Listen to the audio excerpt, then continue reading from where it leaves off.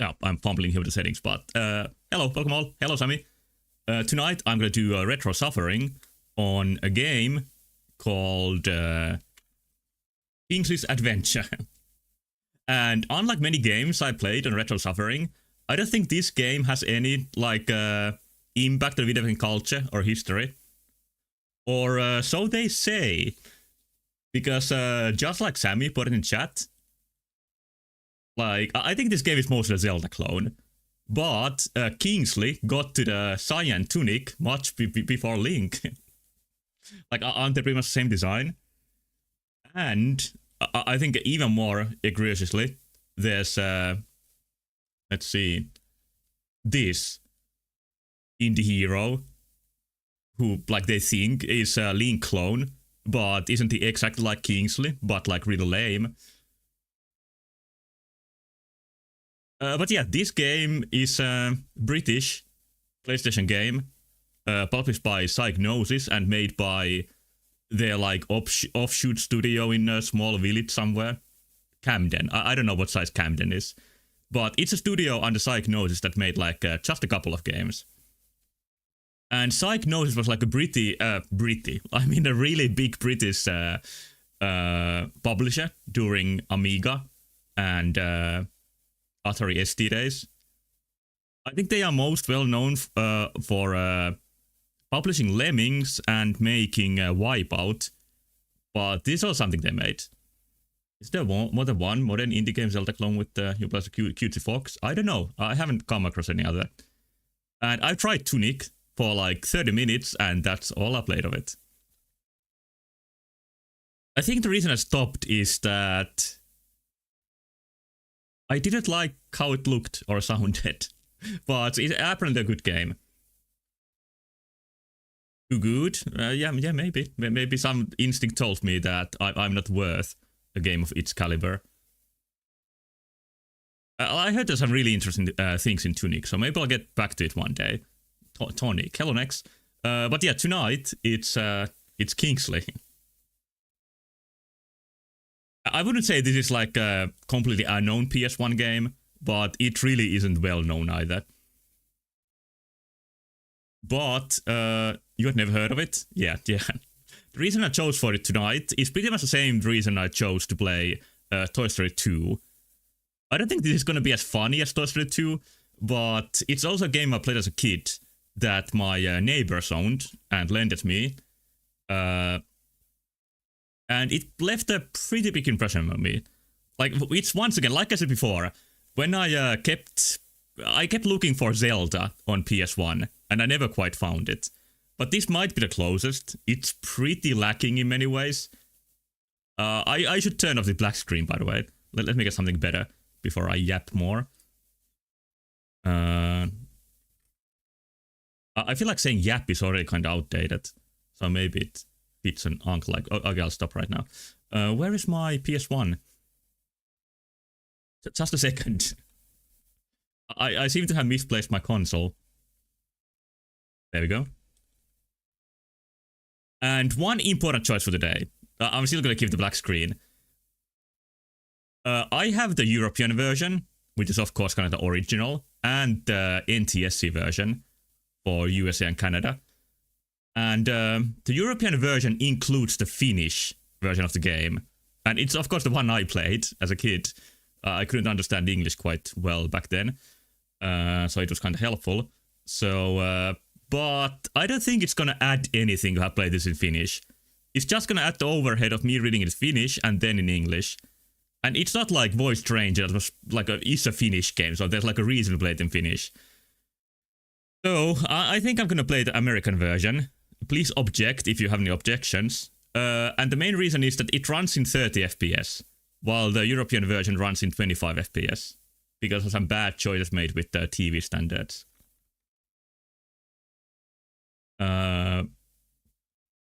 But yeah, my choice is an American W. Well, I think there is like some advantages to the standard. You finally see something to PAL standard, but the disadvantage anyway is the FPS, and it depends on the game how bad it is. Like, if the programming uses delta time, it doesn't really matter so much. But using delta time for programming wasn't that common back then. So many European games just run slower than the international versions. But I think the Psychnosis logo is in better quality in the European version for whatever reason. Saw someone on Steam forums complain about only getting 80 FPS on a game they were playing. Yeah, that's the problem with raising your standards. You're never gonna be happy with anything after you do that.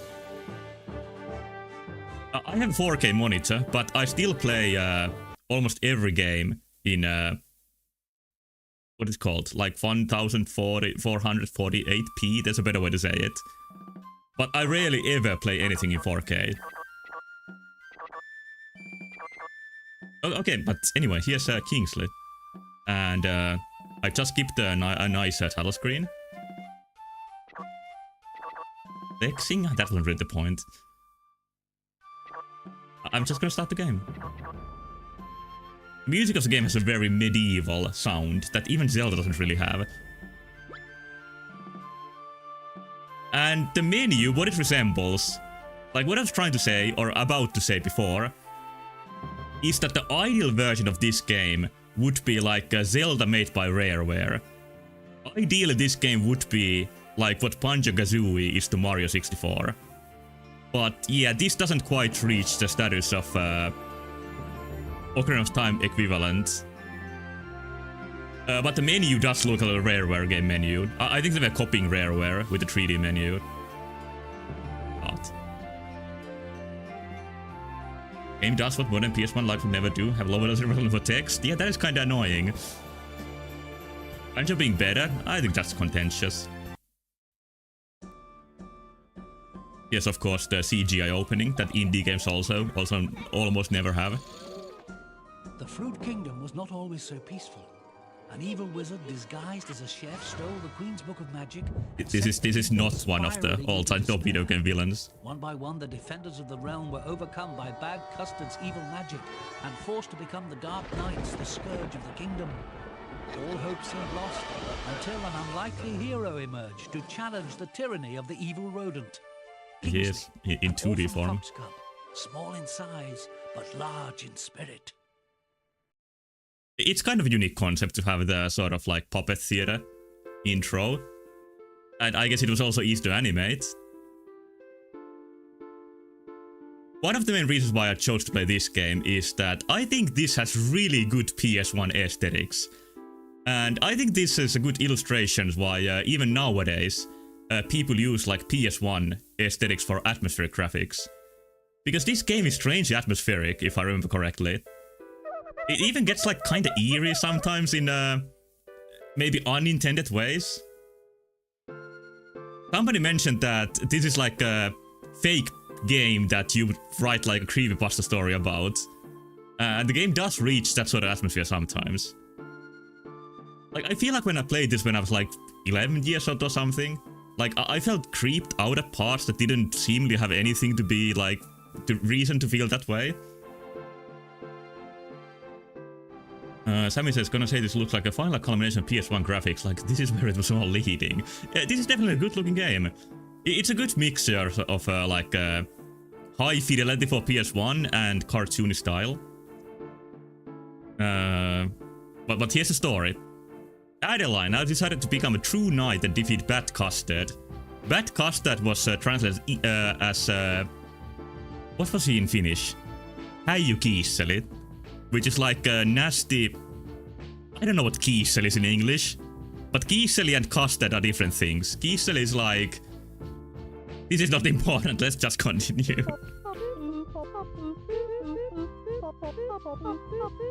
Kingsley, you are so brave. Take this shield and go to Old Wrinkle, who will see if you can become a true knight. Please take care, dear boy. Yeah, I think this is Kingsley's mother, so there is some strange thing going with the species.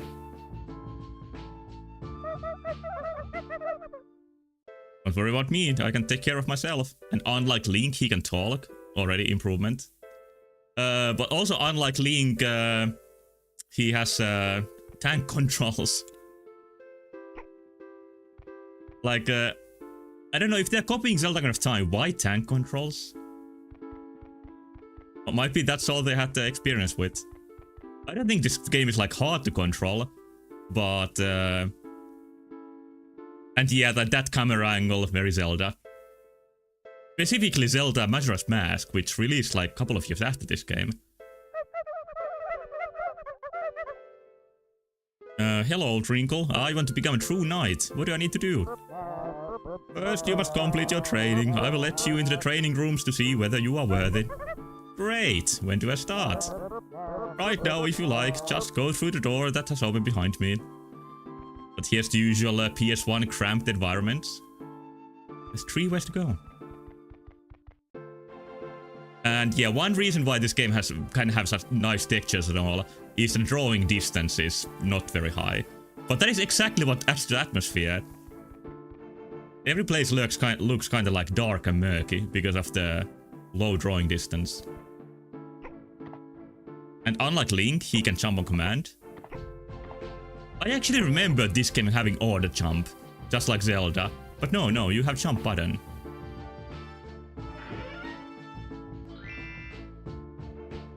Very unique life system.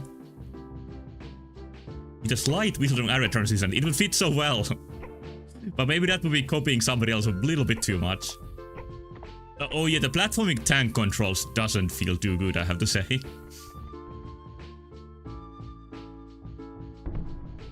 The music is simple, but I think the combination of like a medieval tune and sort of like beat is kinda nice. And he has a great usage of textures combined with like vertex painting. Many good looking PS1 games do that.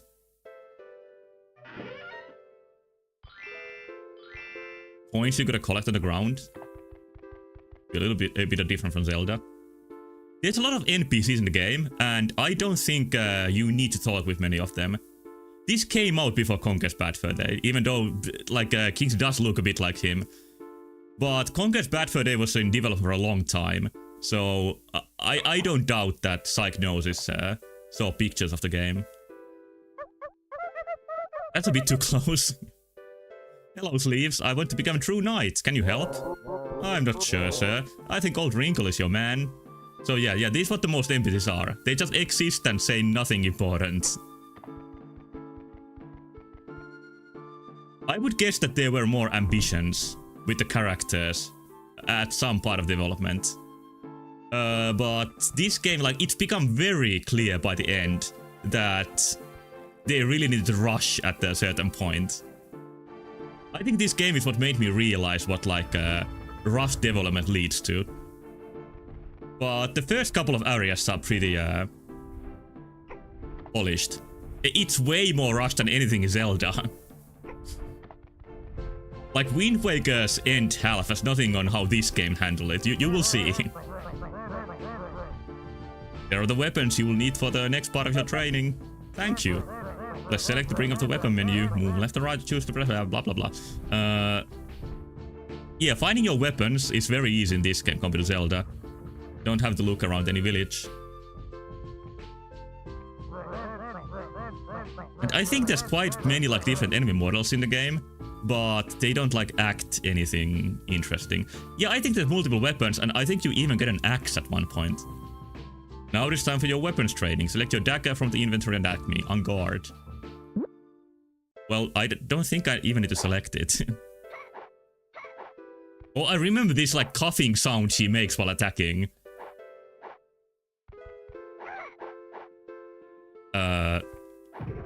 Do I do any damage? Oh no, this is worse than I remembered. It's very stiff to turn around with the tank controls and like reorient yourself for every strike. And I don't know why I'm hitting sometimes I'm not. I guess the hitbox is kind of in the middle and not on the borders. Well fought, Kingsley. Now try out the crossbow target through the door. Thank you, Sergeant. And of course there is like a ranged weapon. But it's not a bow, it's a crossbow. It's very different. Do I have it? You like unequip your sword, is that it? Yeah, you need to unequip your sword to have the crossbow. That's not the good way to do it. I think they should have just copied Zelda here. It's not like the PS1 controller lacks buttons. Can I strafe? Oh, you can go in the first person view. That's a bit better. But there has to be strafing, right? Oh, there is.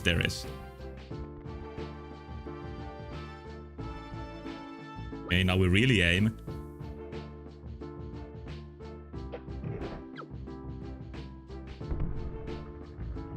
And there's keys with fruits on them. I mean fruits. I still don't know how to pronounce that, and it's such a simple word. Yeah, like people complain about yellow paint nowadays. What about big arrows that show you where to go? And I think the age of yellow paint is over. Like already. It became a big enough thing that nobody dares to do it anymore. Enjoy that Kingsley looks left and right while strafing. You're going to enter advanced strafing. I guess like illustrate for the player which way he's going. But yeah, for him it shouldn't be any of any use. How do I do this? You wouldn't think using the key is difficult. But now I'm gaining some unlocked memories about having difficulty with this. Do I use it in the menu? No. Oh, you can't use it with the bow. That is strange. But yeah, big arrows are kind of soulful. And I think much better than a modern sort of mini-map or a compass is having a big arrow on the top of your screen showing where to go, like a 3D arrow. Well, now it teaches me how to flip the switch. I'm pretty sure there's another game with exactly the same switches. It looks so familiar to me. And then there's objects. Like Tinder, look at this. Look what Kingsley can do. I mean, yeah. Actually, Link can pull do. I don't know what I'm talking about. In Ocarina of Time, Link can also pull. But in the 2D Zelda games, he can only push. That's what I was getting at. But unlike in Soul Reaver or Star Fox Adventures, you still can like side push in this game. But just as when video games were starting to get block pushing innovations, I guess block pushing went out of fashion. I don't know what the advantage is like showing these in a control environment like this. Like, why not just put you in a dungeon? Link hasn't pushed the block in 100 years. Yeah, pretty much. Well done, Kingsley. However, I must take those weapons back and return them to the armory. Oh, getting them was not so easy after all. Oh, I was just getting used to them. And now they are gone. You can see they are British from all the, like, taking away your weapons. Then I'm here. Another great character. Hi Lenny, how's tricks?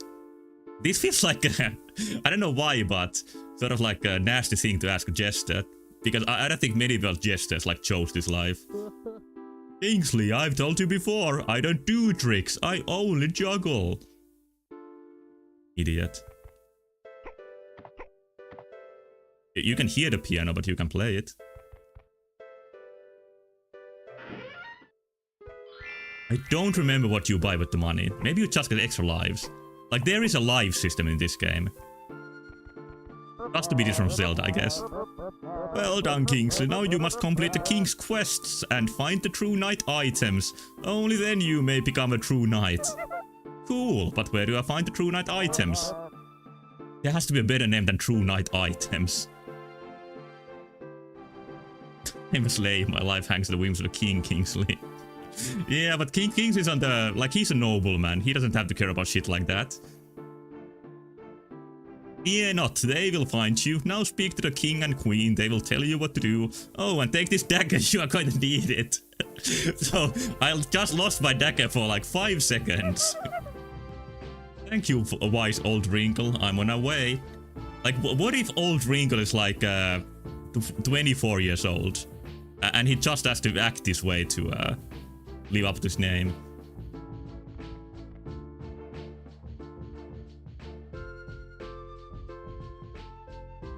I remember this castle being bigger. Also, why octopus symbols? Yeah, like there has been a baby named Old Wrinkle. Those are some fucked up parents. Here's some clone knights. The king and queen don't want to tell you about the I don't know, les enfants terribles going on here. Kingsley saw. I don't know what that means. There is an interview with the game's art director, and he revealed that Kingsley was supposed to be a rabbit at first. That's why the rabbit parents kind of make sense, I guess.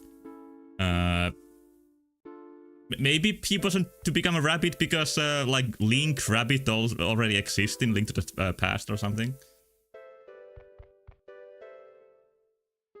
Black shroud and yellow lighting make this look more like casino than a castle. It does have a casino aesthetic to it, now that you say it. And here's how you end a level in Croc.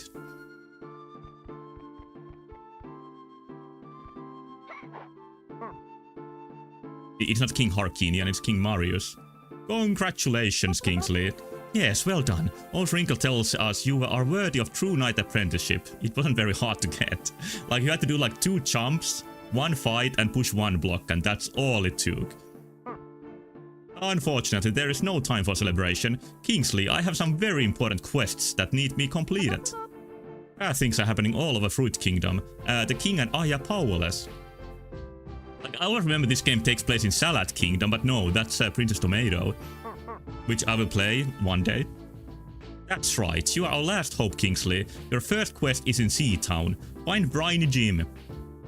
He'll tell you what to do. Take this key. It will let you into the castle basement from the library. You can get to the Sea Town through the foxhole down there. So this is kind of like Peach's castle with all the teleports. Big ass when most subjects don't have opposable thumbs, I guess, but Kingsley shouldn't have either. And most of these people seem to have like PS1 blobs as hands. Queen kinda has hands though. Sea-Town, I'm on our way.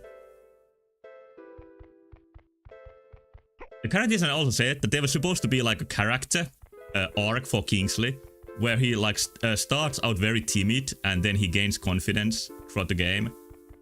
But that was cut eventually. I get the feeling from many British games that they have a hard time taking their stories like seriously. Like many British games I played seem to treat the story as like complete joke. And of course like British games are as diverse as any other, but I feel like that's a common trend between them. And also like fairy tale elements seem pretty common too.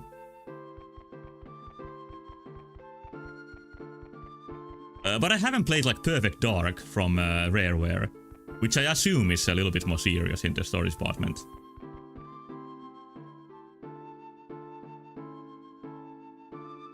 And I already found kind of where this door is. And here's the 2 camera choices. You can choose like a 20 degrees up or this. It's not a big difference. Oh, but it's actually pretty nice design. How it shows the way to the library with the books here. What do you thought about this? Like, this is not a badly made game in any way. It's just kind of limited in scope.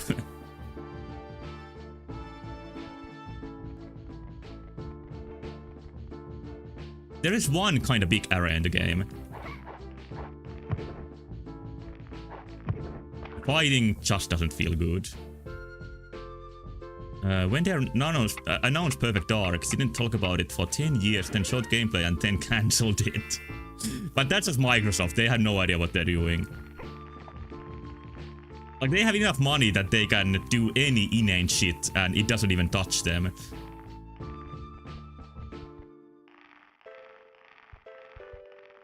Spiders sounding very stereo here.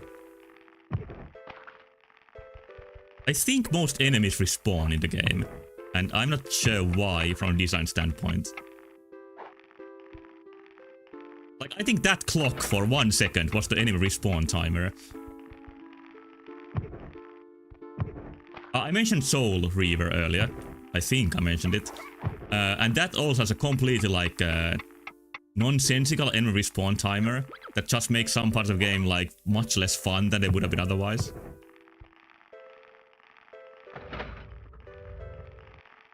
But yeah, here's the iconic foxhole system for teleportation. Oh shit, I didn't make it, I guess. No, that was just for the enemy. What door did I open? Oh, this one. Yeah, the attack animation is, it's pathetic. It's like in many like bad licensed games throughout history, where they have an attack animation that, or attack like programming even, that attacks like 1 pixel further than you. In many bad like NES licensed games, the first problem you encounter is that your attack almost hits nothing. And yeah, here's the first major area. Even this place feels kinda interesting with the foggy atmosphere and the animated sea. Like this is a top tier PS1 aesthetics. You could post this on Twitter and get some engagement.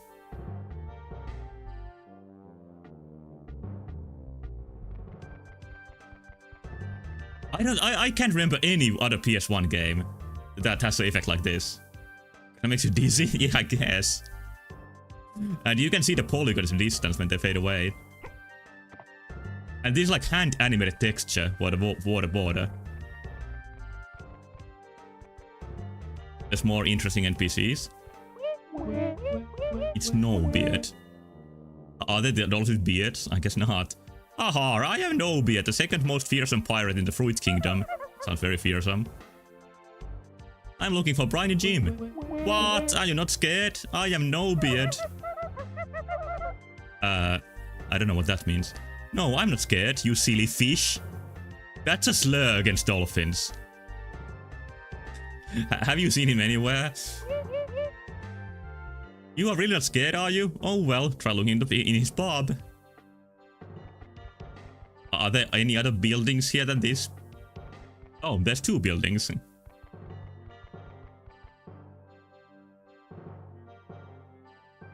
Some of these characters are close enough, like, looking wrong, that they could be in a horror project nowadays. They are weirdly big too, complete to, Kingsley. Greetings, my name is Kingsley. You look worried. Is anything the matter? Yes, before that pirate, Captain Gallagher, came to Seatown, I used to die for oysters of Cutlass Isle. It's too dangerous now. Who is this villain Gallagher? He's the meanest pirate that ever sailed. Worse still, he's protected by the evil crocodile Rex the Ruthless. There's so much evil here. Another tall character. Baby Smith's been stealing things again. No dinner for him tonight. So, yes, their abused child. So, no, oh, there he is. Wow! Just crying all day, all night.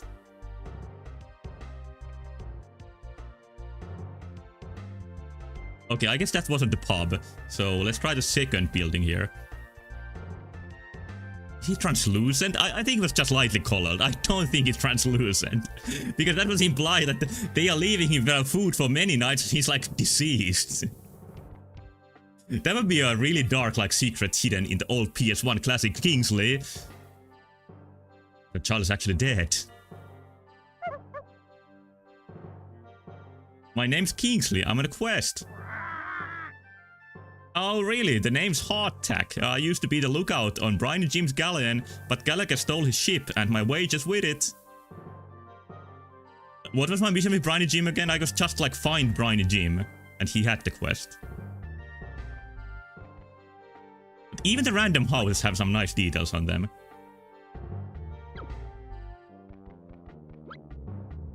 I guess this is not too interesting. But yeah, that bird is a duke.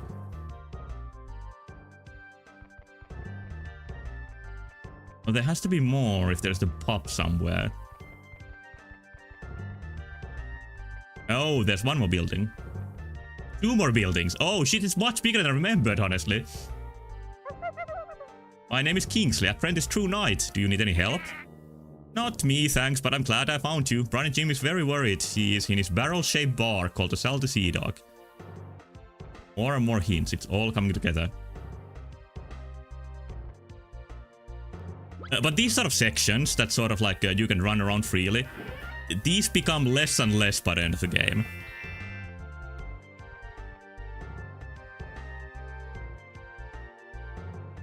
And that is not a good thing because I think it's not badly made. Like there's many unique characters or models and fish tits.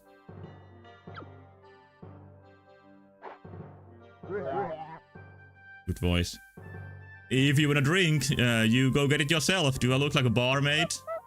Actually, I'm thirsty right now. I was looking for Briny Jim.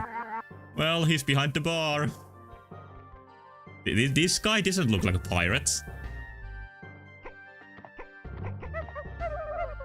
Hello there, my name is Kingsley. Are you Briny Jim? Indeed I am. Well, Kingsley, I have some bad news. Captain Gallagher has stolen my galleon, and now no one can trade with Seatown. This is a task worthy of a true knight. Where can I find this Gallagher? The Rufus of the Rabbits.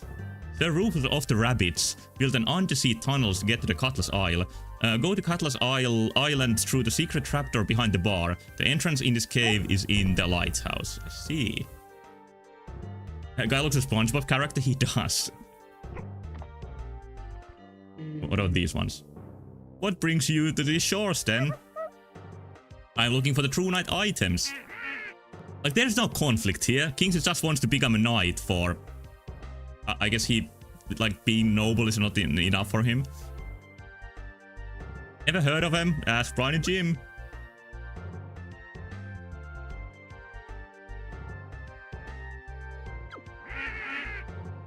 What was that? Oh, tell your joke, but I've just forgotten it. I know that feeling. There was one more house before I got to the dungeon. Like, there is a dungeon village structure here, but there's just very little of these village parts. It's usually like talk to one specific character, and that's it. Isn't the concept that the evil mustard or whatever is telling people in Dark Knights? Oh, it is, as told by the starting cutscene. But from the king and the queen, it felt like there was just like random problems. But they do relate to evil Custard by the end.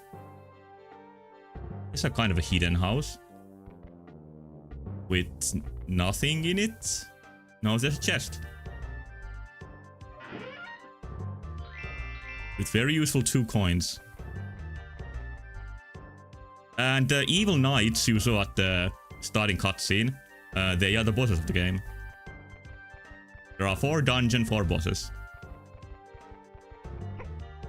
And unlike Majora's Mask, where 4 dungeons felt like just the right amount, in this game it feels like a pretty slight amount. But yeah, all the village areas are like this. They are enclosed areas that you find one building in that leads to a dungeon. And no other building has any function to the gameplay. Hello, sir. Are you dining alone? Why are you asking that? I've been waiting for my girlfriend for 3 days now. Wow, she must be special. Thinks she's a fucker. She's got great hooves. Oh, that's what you're into. This dude is desperate. By what logic?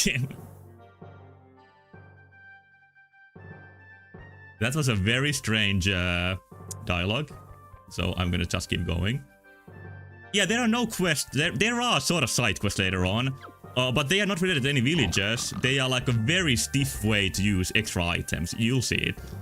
Like the way this game does items is very lazy. I am afraid that we are no longer open, my little foxy chum. Gallagher has stopped my fish supply. I'll see what I can do, Monsieur, how do you pronounce it? Monsieur Morris? I've studied French.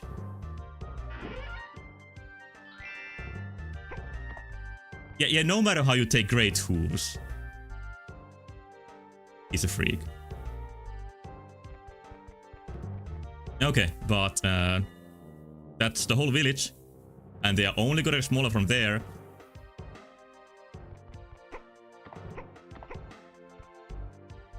And very, Oh, no, you don't get straight to the dungeon. What I remembered is that, like, there's nothing between the village and the dungeon. But no, there is. There is this empty path you walk. The structure of, like, in dungeon, out of dungeon is kinda lacking compared to Zelda.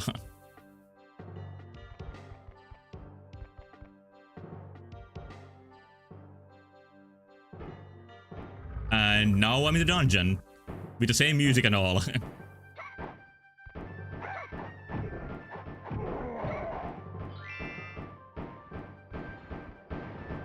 I think this is inspired maybe by the first dungeon in Link to the Past. Where they start with the cannons.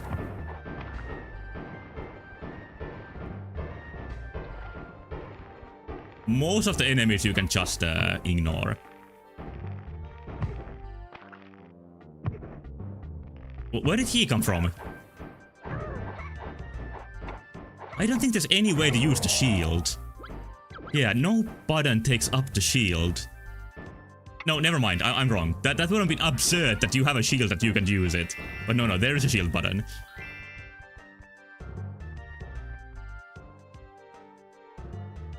Yeah, I'm the misinformation streamer. I actually can't believe the dungeon doesn't have any music of its own. I didn't remember that being the case.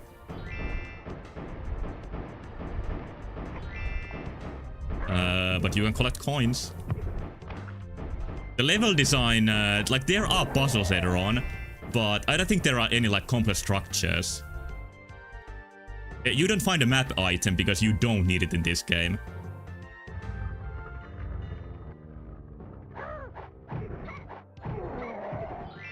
Whoa. Oh no! Ah! There is no button to turn around. Or am I lying again? You have a higher. But no, I don't think there's a button that you can do like 180. Like in some Resident Evil games. Which reminds me, Resident Evil 9 is releasing really soon. And, well, I hope it's gonna be good.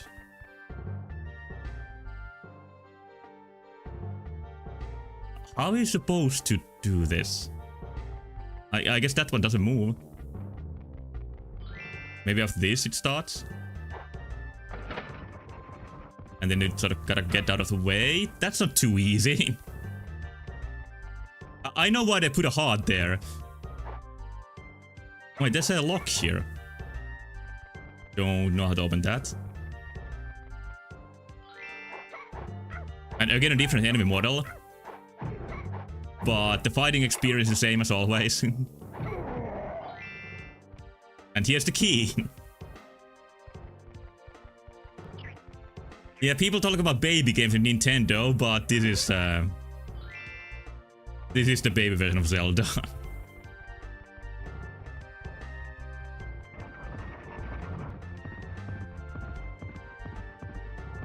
I tried to cope hard when I played it, as this is just like Zelda. Like, you got the keys, you got the switches. But no, there is something missing here.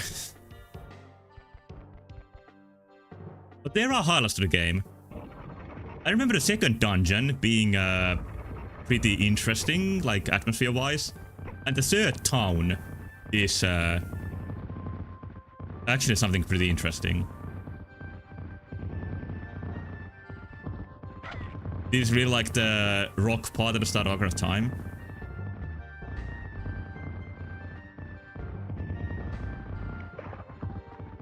Oh, it's just... Maybe it's not so baby after all, I'm dying here. Oh, better, of course. Yeah, of course.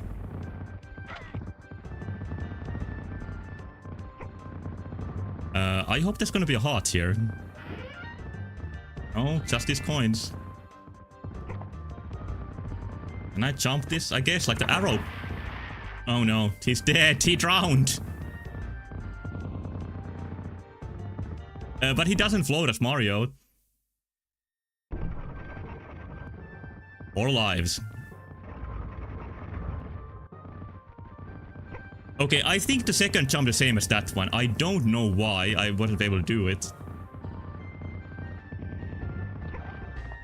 Yeah, there we go.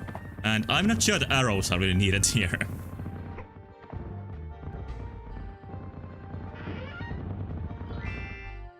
I'm gonna guess it's 50 coins for one life, and that's what the coins are for.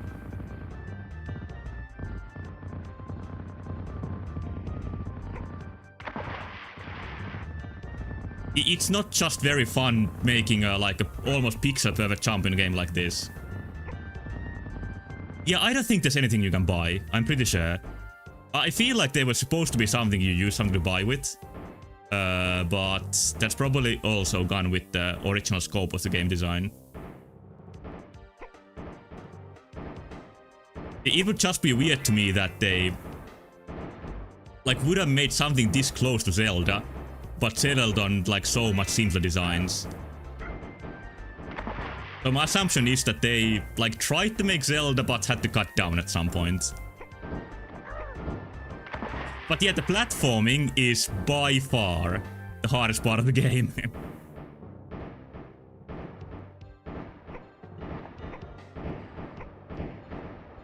In the second dungeon, I remember there being an absolutely infuriating room that is by far the hardest point in the game.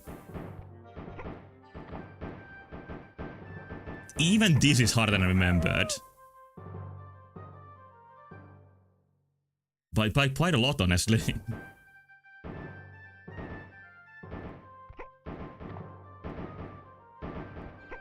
There's just not like a clear spot to wait here. Gonna be a long night? It's always a long night with retro suffering.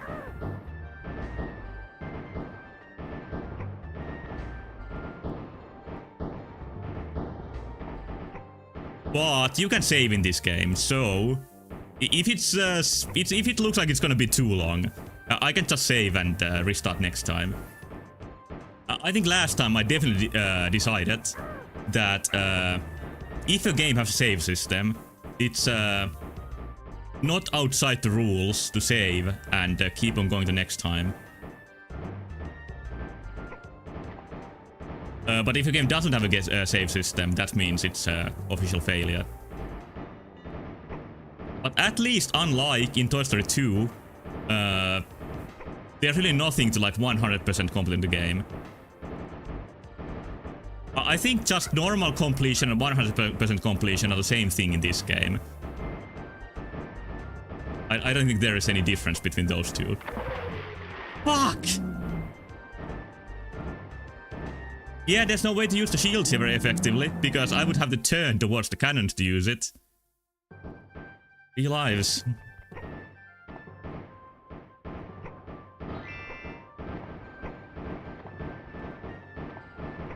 And you lose the speed when you miss a step, or like get hit by the cannonball.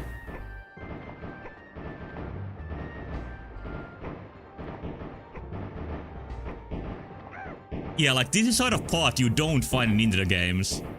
That just feels like unpolished more than anything.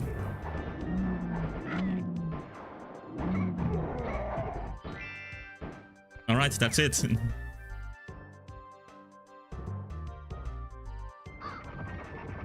And then you just get teleported to the next room. The devil design is closer to Croc than Zelda. What's the final boss? Oh, you don't... Like, I don't know how to hype the final boss enough. It's gonna be something mind-blowing. I can safely say that I don't quite know another final boss like the one in this game. You also die instantly when you fall from too high. Just so they can design fun rooms like this.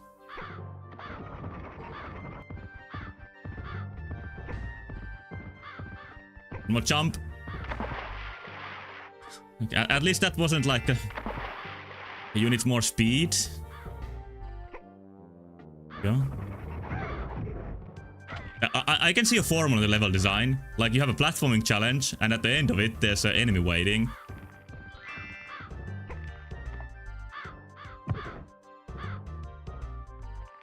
What is this? This is very anachronistic.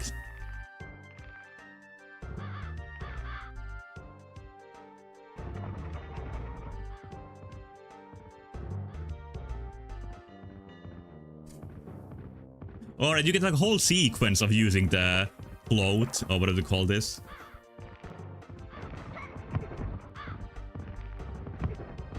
I think I'm pretty close to the end of the dungeon.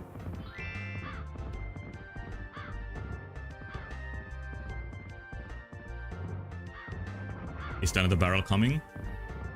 Yeah.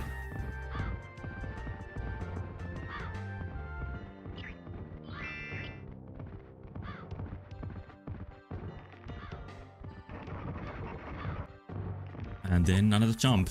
So yeah, what I really need is to learn is to make those jumps as long as possible. If there was a system where you jump automatically like in Zelda, like those would be no problem at all. Are these extra lives? Or are they just checkpoints? I don't know. And then I'm in the same room but a different part. I did remember the level design being so strange. It's kind of abstract.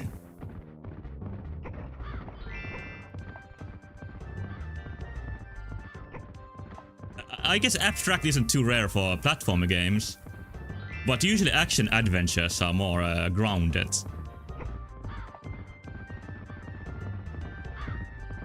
But this is essentially floating platforms type of level design.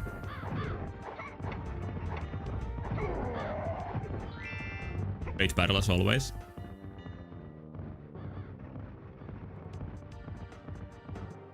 Oh yeah, I had a background for this. I just remembered.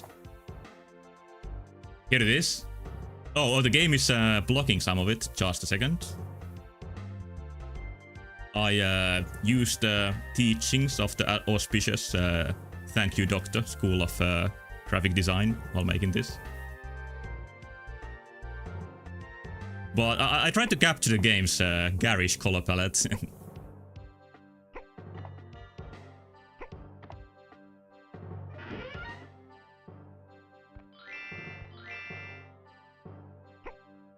Yeah, I gotta get your daily dose. There's so many hearts. This is gonna be the final boss, right?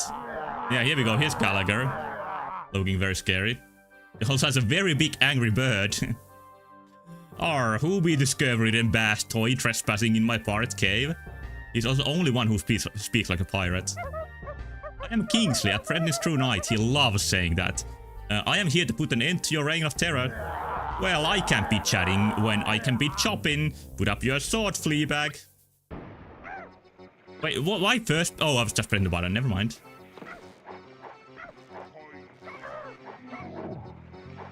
Oi. Yeah, I have time to get some hearts. So you strike. And then you run around. That's what we're doing here. It's quite a spectacle. I'm probably gonna play Croc at one point in Red Soul Suffering. And I would say Croc has even worse boss fights than this. Which is kind of like understandable, being a really early 3D platformer. This doesn't have the benefit of being a really early 3D platformer. This game you'd have been able to do better.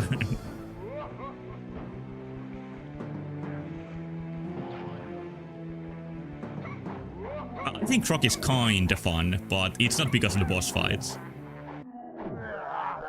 Give me timbers, I like crushed at the hands of paws of a fur-coated pipsqueak. Why did he say hands first? Because I don't think anybody has hands here.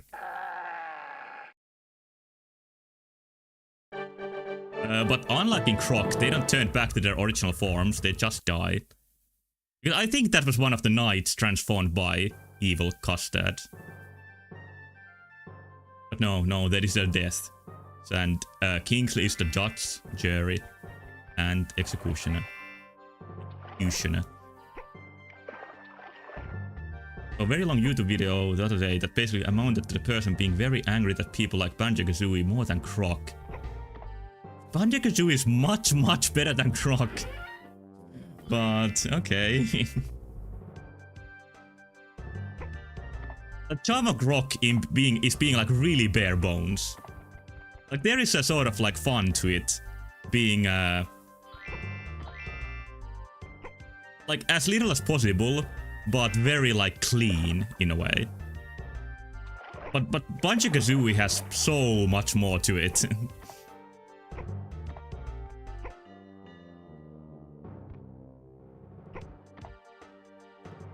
How come this water doesn't kill you instantly? Well, you can see the bottom in this water, and in the water that kills you instantly, you can't. So I guess that's the logic. I don't know why I'm collecting these chests. Or I guess I know, I'm losing lives.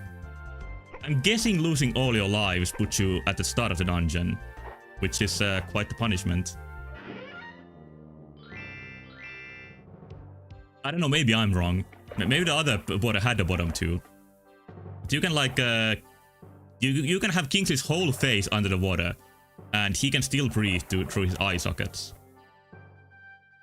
Makes you play the entire game starting with Old Wrinkle. That would be hardcore. But that would kind of defeat the purpose of save system. But it would be, like, commendably punishing that it would, like, save after you lost all your lives. Reach through his ears like all foxes. Oh, okay, we got an animal fact here. I didn't know that. I don't really have any fox facts to tell, even though I have an ending picture as a fox. Oh, there's a cutscene when you defeat the place. Wow, my galleon and all treasure. How can I ever repay you? Please accept this ancient armor and axe as reward. Oh, here, get the axe. These must be my first true knight items. I must return to Carrot Castle and report my progress. Thanks, Kingsley. Remember, we may have won the battle, but we haven't won the war. Rex the Ruthless, the Dark Knight, still lives in the Ankh Castle by the beach. Yeah, here's the secondary boss of every area. It's an interesting system, but I can't get to him yet. Also, what was it about the crocodile who guards the pirate captain? I don't think we saw anybody like that. Maybe it's this guy. But yeah, now I gotta leave this place. But just like in Zelda, you gotta come back to this area later with new items, and then you can find something new. But yeah, you can see the visuals being upgraded. You have armor now. And of course the axe looks much cooler than a sword. The attack might have more range, we'll see. And it has the first visual effect anybody learns to code, which is like a trail after your attack. Does Kingsley get the helmet like in Mega Man Legends? I don't think he does, but maybe I'm just remembering. You can sort of tell how short the game is, because you just get to save before and after every area.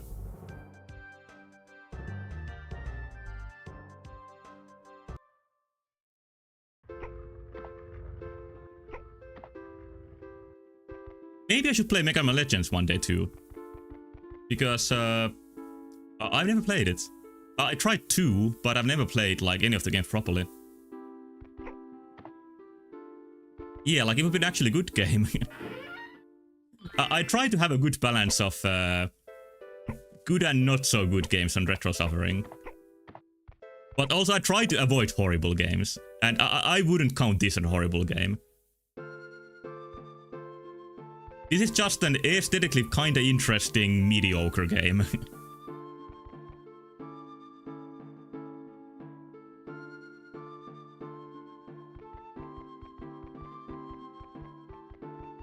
Also losing FPS in the Grand Casino. I try to avoid horrible games, says player on Newsgate.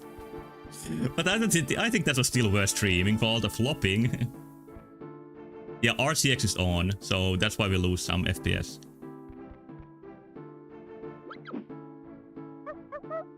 Fire, good news! I believe I have discovered my first True Knight items. This fantastic armor and this cool axe. He knows what's up. That True Knight armor looks so great on you. Yes, good. There's trouble in Poorluck village. Apparently a dragon is terrorizing innocent people. A dragon, let me at him! Go to Poorluck village through the foxhole in Carrot Castle grounds. I doubt anybody like willfully lives in Poorluck village. What a fate.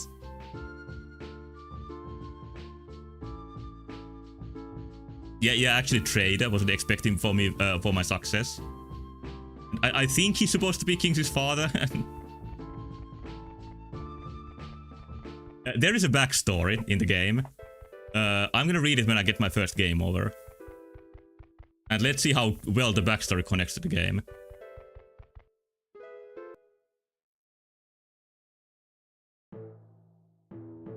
Here's the actual hub of the game.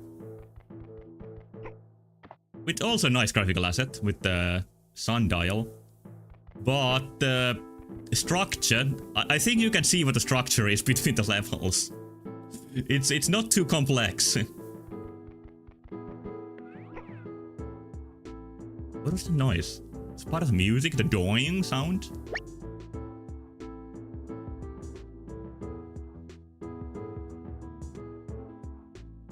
Music is still kind of like lo-fi medieval beats.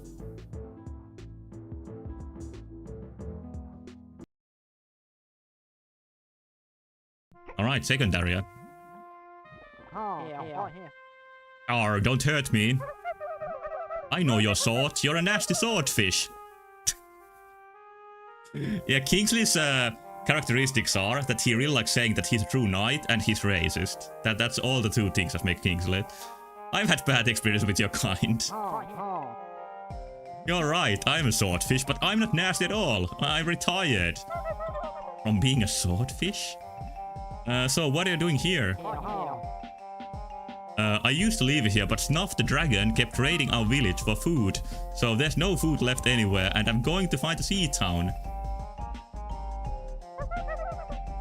Oh, there's a like story connecting the towns. The world is like a living, breathing place. I'm here to help. Where does dragon live? Look for his footsteps. Different quest this time.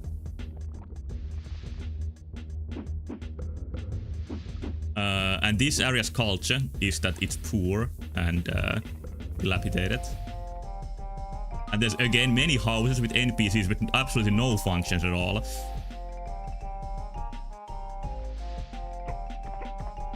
And repeated models. Hello, how's business? Business is terrible, there's no food anywhere, and it's all thanks to that greedy dragon. I am Kingsley, apprentice true knight. I'll get rid of that evil dragon. Wow, good luck to you then. I hear he lives deep inside the cave. I think the one who wrote dialogue in this game wrote dialogue for the first time in his life. It is so racist that he sees every member of each species as it's the same person. That's a good explanation for it.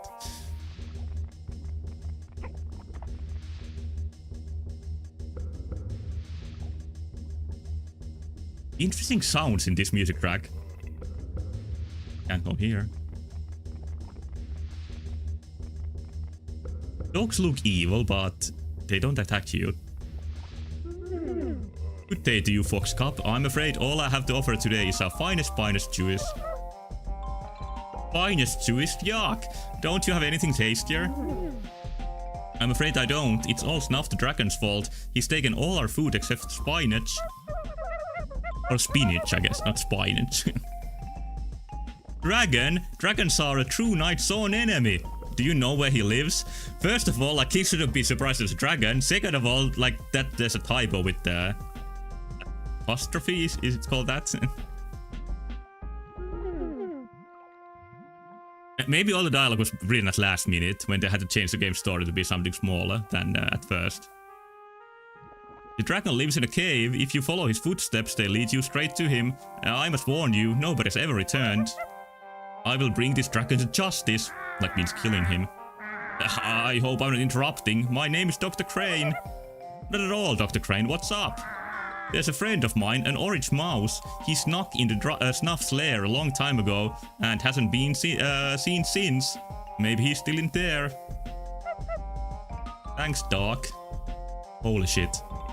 I didn't even intend that. It was meant to be.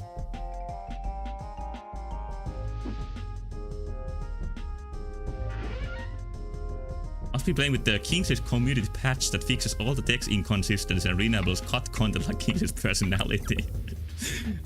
One cut content is also set by the character designer that there was supposed to be like Kingsley's girlfriend called Erika, but she ended up being cut content. I think that's the story of modern males.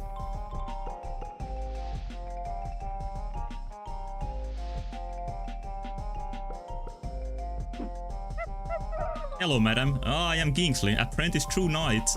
How are you today? Really ill. You try eating spinach and crusty bread for 2 weeks. You'll feel like I do. Yeah, bots are here. It's a real game. Don't worry, you won't have to eat spinach for much longer. I will defeat the evil dragon. You're a bit small to start taking on dragons, aren't you? Well, he is very small compared to anybody else. Maybe this is where From Software get the idea that their heroes are always so small compared to any other characters. Like, just like Toy Story, you can trace all video game culture back to these couple of games. I think I've seen enough in the village. Like, it's not gonna lead anywhere anyway. So, I'm gonna go look for the footsteps. When is Ron finally going to pick up the Kingsley IP? Kingsley Field. Yeah, it's it writes itself. I'll never make the jump. It is too far. And yeah, this is how you use the secondary items. Like, you know, hover boots in Zelda Ocarina of Time. You also get hover boots in this game. And I think the only place they work is this one spot in the entire game. And that's what makes the items disappointing. They really aren't like... they don't add anything to the gameplay. They are just keys. Oh, I think I see some footsteps.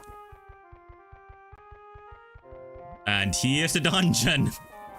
10 meters from the village. And I'm pretty sure there's nothing else to this map. These are like a Unity Games heels on the back. Is this dungeon gonna have any unique music? Looks really, really small.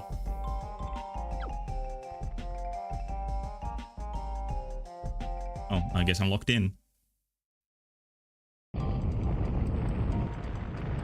Kakarika has like 4 dungeons in immediate proximity, but it's much better presented. It feels like they have a reason to be there. But hey, this dungeon actually has its own music. And it looks a little bit more complex. Has enemies from a chest, that's unique. I think some older Zelda games did the enemies from the chest thing, but... it hasn't been a thing in a while. Incredible dungeon entrance. It's a pretty... it stands out pretty well.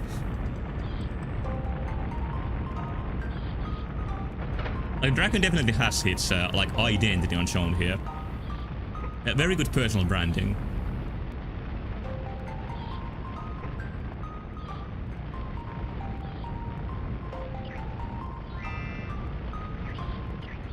A good slime noise on the camera change. Most complex puzzle so far.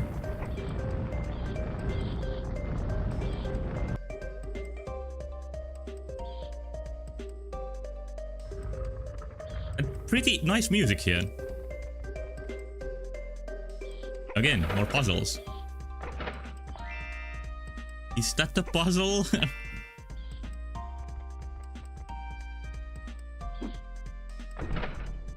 Alright, so far this has been much easier than the first dungeon.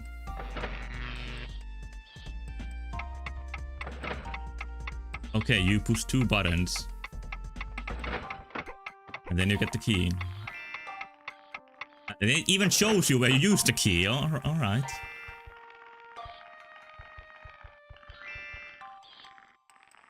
Oh, it's a huge room. I don't know where to go. This is getting a bit more too complex for me.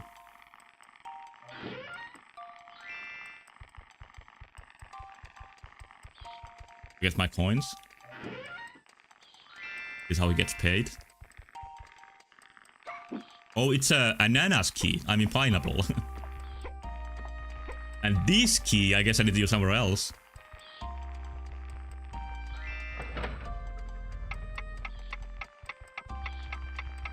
I think now they're trying to do a little bit more Zelda design. Just a little bit.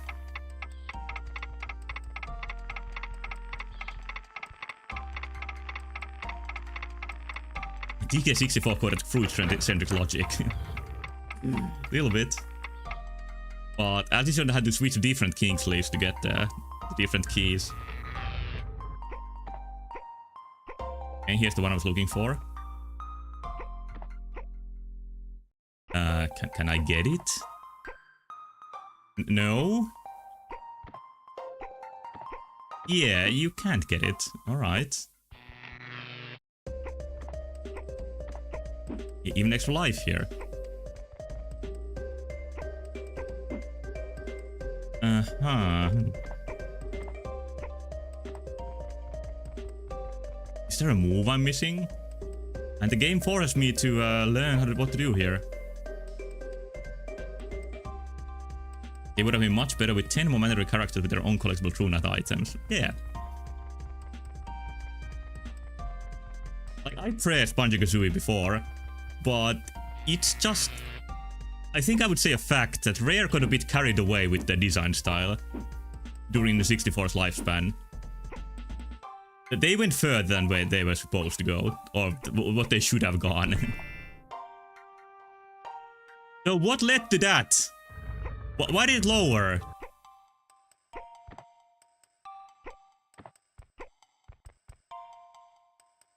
I started Banjo-Tooie several times, and I can never complete that game.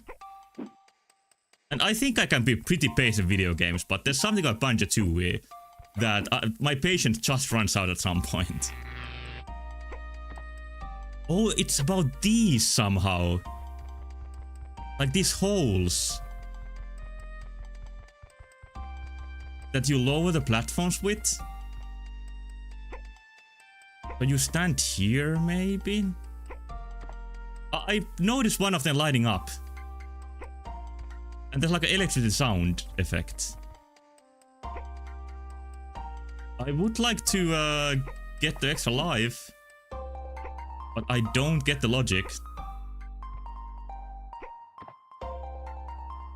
Yeah, I don't see what the logic is. Now it's green.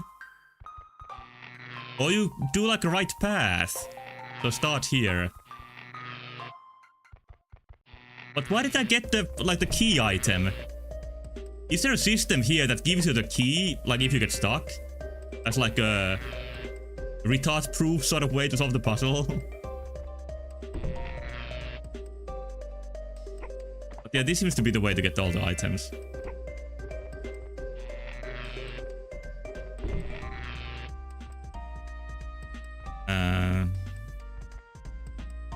Yeah, I guess I want this one coin.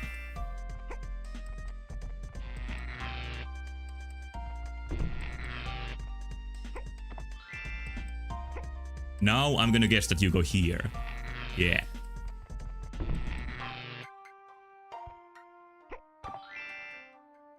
Yeah, it looks like you're gonna do all of this to get the key, but the game just gave the key to me without doing this. Did I run around by accident the right order? I don't know. The first proper puzzle they do is just strange. Like, it would have been better to copy Zelda than to do that.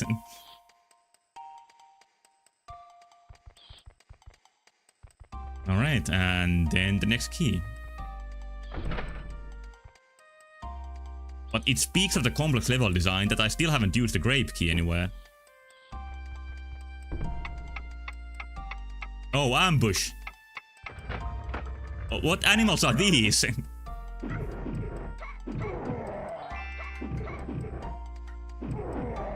I guess they're orcs.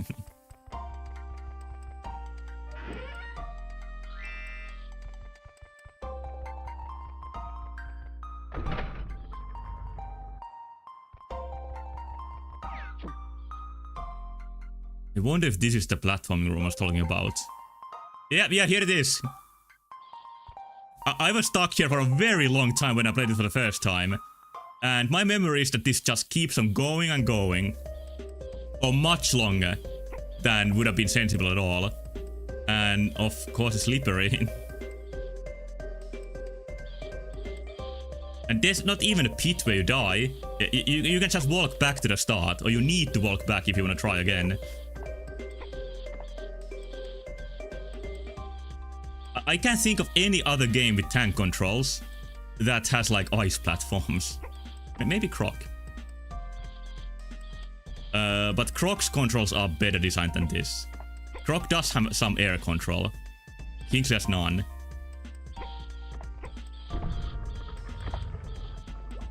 Oh, you do get shortcuts when you get to a certain point. Maybe this isn't as bad as I thought. But it's again very abstract level design after a couple of rooms that were actually almost nice. Like we went from the pseudo Zelda dungeon to just a test level. cloud.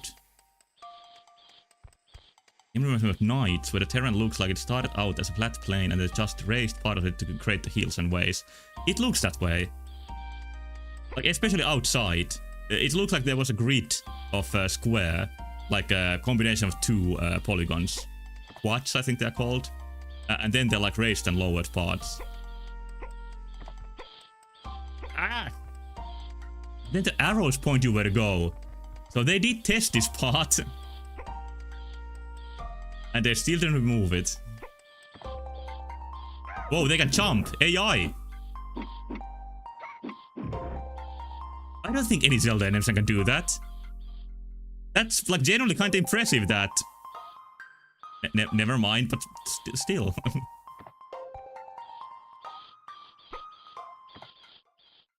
Okay.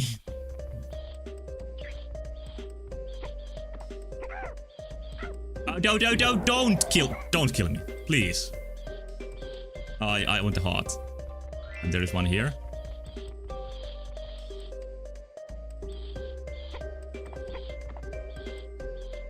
Yeah, like if he was able to make his way to the cloud without me being right next to it, it would have been astounding.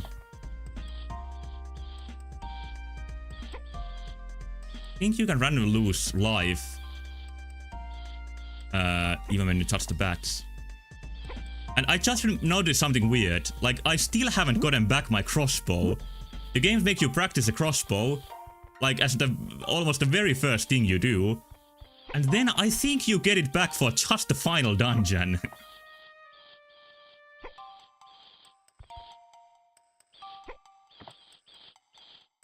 But I wonder if the crossbow training was there to make the game seem deeper for reviews and things like that. These are not the controls to do this part with.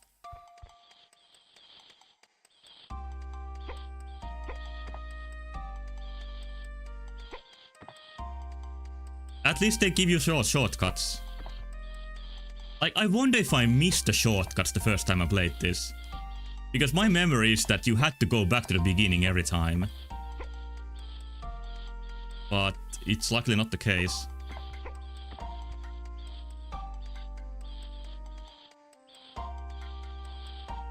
I still don't know what those are, so I'm just gonna ignore it.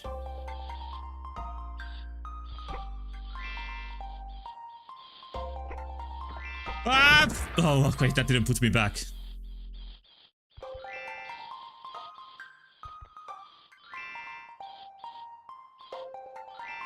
And the bats aren't being too aggressive, thankfully. They are not the Conga bats that destroy you very easily.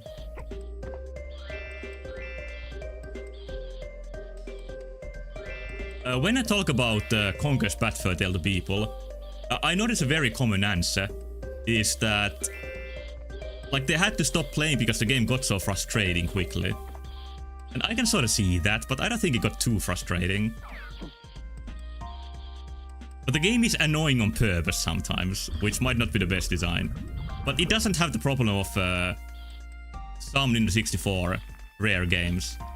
Of getting like overly complex or large. I wonder where they got this like music idea from. But okay, that platforming room I just completed wasn't as bad as I remembered. It was weird and badly designed, but not that horrible. Blue, green, purple, brown, red, grey. Immense respect for games that the developers laughing at the players. Yeah, and Conker definitely gave me that feeling. There were parts that they enjoyed seeing the player suffer.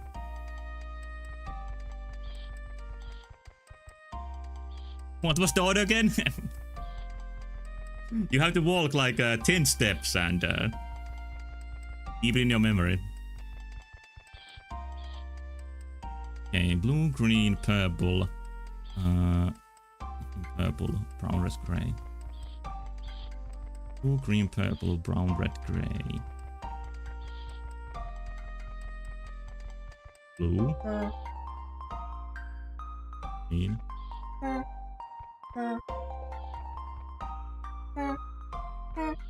Really good noises. And inane puzzle. Oh, banana key.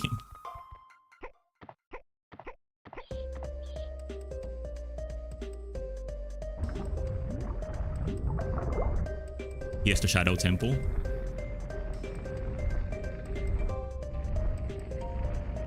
Oh, more green. Okay, this is not too bad, but these look bad. These are much smaller platforms that would make any sense in a Tank Control's game. Oh, they're actually not really platforms. They are just like a thin path. And still, what the hell are these?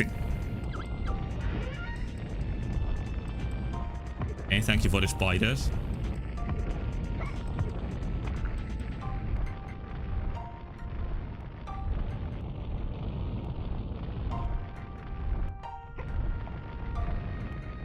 And the usual end of room enemy. Oh, but I don't have the apple key. Will it be right here? Oh yeah, there it is. Yeah, I don't know what they are. I'm assuming they're checkpoints. So now we're gonna learn if they're checkpoints. That's just like Hollow Knight Silksong, and they are checkpoints. Like making you lose 2 health for 1 mistake. Oh, that's where Team Cherry got the idea. Okay, the hitbox is not what it seems like.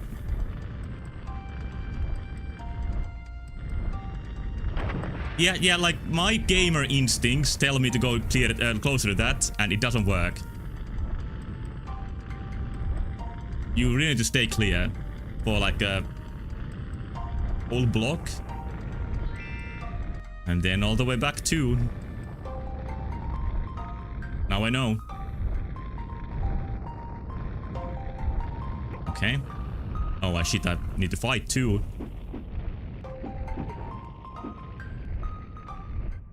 Epic struggle.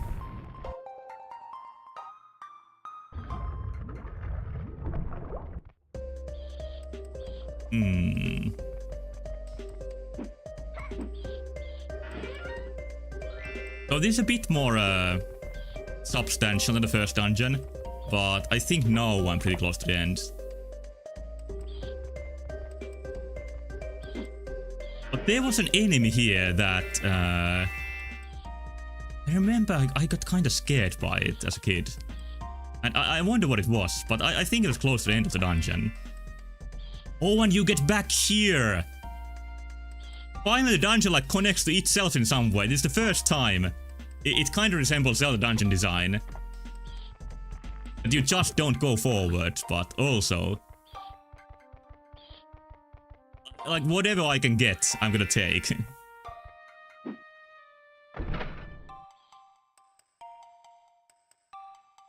I guess it was this guy. I'm not sure exactly why then. Was it even very difficult?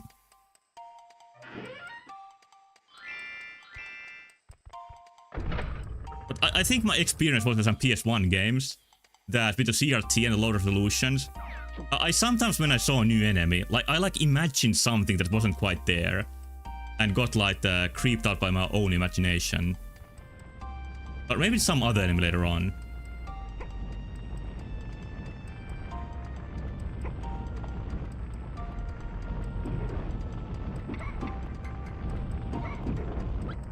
But those are also sort of feelings that made... I don't know how to explain it. They made games feel more than they actually are. And it's a feeling you can only get as a child.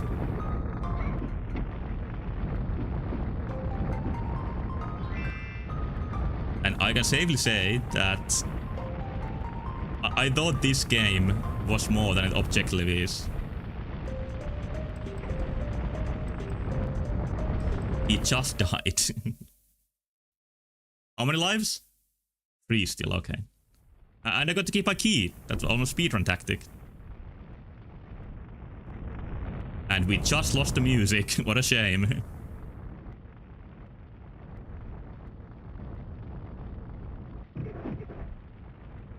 It's a BK style game of cutscene. Well, there might be one. Oh, there isn't. But there could be when I die. But there isn't.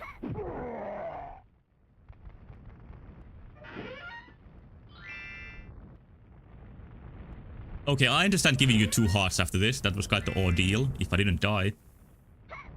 Then I don't have this. Where do you get this? Oh, it's right here. I'm not sure how to lift the cage.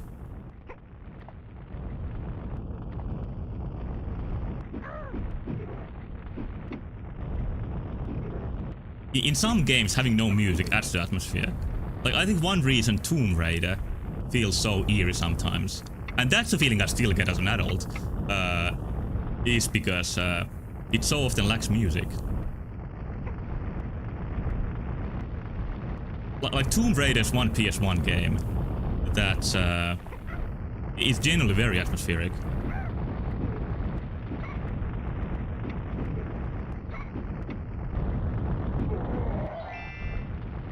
Thanks for the heart.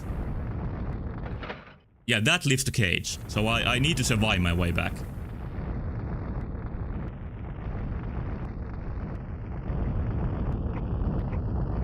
We got it. There's no timer here. Ah, shit.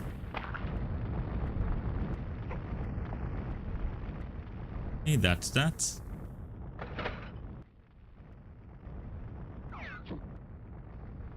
I don't see why they use the teleporters. Wouldn't it just be better if, you know, there was a door?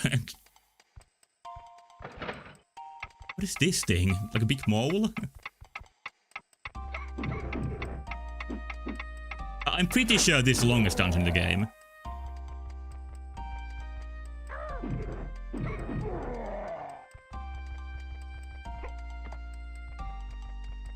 There's a lot to do in this room.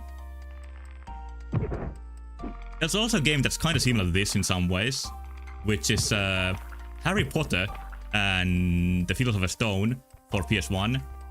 That also has like one room sort of puzzles in it. And that game is hilarious in Finnish.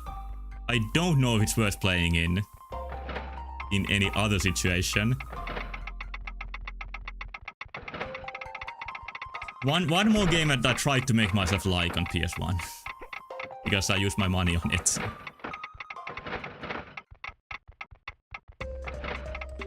And just like Emperor's New Groove, it's made by Croc developers, who really lost their way at some point. I think Argonauts were like teenagers when they made the Super FX chip, or like a prototype for it, for Nintendo 64. And also helped develop Star Fox. But I think that's where they peaked. It was all downhill from there. Well, now we get a dark room. Actually kind of complex dungeon. Or maybe complex is the wrong word, but it's pretty big. When the Croc reboot? I think it depends on how well the Croc remake sells. Or remaster. I just wish there was like a Croc 2 remaster, because that's a pretty good game. Like Croc 2 is not bad. It's also rushed at the end, but I think it's in the like top 10 percentile PS1 platformers, which I'm not sure Croc 1 belongs there. But people talk much more about Croc 1 than Croc 2.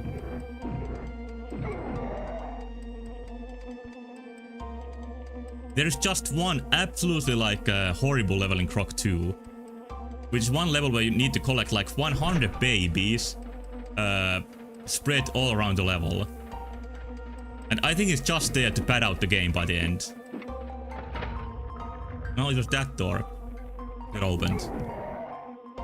You can actually see just fine in the unlit areas. There is no need for a firefly. It's not like in Crash, where in the dark levels you don't see shit when you lose the light. Yeah, you collect 100 babies. That is exactly the goal. Maybe it's 50, but it's a lot of babies.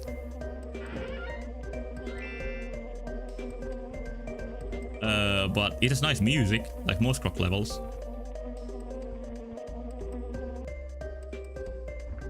The Croc games have almost unreasonably good soundtracks for being I don't know what. Kind of mediocre. I just praised the game and then I said that.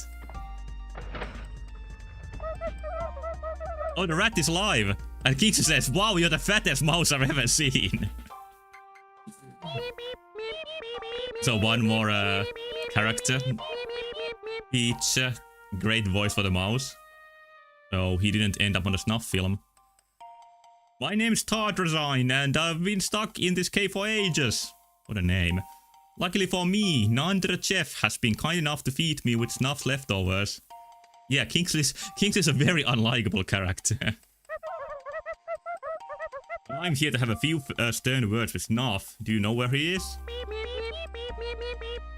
Yeah, he's in the dining room. Here, you need this key to get there. Go back the way you came and use it to unlock the other door in the room with the moles. Good luck, I'm off to find the chef now. Okay, now the game feels like I need instructions to know where to go. It's just like the Fire Temple in Ocarina of Time, where you save like prisoners to get keys. And that is exactly where I got the idea from. Well, I even need to navigate this room again.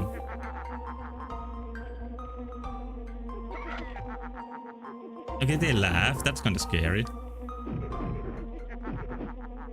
Even when dying.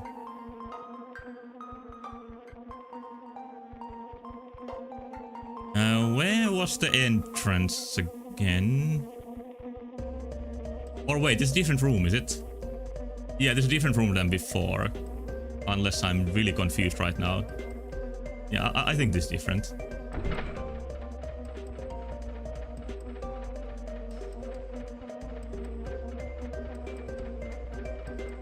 Never mind, it's not. But here we are.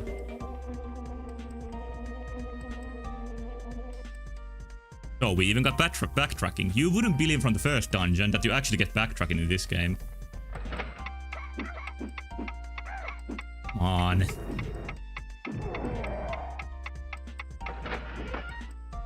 Gold coin, holy shit. I'm missing one for life.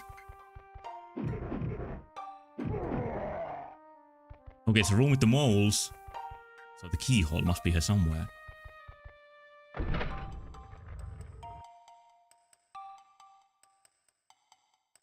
Is this a boss fight?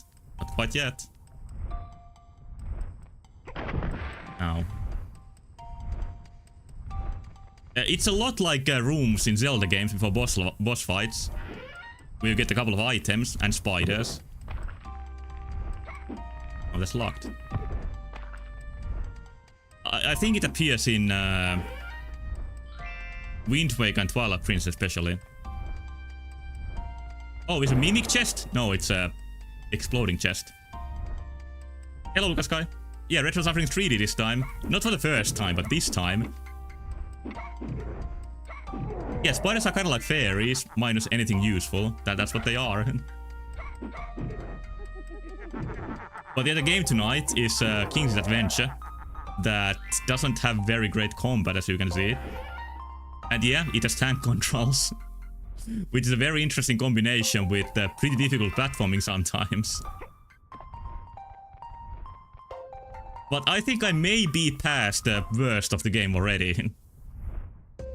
And I'm reaching the halfway point. Oh, life, nice.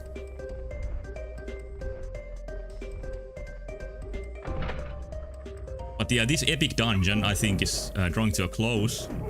Slowly. You get used to the controls. Normally they aren't the problem in this. It's just like when there's precise platforming, they become horrible. But usually they aren't too bad. Oh, here's the terrifying boss. Ah, this little fox. What can I do for you? I come out the food that you have been stealing from Purlak village. Oh, he didn't call a dragon fat. That's character development. Purlak village. Oh yes, a tasty little place. It's lovely there, isn't it? Not at the moment. Everyone's starving because you keep taking all their food. It's like the kids version, like he doesn't eat the villagers, he just takes the food.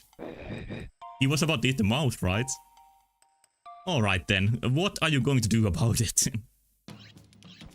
Alright, here's the next boss fight. I'm here to defeat you, you fat newt. Yeah, that would have fit the character better. No, he can jump the table. That's too high for me. Kick. This is what boss fights in Croc look like. So I wonder if this is the same, that you'll run around and wait for the boss to get tired. Oh, from here you can get on a table.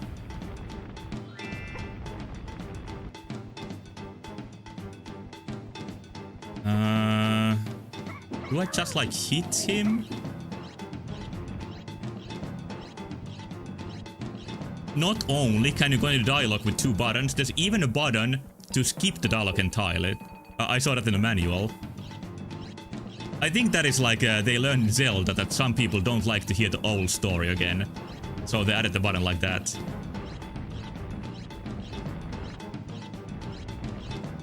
I don't know what to do here. Oh, I did hit the boss, so the idea might be just to keep attacking. That's it. That is the idea. But with the very numb combat system, it's very hard to tell like when I'm gonna hit the boss and when he's gonna hit me. There is just no feeling of kinetics in the boss or the fighting system in general. It's just like you hit at nothing. Oh yeah, shield! I have a shield! Thank you for reminding me. That is how you do this, you use the shield. But you can't use it for the fireballs.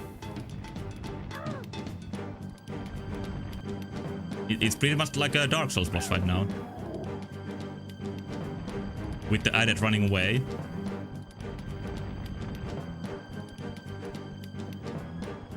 Yeah, shielding against fire would be fun, but it's actually something you can't do. Maybe I'll get a shield upgrade. Can you come down from there? 2 hits.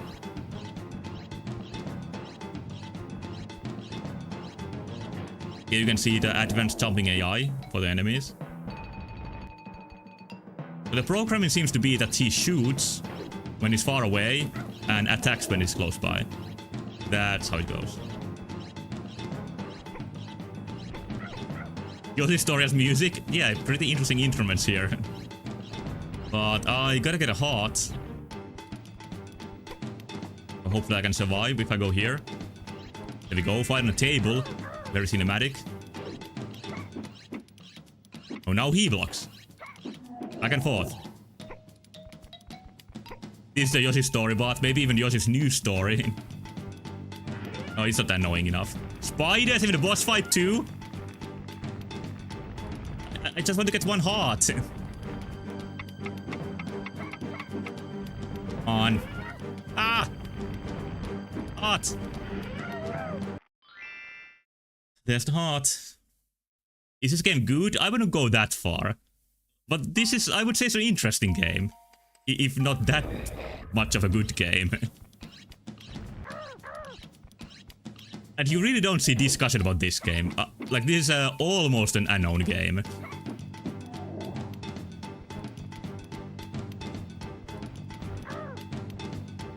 But I can believe that this was somebody's dream project. This is not like Disney's Tarzan that nobody wanted to make. Or that Rancid Hercules game.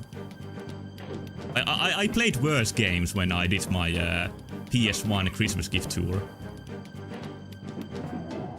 This is better than most games in that list.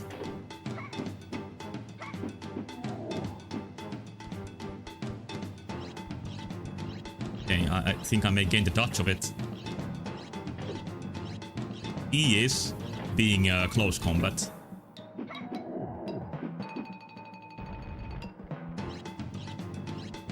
This has to be one of the lamest dragon designs in video games.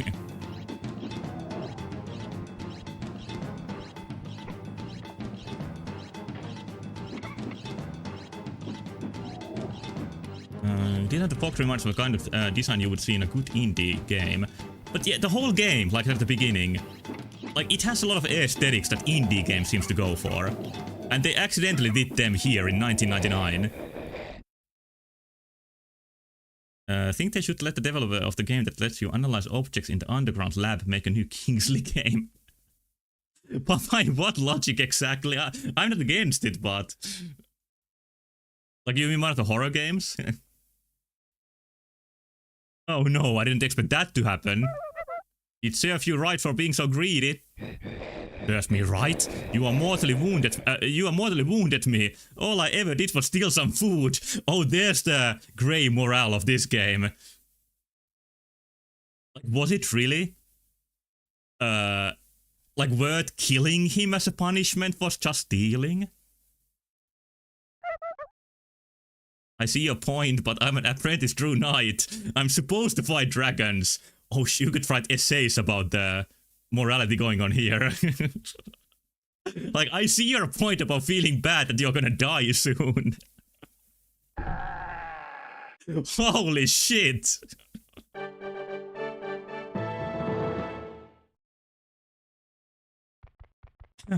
Okay, like, I don't remember, like, Kingsley being this kind of character. Like, people complain that you too rarely play as evil characters in video games, but he has one. Like, he fights for the hegemony of the monarchy and kills his enemies without a trial. Conker could never. Like, Conker feels more justified in his, you know, unmorality. He has his reasons for it. He's like poor and, you know, but Kingsley has everything in the world. And he's still like this. Conker did kill a baby that loved him because he thought it was funny. That is also true. Kingsley, let me introduce Snuff's chef. Hello, I'm afraid you'll be looking for a new boss. That's how you announce that you killed somebody? That's okay, I didn't like it here very much anyway. There's tons of food in here, we must take it back to Poor Luck. Okay, everything's okay.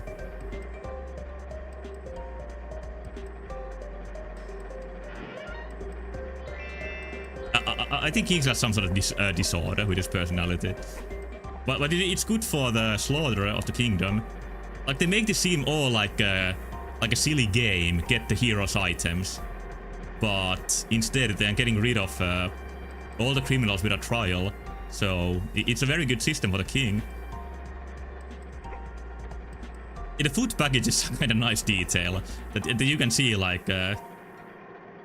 But why did they all, like, sort the food, send to the dragon like this? It's still a nice detail. Like, one of the things that definitely not lacking in this game is the aesthetics and graphics. The game looks very nice and full of good touches. You have a key for me? Wow, you defeated Snuff. I can finally return to Poor Luck. Had to be your service, but how are we going to get all this food back to Poor Luck? Well, Snuff became so fat and lazy that he had a machine built to bring the food directly to his cave. So he even invented like machinery in this medieval world. But that should be more impressive than they acted is. Maybe it's social commentary. You'll have to flick all the switches to reverse it. Jeff and I will go ahead and spread the good news. Invented Uber Eats, and just for himself. But he has some machinery thing here. I guess you need it all after the dungeon. It still keeps going. Or is it just flicking these two switches? I guess it is.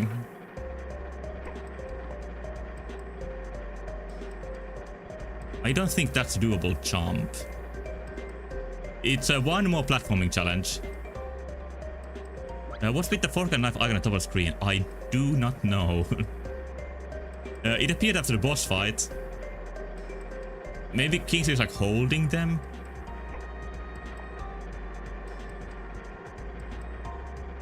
There are really good texture animation for this game. Like in the first level you see the seaside, which looks like super impressive. But what is not so impressive are these platforming areas. I don't think they are gonna be that prevalent after this.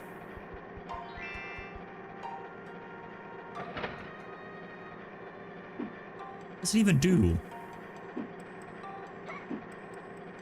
Is there a timer? I'm not sure. Or does it like unflip after I fall down? Is that the idea? No. Ah! Like now you can see where the tank controls don't work so well.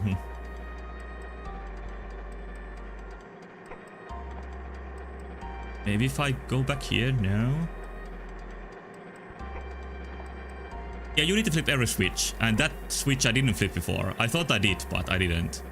So I think the idea is just to flip every switch, and that's it. No, I need to get there somehow. Let me observe. Can I climb on these pushers? I'm gonna get pushed off if I... Ah!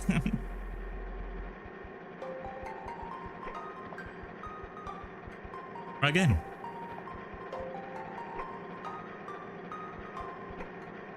Okay, they are just floating. You can't get on top of them.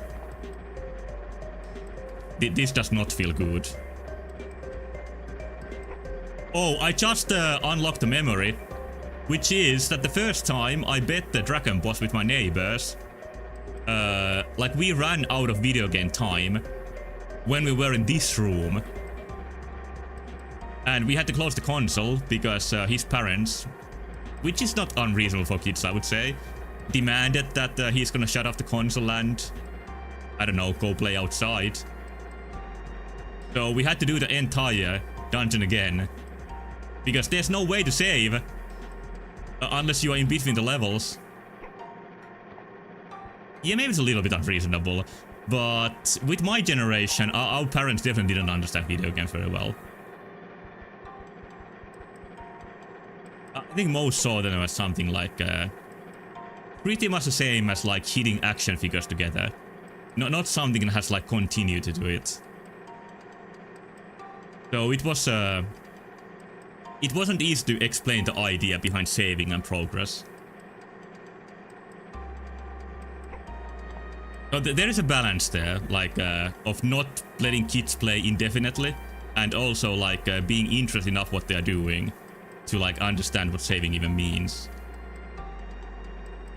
That's a surprisingly serious topic for this stream though.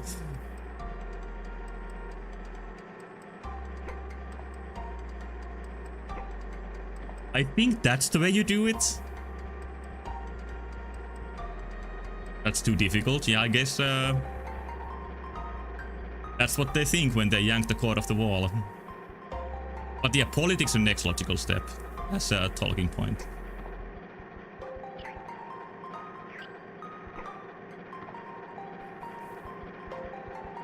I just want to be out of here. Like the next level is genuinely interesting. This is not. I want to get to the next area. As a kid, the area that's upcoming was by far my favorite. And I use it as a mental justification of thinking that this is actually a pretty good game because it has a cool area in it.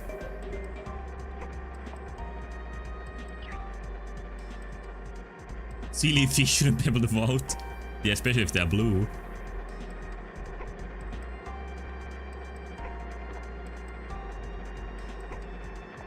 Okay, I believe I got this now.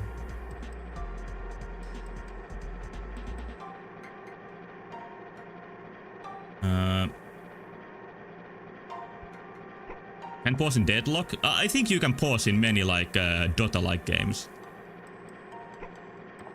Which Deadlock, I think pretty safely falls into. I think it's like a legacy from Warcraft 3. I'm pretty sure you can also pause. But don't quote me on that. Run!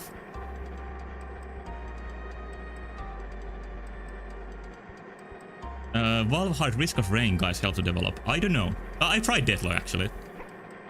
But it's pretty interesting, but I don't understand the item system. That's why I can't get into the like games. The equipment system is just very, very complex.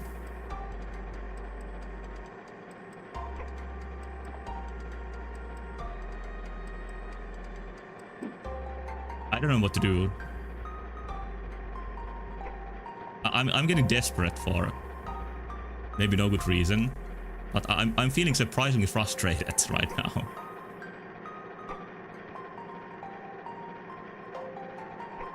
By item, I give you power. Yeah, but what item? And I get all the item I can get, and still I do no damage on the enemy. That seems to kill me very easily. I don't think I won a single game in Deadlock, and I played it for like 10 games. It's like me and chess. I've almost never win in chess. My kids platform like this, I would jack the god of the wall. That's fair. Oh, I did it. I think reading that gave me enough confidence. Or enough anger, maybe. Yeah, I need to go back to my usual goated level of gameplay.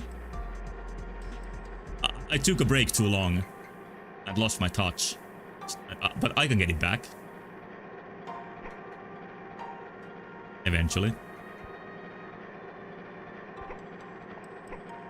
Which one of 15?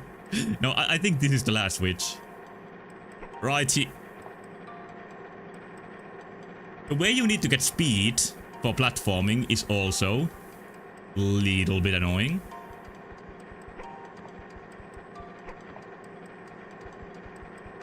Ledge trap would really help in this game.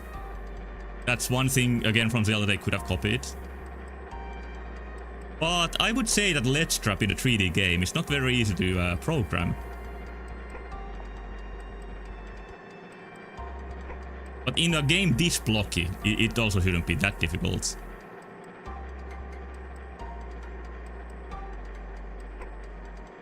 I tried to be fast, and I ended up falling down.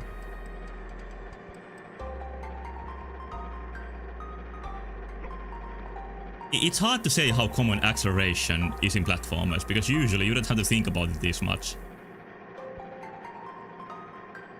Maybe it's a bit too harsh, but I would say that in a good platformer, you don't often have to think about how the mechanics work. You just get a touch for the game, and then you get good at playing it. I don't think you can get a touch for this game entirely.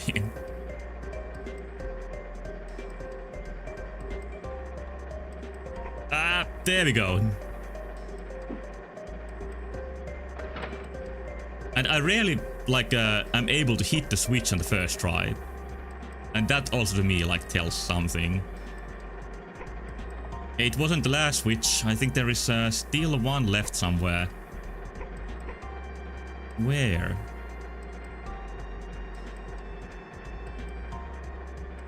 This is much more difficult than the actual boss fight was. Oh, it's that one.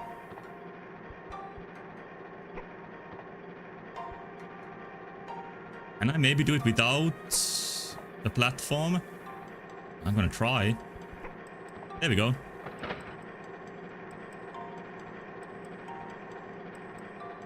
Well, I guess it's kind of like a puzzle that you need to think about the distance.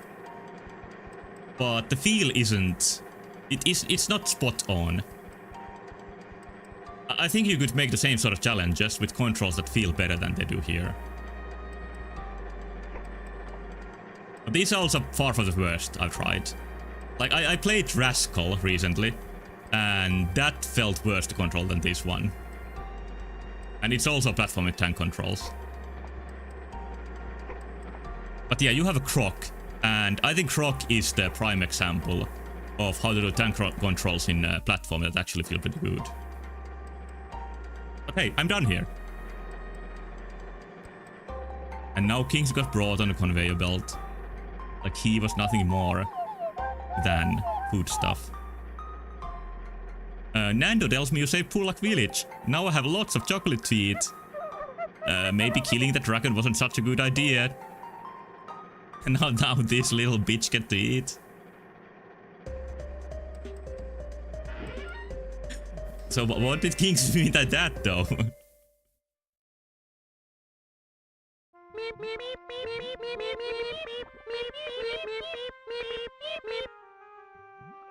Thanks again, Kingsley, for your help. Come with me to see the blacksmith, and we'll see if he can make you something out of Snuff's knife and fork.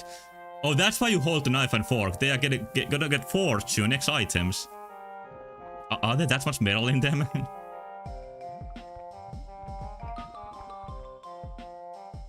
Oh, I'm gonna get there automatically. Hello, Mr. Blacksmith. I've got Snuff's knife and fork. Can you make me a weapon out of them for me? Can you guess what the weapon's gonna be? My guess is that it's gonna be... Ident, maybe?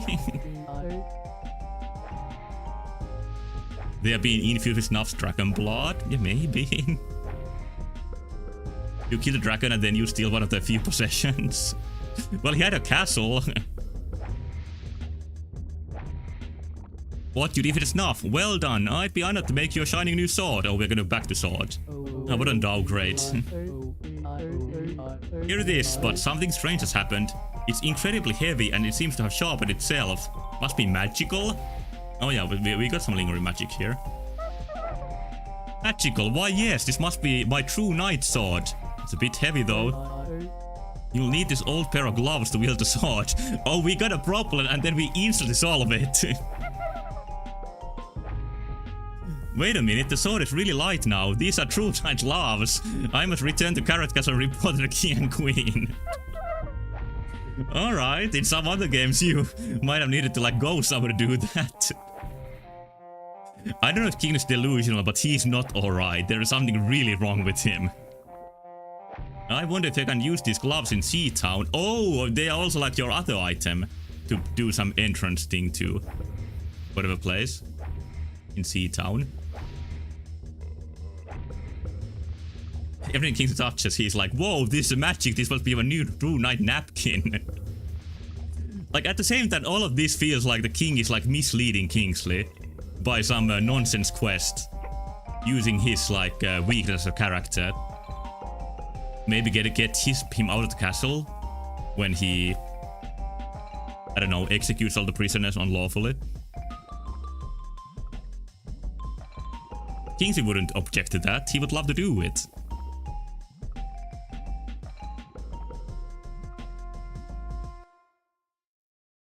I think we can clear all the confusion by doing a certain thing. Yeah, like he's a monarchial. He wouldn't even need to get paid for 3 coins to do it. Just a second. Let's see the official backstory.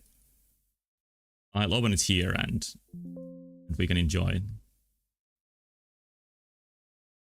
Document is trying to put Acrobat in full screen mode. I actually really hate Adobe Acrobat. Adobe Acrobat is a shit program. And I should use something else for PDF.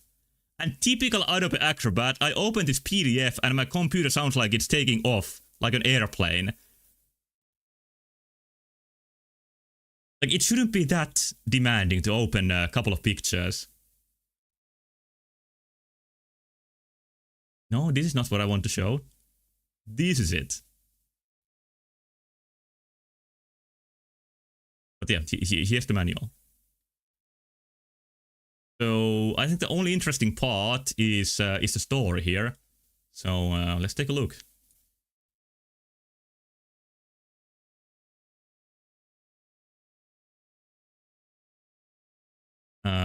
Here's Bat Custard, the famous villain. Bat Custard is sat down with the book on his lap. It was dusty and it smelled of mold. Fat, juicy bookworms, oh here's the fat characters again, peered up at him from between the pages and blew raspberries at him. But he just kneed back and squished them between his fingers. So we make clear that the bookworms are sentient, and then he kills them. He might be even worse than Kingsley, or almost as bad as Kingsley. He stroked the leather binding and carelessly caressed the gold letters as he read them again. Book of Magic, it said. And in a handwritten script at the bottom, it said, "To my dearest Queenie, happy 407th birthday." That's fucked up. "You don't look a day over 350. Love from the king." Pat Custard opened the book and coughed as the dust clouded around him. He pried the crisp pages apart. As he did so, he felt a dark power surge through him. He could tell he was in for some fun. It's very detailed, the story. Once upon a time, that's how all good fairy tales begin. Is this a good fairy tale? And it's how this one begins too. Oh, while not being good, I see. Although if you're expecting magic beans, glass slippers, and the odd long-haired lass stuck up a tower, you'll be sorely disappointed. Because this one features, well, that would be telling. This is so, like, overwritten. You have to play to find it out. Though I think we are safe in saying it's the first one to include a ninja backflip. It's a very, very minor part of the game. So let's start. There was a fox cub called Kingsley. He lived in Carrot Castle, home of the king and queen of Fruit Kingdom. And though they brought him up as their son, oh, he's an adopted son, it was obvious from the unmistakable fox features that he didn't really belong to them. Kingsley knew that his real dad was a brave true knight who had long since departed the scene.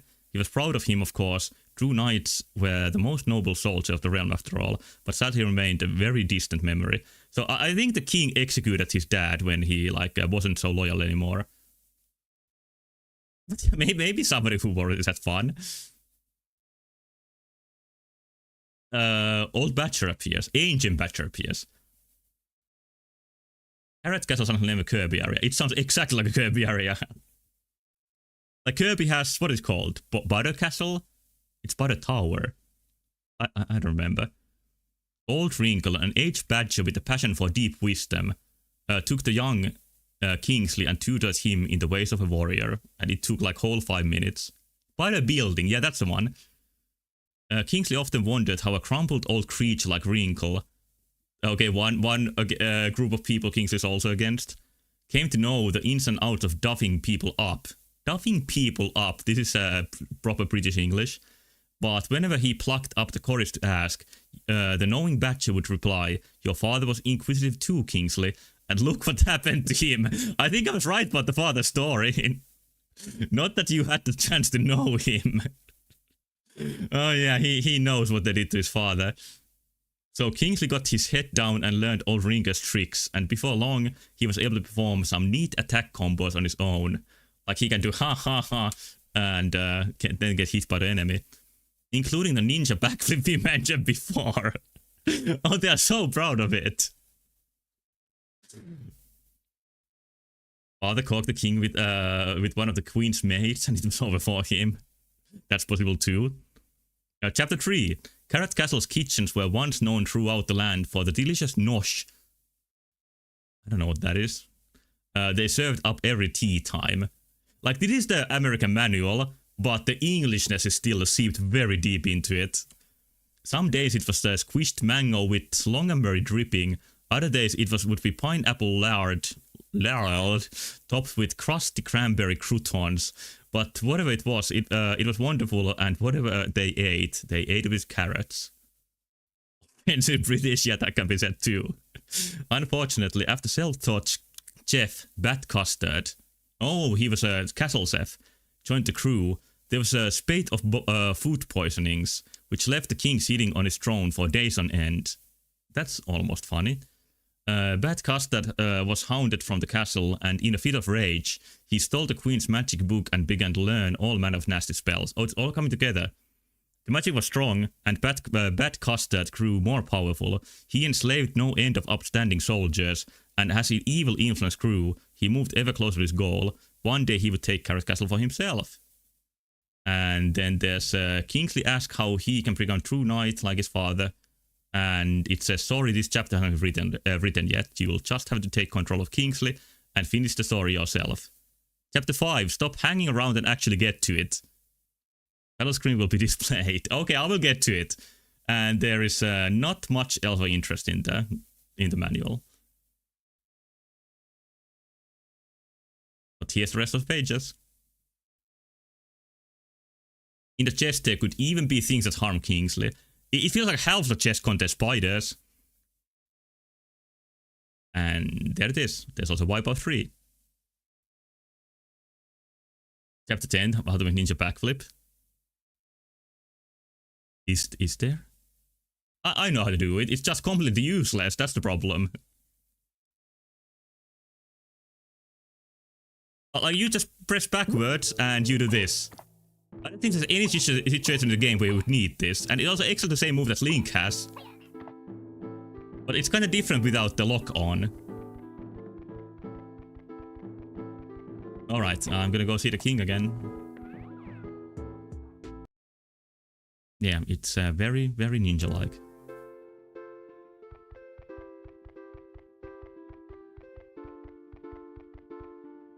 And just like Link, like you can see Kingsley looking up the characters when he walks by. Once again, like a good detail in this game that's lacking in the large strokes.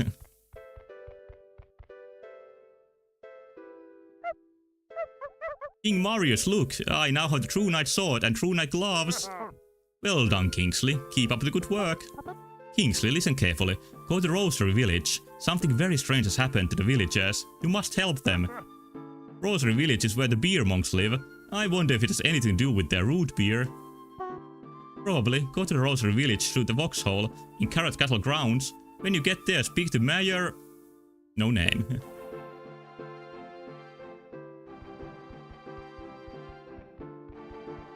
Can't have that in the video game anymore? Need to copyright that?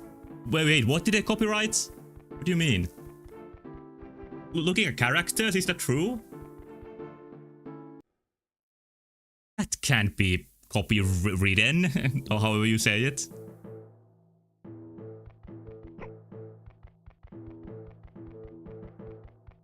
Or are you just joking about Nintendo like copywriting some like bullshit like summoning characters from orbs?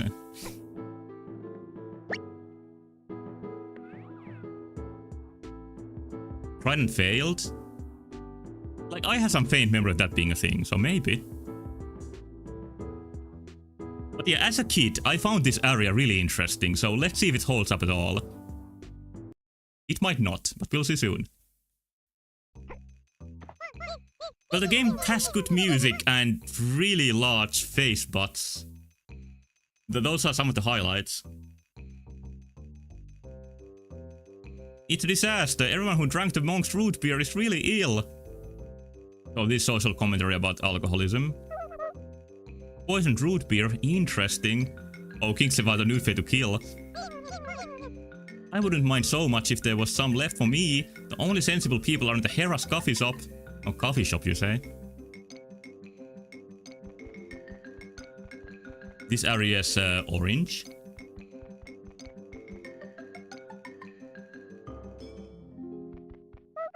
Oh, it's a fish. Good day. Do you find that if you drink 5 cups of coffee, yeah, then you drink 7 more cups of coffee, that your head really hurts? Can you explain it? I wouldn't know. I've never drunk that much coffee, sir. Well, I just did, and let me tell you, my head wants to explode. The face tells that, I would say.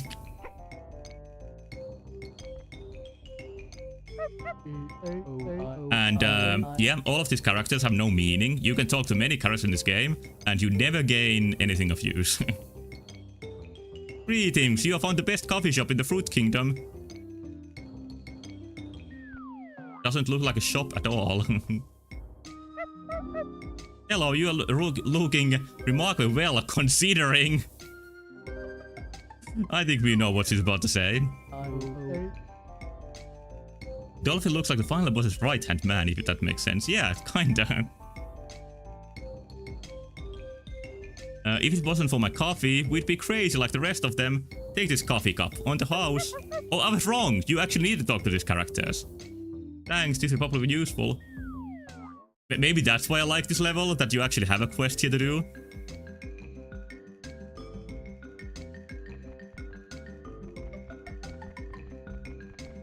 Music is more esoteric than I remembered.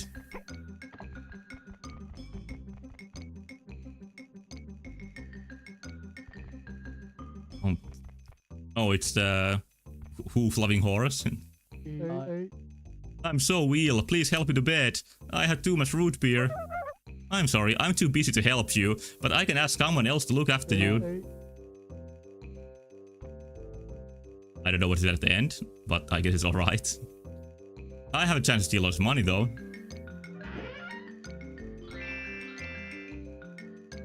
The character designs aren't bad. I think most of them are pretty decent. Hello, little girl. What's the little buster? You are not so tall yourself. I was just about to say something like that. Sorry, can you help Stuart find his way back home? He's very ill. Why is...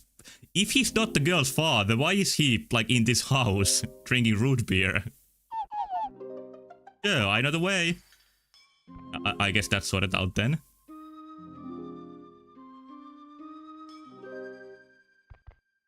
Like, not every Restaurant Suffering game has to be, like, some horrible shit. Most of them aren't. And maybe I'm wrong with this, but I don't think every one of them needs to be difficult, even. How am I supposed to get over there? Oh, there's 2 points where I use the floating boots.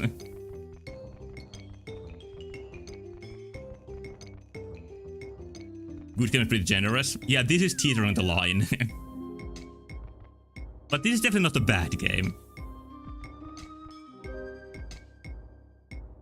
It looks like... Why is there Japanese here? Like, this very obviously tries to be a facsimile of Japanese. There are even some recognizable characters here. It doesn't make any sense, though.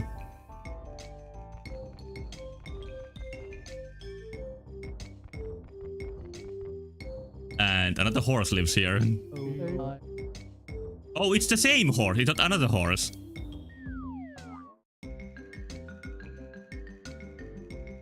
Retro Suffering doesn't have any rules.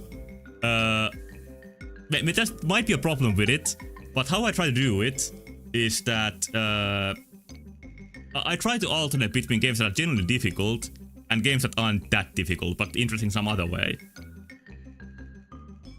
Like the game I'm planning to play after this is something very difficult. But Retro Suffering never meant to have bad games. That was never the goal. I got little Nina to help you home. How did she do it faster than Kingsley?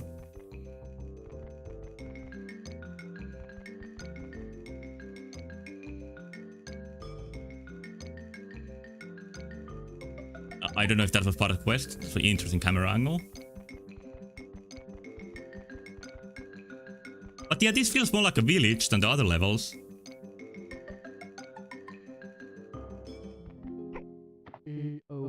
Hi Kingsley, I'm Uncle Alvin, proprietor of this bar. I've noticed everyone's acting a little oddly. Yes, you see everyone adores the root beer brewed by the monks of Eggnog Abbey, but today's batch is making everyone act silly. Camera angle was doing too much for no reason. The artists tried really hard in this game. I think they were pretty ambitious. You could go and see Sober Sid, the mayor. You'll find him in the town hall if he made it back. I wonder if his name fits.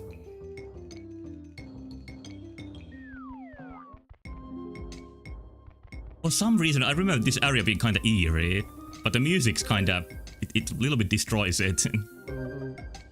Oh, I'm very ill. Have you been drinking the root beer? Oh, I've only had a little. That's what they all say. I think this is the coffee shop. Have I been here? Yeah, it is a coffee shop.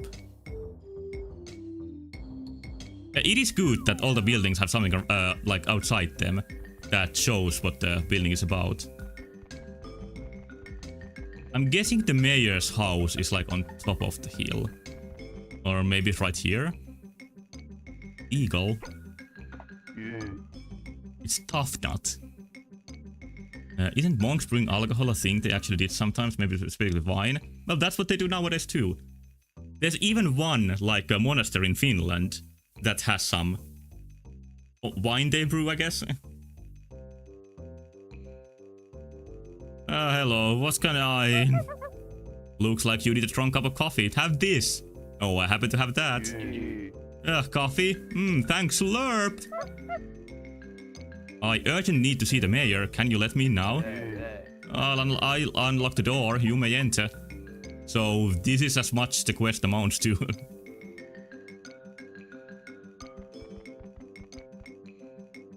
Mayor Sober's looking kinda not so sober.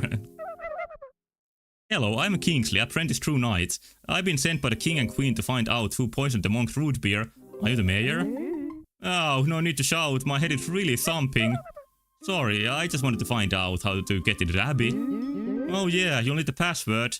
I remember. The root beer bottles are made of honey. And we're done here. I sort of appreciate how snappy the game progression is, but it's also kind of shallow. Or more than a little. And I think I may be already at the dungeon. I cannot let you in unless you know the password. Like, the thing you need to get is right next to the thing where you need it at. The password is the root beer bottles are made of honey. You may pass. Good day. Nice.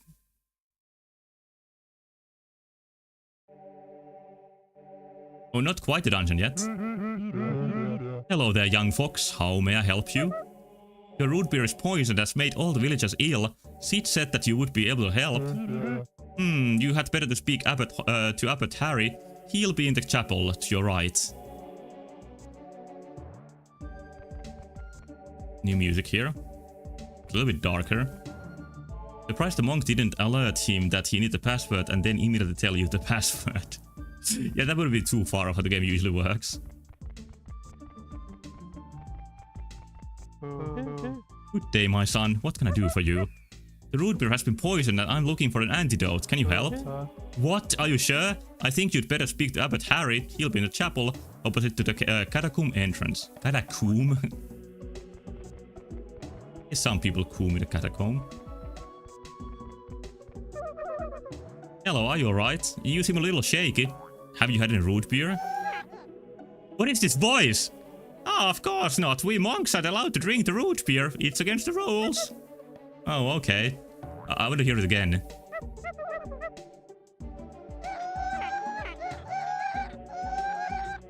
That's an unreasonable noise for a dog.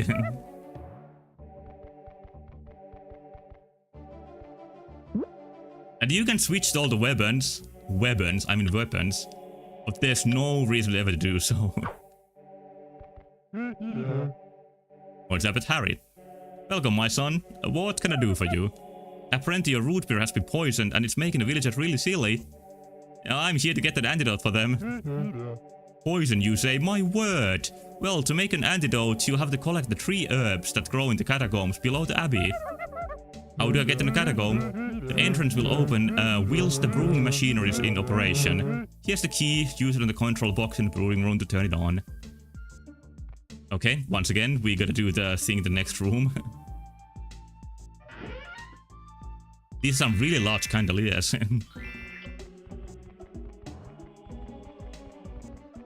Enemies are helpful.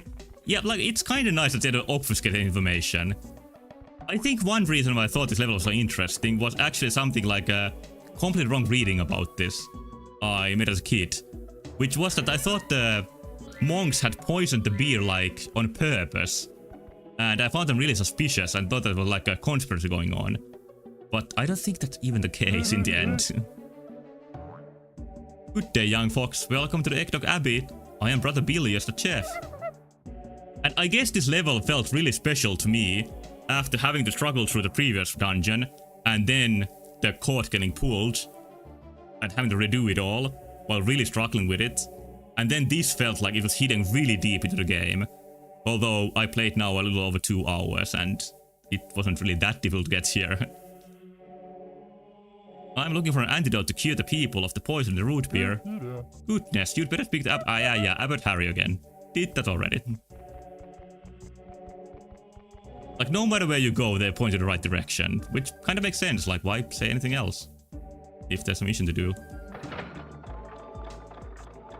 Maybe the whiny dog is actually like a trader. He is looking suspicious.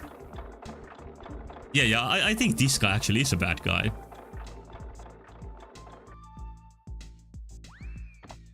And here's the next dungeon.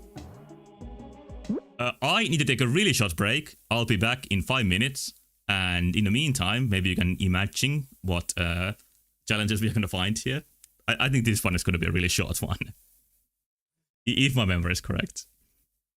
But hey, I'll be back really soon.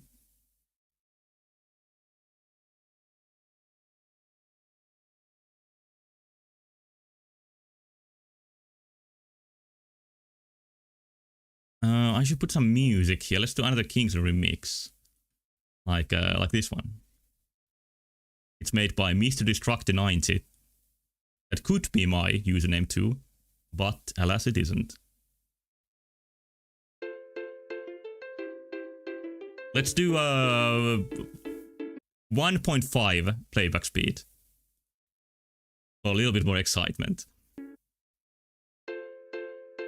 It was a 2 playback speed before. Okay, but I'll be back soon.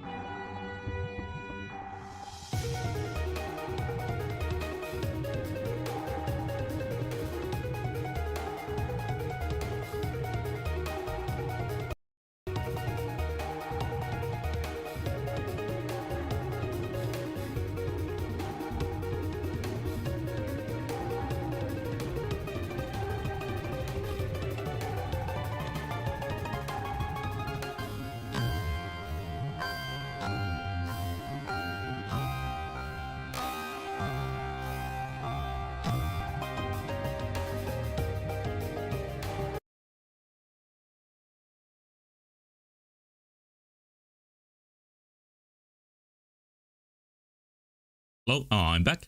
I noticed that's a 4-time playing speed in YouTube. But you need the YouTube Premium for it. But I have already trouble like understanding what people are saying when you play at 2 times speed sometimes. So I'm not sure what the point of 4 times speed is. Anyway, sort of the wait. Oh, I'm back. And this is as detailed as usual Assassin's Creed maps, you're correct. Pay up. I don't really need the feature. And I have a interesting, like, free way to disable all ads. So don't need for that too.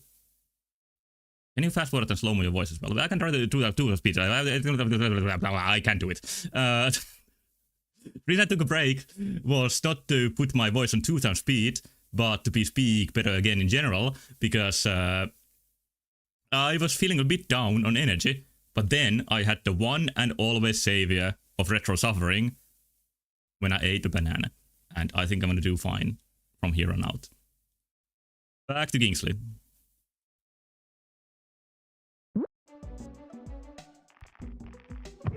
New enemy. That's very different from the spiders. Hello, Nizapija. Do you know this game? Any Kingsley fans in chat? I don't know if this game really has fans. Well, never mind. When I was looking for material for this, that there really isn't much of, I found one picture. I don't know if this can be called fan art, but there's this. I think this is supposed to be Kingsley. He looks like nightmare fuel and has a kind of familiar sword and shield here. Fight at the 2? No, I didn't fight any kings at 2s. Maybe I could take one.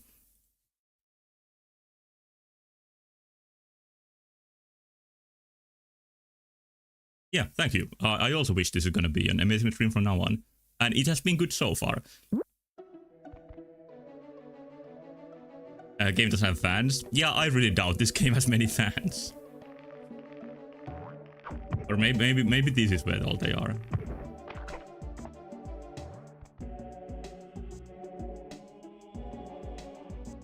So this dungeon is a bit more open-ended. But I think in the end this too is gonna be kinda simple. This was my bottom of the well. All the Kingsley fan art. I think there was a couple of pieces, but nothing too interesting. Even Ubisoft people have tattoo on of their logo. I think they are forced to take that.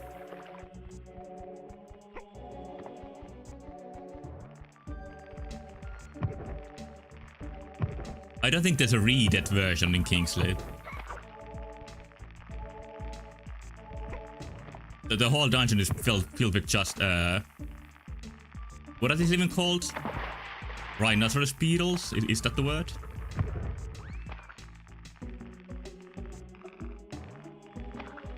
Yeah, I also can't imagine the amount of money that would make me take a Ubisoft tattoo. I think I would like not only ruin my body but my soul when doing that.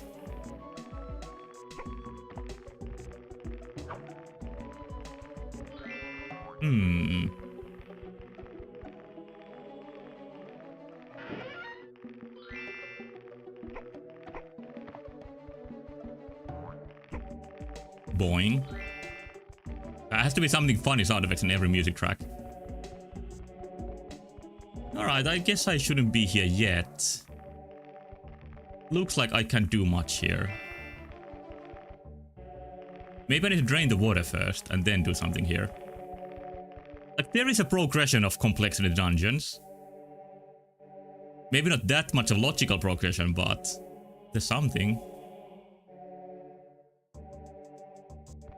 Like, they are all different. Oh no! Ninja flips! What is this? It's a monkey, I guess?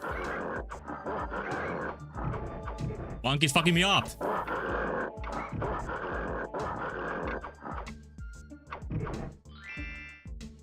It's kinda cool how they use the gauntlet to protect themselves. Oh, there's different colors here. You can press them.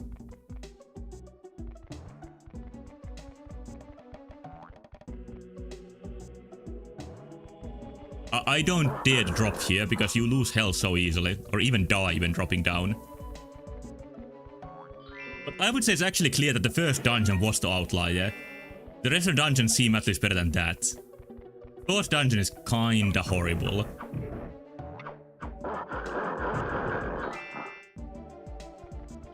Oh, there's an actual puzzle here. One thing I haven't done past the tutorial, by the way, is pushing any blocks. But here, you need to push something. For the first time in the game after the tutorial. It's pretty surprising that happens in the third dungeon. Yeah, you can see the idea behind the puzzle here. And because I'm a Final Fantasy player, Roman numerals were familiar to me. I mentioned I couldn't read English very well when I played this, but I still pushed through Final 6 like pretty far without understanding almost anything on the text. What's the final boss in the second dungeon? Dragon was just the boss of the second dungeon. The final boss is of course Bad Custard that you saw in the manual. He's gonna be the final boss. Like, I think the idea is that he turned some knight into the dragon. I don't even know. And that was worth death. Okay, now we get the colors here. It's this time purple, red, blue, yellow. Here we go.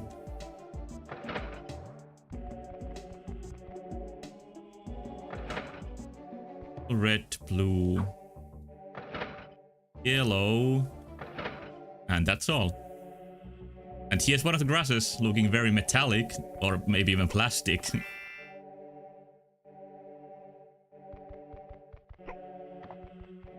And I would say that was the first actual puzzle in the game. The idea seems to be that there's one part of the grass in every room.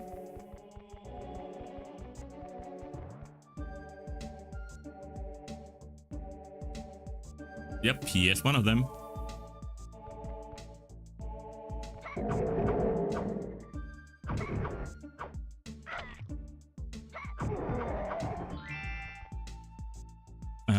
Okay, now we really got some block pushing or pulling. Okay, it's green now.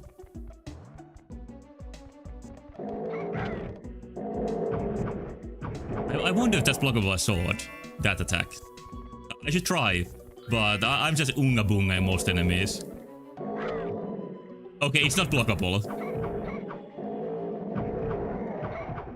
And just doing that seems to work well enough. So I'm guessing the idea here is just put the blocks on the buttons. Or these lit up areas. And that's it maybe? No, this is bigger. The bigger block here. It's not that simple then. And this probably goes there. Well, now it would be useful to be able to push sideways. Can you even push blocks in newer Zelda games? I think Skyward Sword might be the final one, where that even is a functionality. Oh, this must be the big one, and that's a small one. And yeah, this point here is a small one too.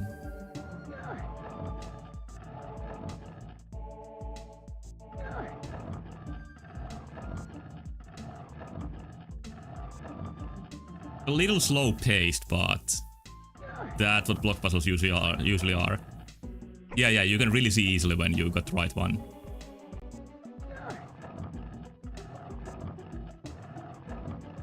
But because of that, I think a good block puzzle design is that it is one that minimizes necessary pulls or pushes, but makes like each one of them count. This is mostly just a waste of time puzzle. There's not much thought here, you just do the procedure. A nice PS1 distortion there.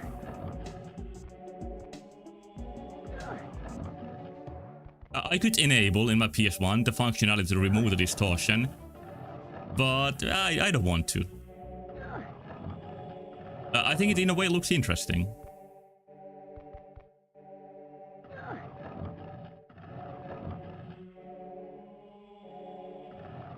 I think I mentioned this before, but it's pretty funny how some PS1 developer complained about indie games like recreating the PS1 distortion effects. Because it brought so much trouble for them. Like, why does somebody want to do it on purpose? Like, it's a fault of the technology. But I guess when something's old enough, it sort of gains, like, value of its own. Even if it doesn't really, like... even if it wasn't on purpose on the first time. It just becomes the look of the time.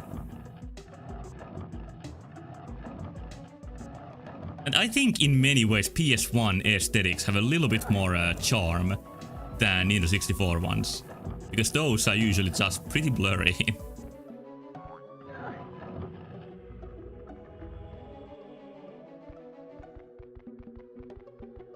And second crush is gotten. There's one left. And I knew somebody would have a problem with me saying that.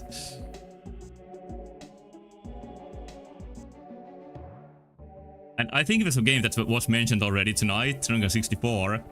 Like, while I was playing that and exploring the huge cave level, for example, that's the point when I felt that I was getting tired of how Nintendo 64 games looked. But then there's games like Conker that really looks like a very Nintendo 64, but also really impressive. I've heard some people find it annoying how, like, overly colorful Conker is. But I think it's that in a sort of ironic way. Living chest. Well, I have no idea what to do in this room. The numbers, I don't know them.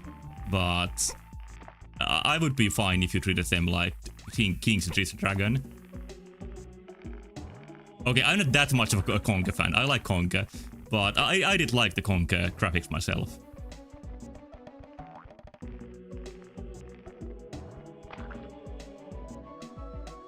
Kicking sound really good for a football game. Sounds very meaty. Should kicking football sound meaty though? Oh, it is actually a good kicking sound. Maybe not meat in a meat way, but meat in an impactful way. What if I just jump to the second platform? With this guy on it? Is this how you do it? Yeah, that's how you do it. I guess the challenge is like surviving the beetles. Oh, I should have gone back. Get a checkpoint, which is useful. The last dungeon had much more difficult platforming than this. Oh, this might be timed though. Is there a timer? No. Like, sometimes they have a timer, sometimes they don't. Which is not the different Ocarina of Time, but still.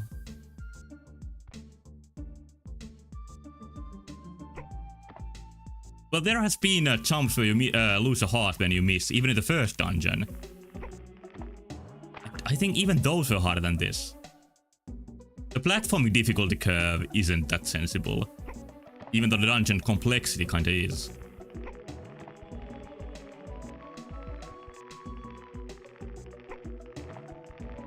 And these were really the platforming room to the dungeon. But I think after this, I'm done with the dungeon. It's much shorter than the previous one. If I remember correctly, when I return to the central room now, the boss is gonna appear. Yeah, already, like, my memory was that this is a really short one. And this is the second to last dungeon of the game though. Brother team, what are you doing down here? I knew you'd find me out eventually. Blah! And that's why it sounded so high-pitched. He's actually a bat. Like bat after being turned into a bat by bat custard. It's also complex. Who are you? I am Clarence Darklord Jr., apprentice demon. I will defeat you and gain my promotion. There are some people who would kill to be called Darklord. But Clarence Darklord Jr. as a whole, maybe it's not so cool.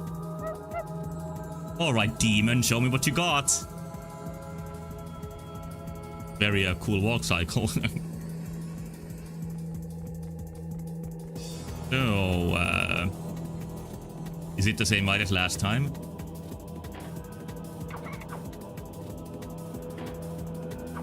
It is the same height as last time. The quick beat is kinda nice. So almost like a jungle beat. And then he died. I don't think that's too far from how bats walk.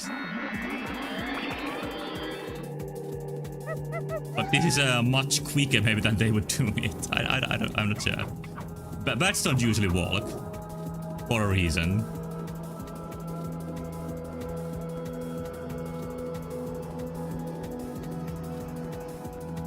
Oh, swooping too.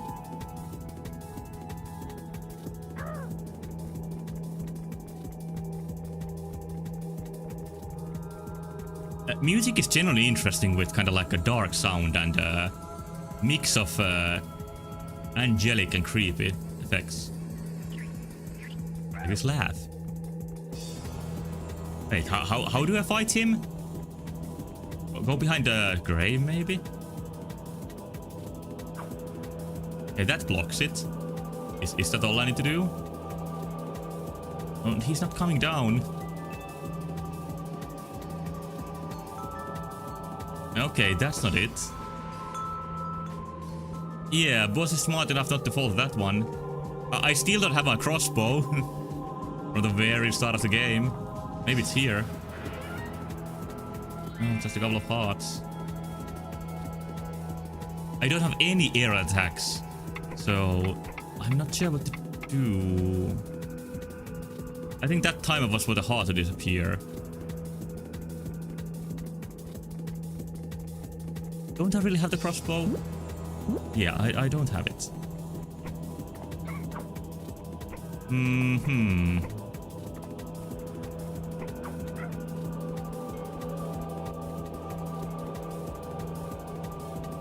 Yeah, I thought about interactive tombstones, and I actually tried doing that. But when you can interact with something, you just like strike air. Shield to Sonic Wave, that's actually a very good idea. And that's not how you do it. But it was a good idea. Here? No. R.I.P. Kingsley.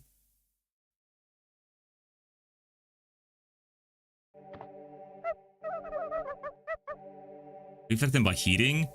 Doesn't sound intuitive to me, but let's try. That's a pretty good transformation effect.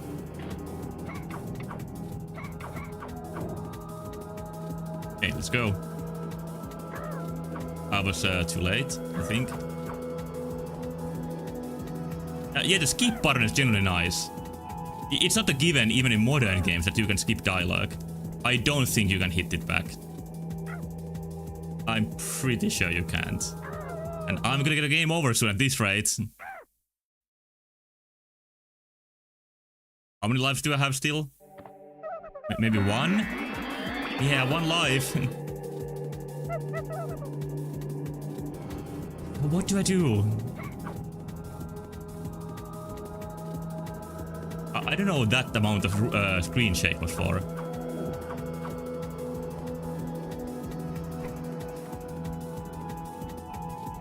In the bat process you need to dodge, but stay near the bat so your force can come down. Like, he did swoop, but I don't know how to dodge it. Maybe by the side steps?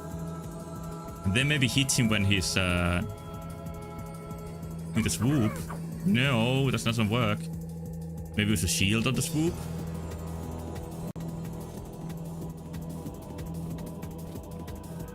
But somehow this works. So just sidestepping them.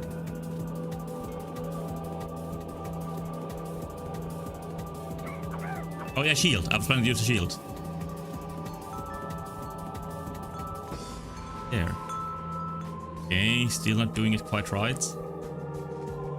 I don't even know if their idea is right. It is! That's how you do it. Oh, thank you. You got the right idea. And now it should be pretty easy after this. Because that's all there is to it. I wouldn't have guessed that doing the slow sides would actually be useful, but that's the whole idea here. But it is a puzzle that uses your moveset, which I can't say is like a bad design.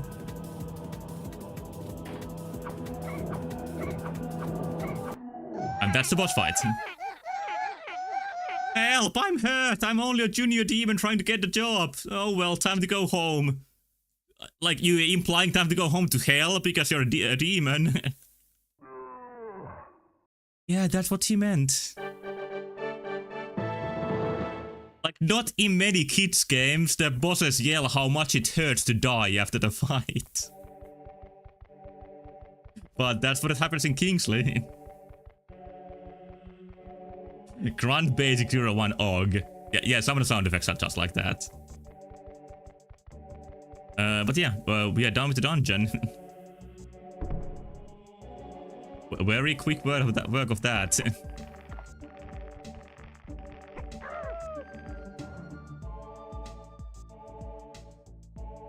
Okay. Now we're gonna see where the game order puts me.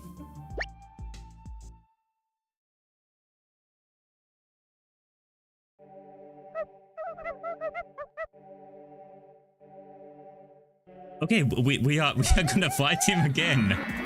Nice. At least it's not the start of the dungeon, but that's interesting that getting a game over makes you revive the boss fight. But okay, I don't mind it too much. I definitely done much worse on Retro Suffering.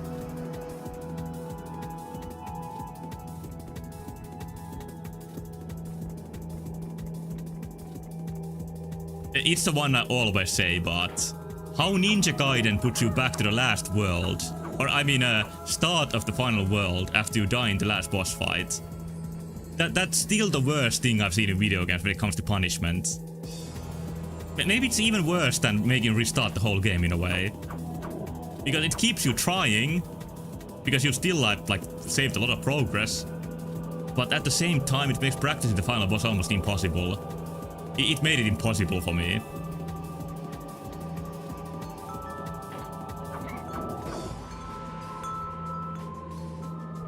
I haven't seen many unreasonable challenges in video games, but being able to learn the final boss of Ninja Gaiden is one that I don't understand how it's possible. And of course the Tower Druaga, that has different reasons to be impossible.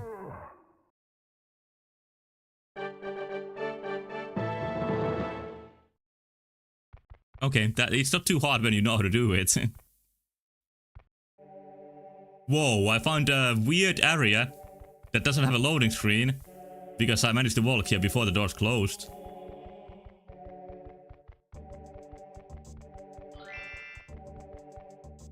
Okay, something's fucky going around here because I got the game over. You can still go into them even though they're supposed to be closed.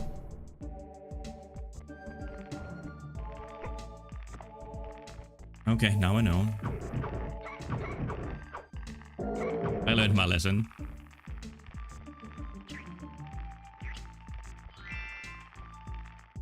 Yeah, to kill this time was pretty quick. I think I like 3-cycled it, maybe even 2-cycled. I got some pattern that I could like hit him really a lot when he fell down. Harry, I have 3 herbs. Very good, I'll mix them in the root beer. Before you know it, the villagers will all be feeling fine again. I also find out who the culprit was. Brother Tim the Novice. He was really Clarence Darklaw Jr., an apprentice demon. Goodness, Clarence again. Here, have these boots as a reward. And you deserve this crossbow as well. Yeah, we finally get the crossbow here. You'll need some arrows for it though. Don't crossbow use bolts? Wow, true knight boots in my size too. And nice weapon. Thanks, Harry. So, Kingsley's father was also really short, I guess. Well, that's how it usually goes. But yeah, you get the crossbow just in time for the final dungeon.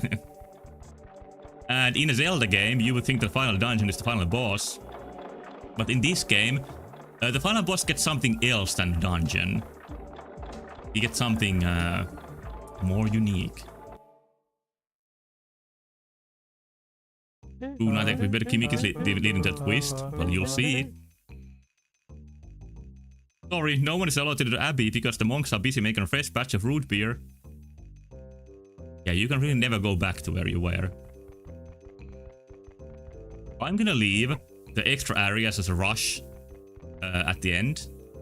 I think I'm gonna go to the final boss now. Or should I do the extra areas? Not final boss, I mean final dungeon.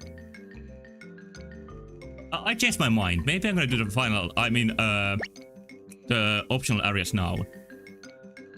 I mean, not so optional areas, the side areas.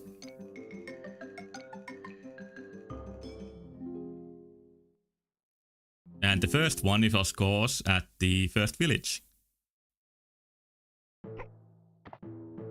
Which you access to the dungeon, so I think I'm gonna go back to the king first. I think that's the most economical way to do it.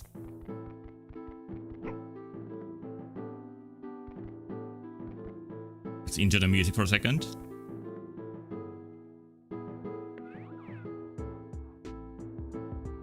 This track would be better without the funny sound in it.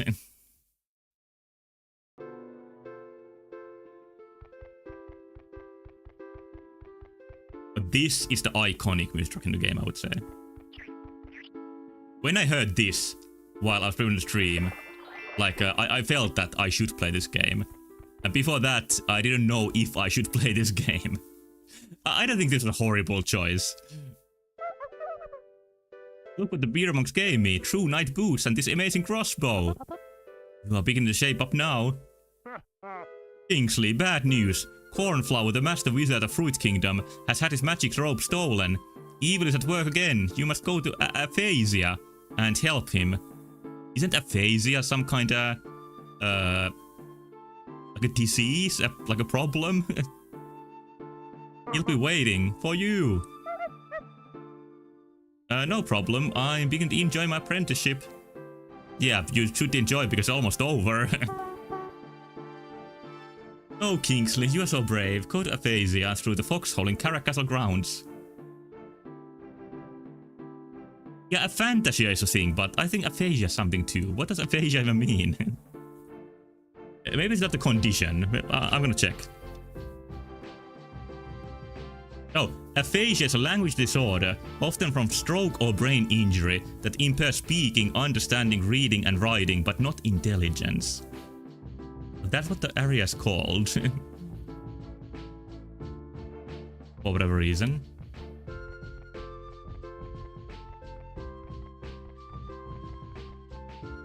But yeah, the annoying part of the crossbow is that you need to go back to the menu to equip it.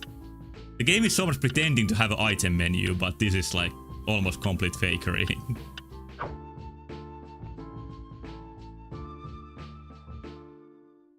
Yeah, it sounds kind of magical. Maybe that's what they were going for.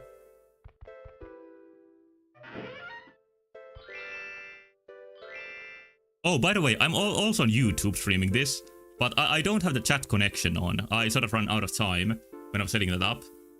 So I'm gonna now check if somebody has sent any messages on YouTube. Let me see. Answer is no. Back to the game. Look at food and took me like 45 minutes. Like, it is more than usual. But welcome back. I'm gonna make my way back to the first village. And we're gonna find something amazing there. Hopefully.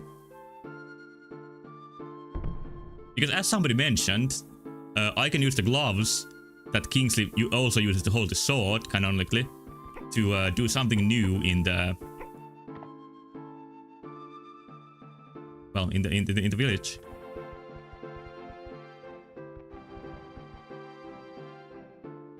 Now all of these are open. Do they have any functions? Or are they even open all? Like, there are something here, but I don't think you can get there. I guess I shouldn't worry about it. Did you miss any epic True Knight items? Well, I got the crossbow. I don't think I got anything else. No, I got the boots. So maybe now I can get to the hover boots places.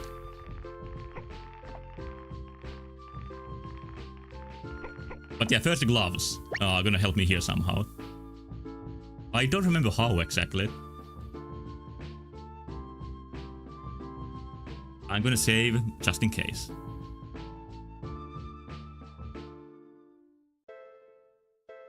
Yeah, like only now you get back the crossbow for the tutorial. And like I said, there's gonna be one dungeon left. So you get the crossbow like really, really late. Here's the beautiful water I was talking about, by the way. Like, it's almost one-of-a-kind effect. I can't actually think of any other game that has something like this. Good job, bird. Yeah, okay, nothing interesting then. Maybe with the... Can you go to the island? No, like Kingsley melts down in water, just like Yoshi. So, he's kinda annoying to get to islands. Hello, duck. Aggressive purling noise? Yeah, that's how it's done, probably. How come there aren't any videos about the Golden Island? Well, I guess it's about Kingsley being kinda unimpactful as a video game. It is nice how Kingsley starts looking more and more like put together knight by the end with the armor.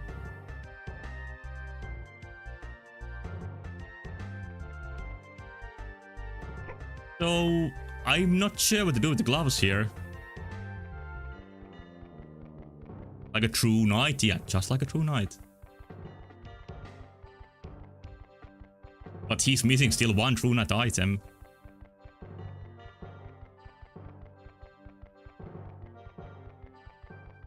Has Bat Custard been mentioned in the game at all?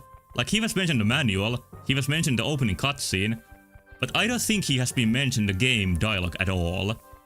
So he might have been a really late addition to the game. You know, the guy that's on the right side of the sidebars.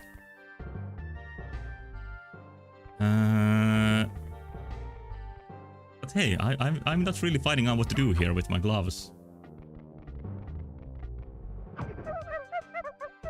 No, it's this one. I tried this before, but it didn't work, but now it works. This win should be much easier now that I have these magical gloves. Do the Dark Knights not mention at all? I don't think they do. And it doesn't seem like in the story that the Dark Knights are like transformed. It's not how they like speak or what's implied at all. Like the previous one was a demon who said that he's going back to hell. So it's like a completely different story.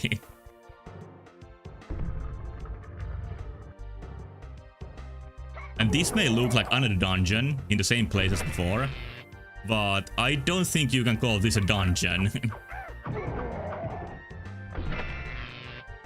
Which you will see soon see.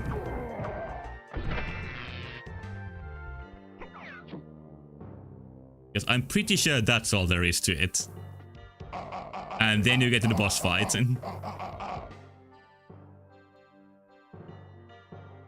Safe place to say that these open world old PS1 N64 areas are some of the most boring places of video games. You move so slowly and there's nothing of interest to see because the console would catch up in flames if they were. They usually aren't great, and they aren't great here. They can sometimes have an atmosphere. Like almost like a Yume Nikki exploration atmosphere. You know, like relax and take it slow. But there are good ones. Like Spyro, I think has pretty good open areas. But they are mostly boring, yeah. And it is nice to see here how the enemies die so fast with your new weapons. I heard some people say that Spyro is just like any other like mediocre PS1 platformer. But that's not my impression of it. I think Spyro is like way ahead of its time in level design and movement and control. I should play it to get like refreshed opinion about it. But to me, Spyro really stood out. How dare you board my anchor? That's a weird sentence. I am Rex the Ruthless. What are you, a badger? But yeah, Spyro's changed a lot by 2. And I remember preferring 1 in some ways because it's so clean in game design. Some say it's repetitive, but I think it's like really like, it does its thing and nothing else. And 2 adds a lot of mini games, which to me isn't positive in most ways.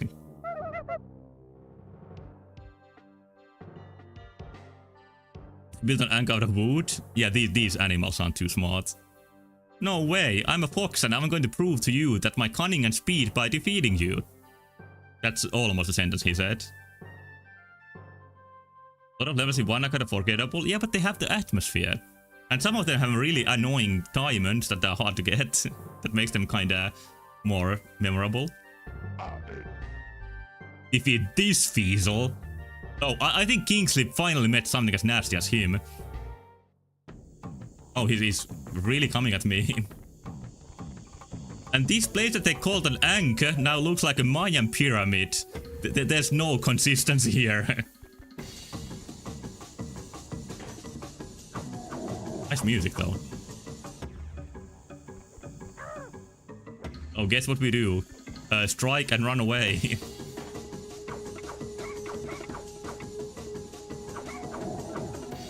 Why are his hands so hard that they use as a shield or work as a shield? This Zelda doesn't have any DMB drum tracks in this music. Yeah, I think that's like genuine Aimon sample or Aimon break. What is it called?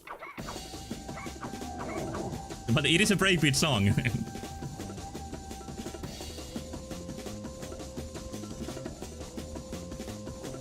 I actually tried making a breakbeat song not long ago, and it came out absolutely horrible. I need some crack with that genre. No, defeated by an oversized raccoon. This is the end for me. Good riddance, lizard breath. Oh, these two are a perfect pair.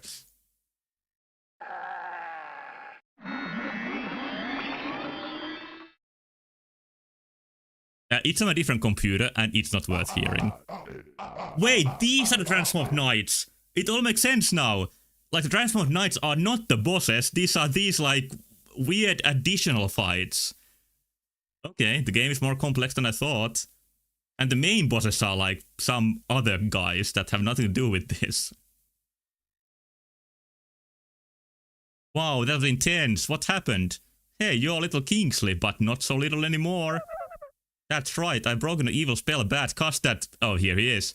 Cast on you, and I'm going to help the others. But this doesn't beat the added later allegations, because these parts could have added as, like, last in production.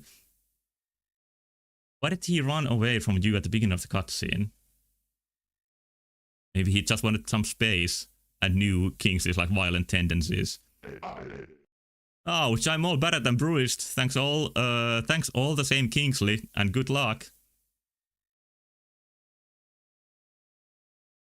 So that was a dungeon, 2 rooms, and I'm out.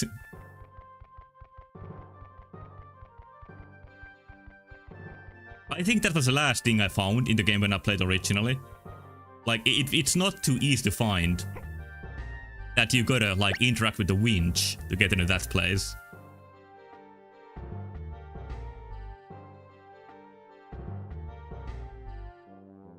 Kingsley knows the spell to turn them back and doesn't need to fight them, but he just likes hurting people. I believe that. But yeah, sometimes Kingsley gets moved automatically. Some higher power takes the control. And then next, I'm gonna go to the second Transformed Knight fight.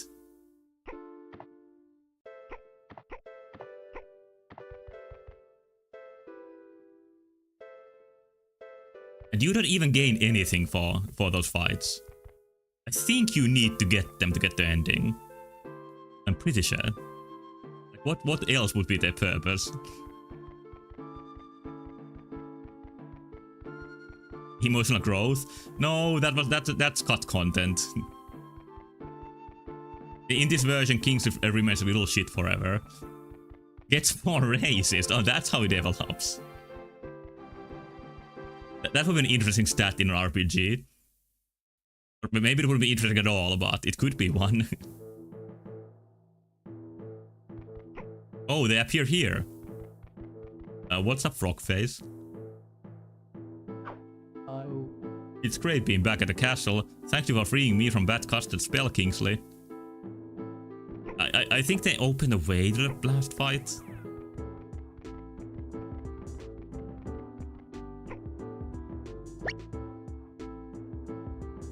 I hyped at the third area too much. The third area wasn't any more interesting than the previous ones. I unfortunately couldn't feel the intriguing atmosphere I felt there as an 11-year-old.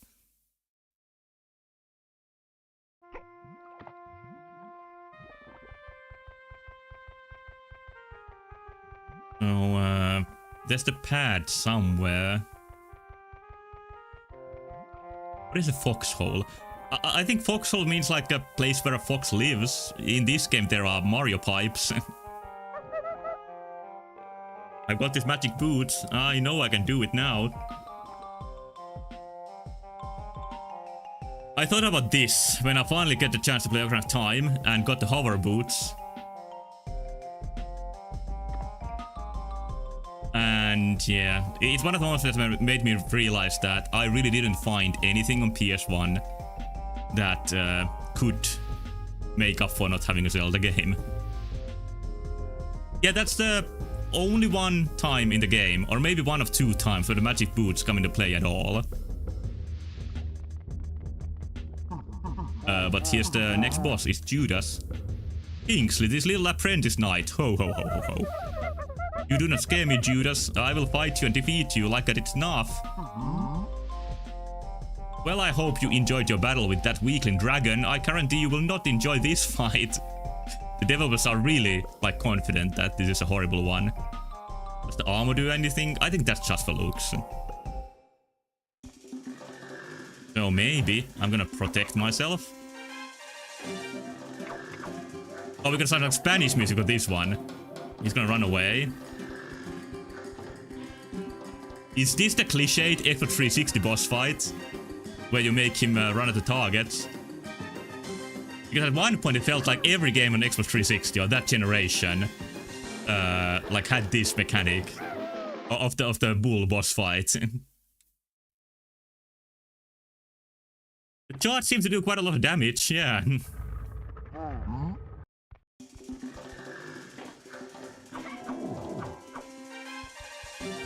Maybe I just need to like wing it.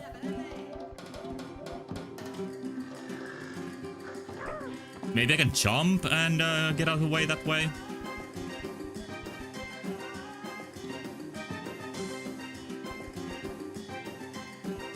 No, no, no. You don't need him to hit the wall. Lore Agri Bulver's fault matchup. Yeah, this seems like it might be the hardest so far.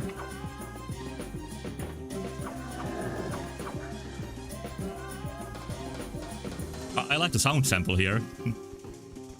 It's not aim and break, but still.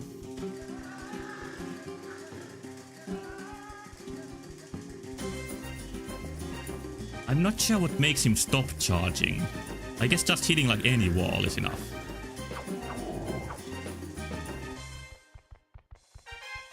It's like something from game mechanics.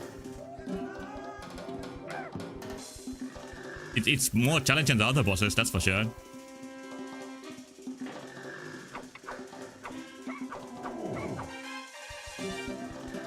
I think there's some bull sounds mixed to the soundtrack too.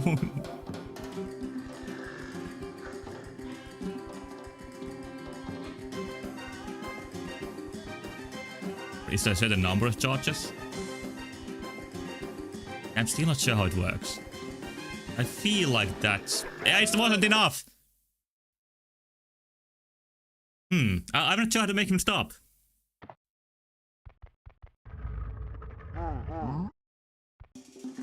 Oh, rocks. Maybe again, just sidestepping helps. It does to some degree.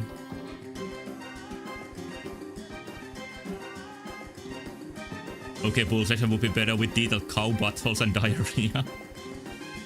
Well, there's a game with a similar colored main character that can provide that.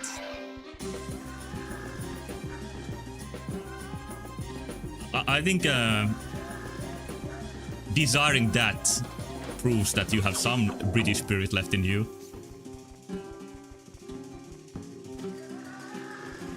The idea is just making him run against the wall. That's all there is to it.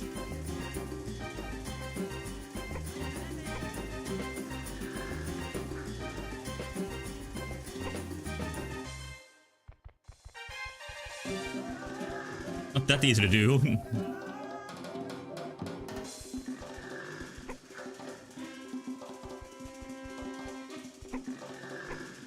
Kingsley would fit alarmingly well in the Conker universe. That is true. Like, it is concerning how well he would fit. Like, I could see him as a parody of this sort of character, because he almost already is it. Okay, now I got you.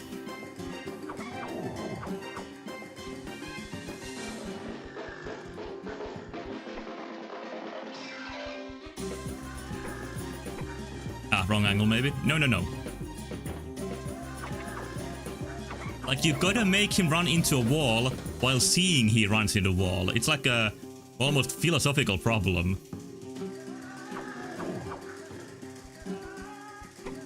Like, if you don't see him hit a wall, he never hits one. So, I think that proves that the world exists only from Kingsley's perspective. I'm finding new layers to this. Whoa.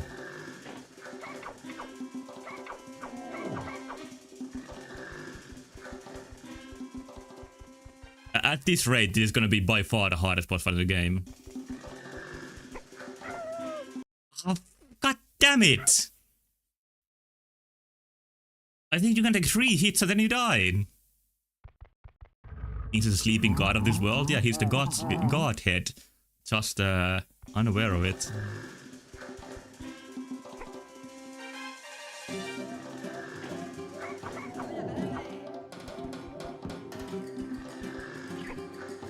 That was not a workable angle. One more hit and Silksong. But see, in Silksong you can heal. That's a big difference.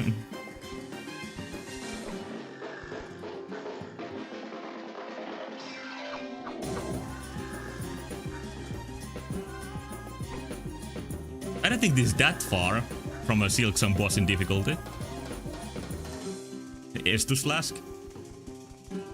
Nah, this is what makes this game not as casual.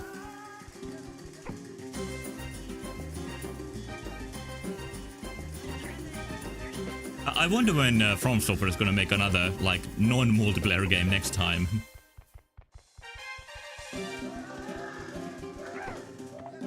It feels pretty disappointing that their next project is going to be multiplayer too, because that's just not what I want from them, and I think many others feel the same.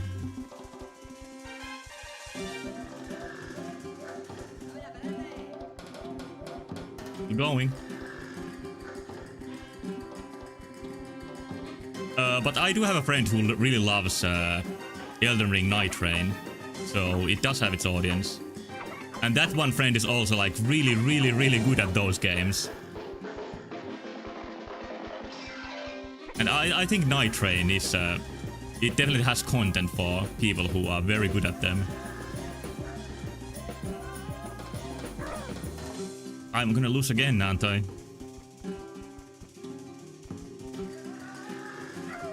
Yes, I am. Maybe I can shoot him? I'm gonna try. Yeah, like Dark Souls has lock-on, healing, like all those, like, baby gamer features. This game, none of them. While having all of the same weapon selection. No, rolling, that is true too. Welcome back, by the way. Arrow works. Does it put him back into, like, fighting mode? No. But they do work. It's just too bad that there's 5 of them. And pretty comical damage, yeah. But he seemed to have his own, like, AI routine for being shot with an arrow. So that's very slightly impressive.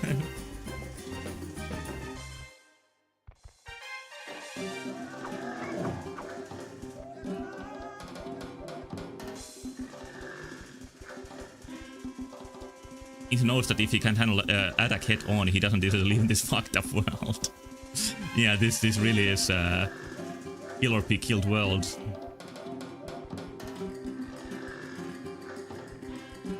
I'm playing the game with the D-pad, and I'm starting to feel the touch of the D-pad on my fingers. And by that I mean it's starting to hurt my finger a bit. Did I say that? God damn it. Oh, there's a lot of damage.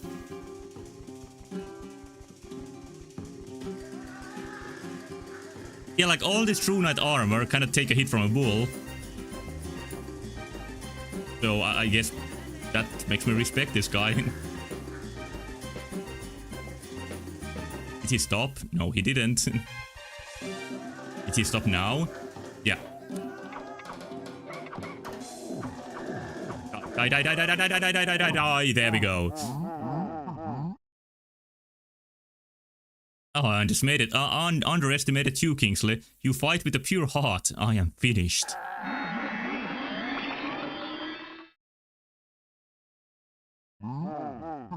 And he was a rabbit. That's how did Kingsley know, like, his alternate name outright? Like, he called him Judas, but he's actually so Rufus. Maybe he's like Judas Rufus or something. Oh, my head, Kingsley, you have broken Bad Custard's magic spell. Well done. It was nothing, don't mention it. Oh, Kingsley's even, like, flustered that he actually had some trouble here.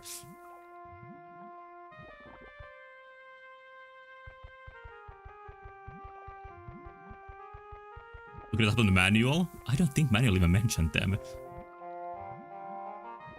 Ever speak of this? Yeah, like he slipped the scene of the crime very quickly. I'm not sure if I can access the next boss fight, so I'm gonna go to the dungeon next. I maybe can, but I think it's better paced this way. And there's something interesting about the pacing of the next area.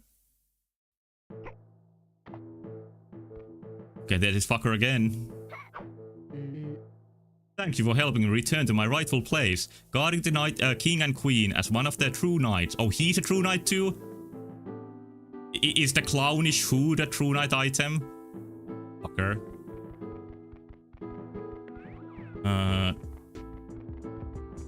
This, I think, is the final area. Not final, but area of the last dungeon.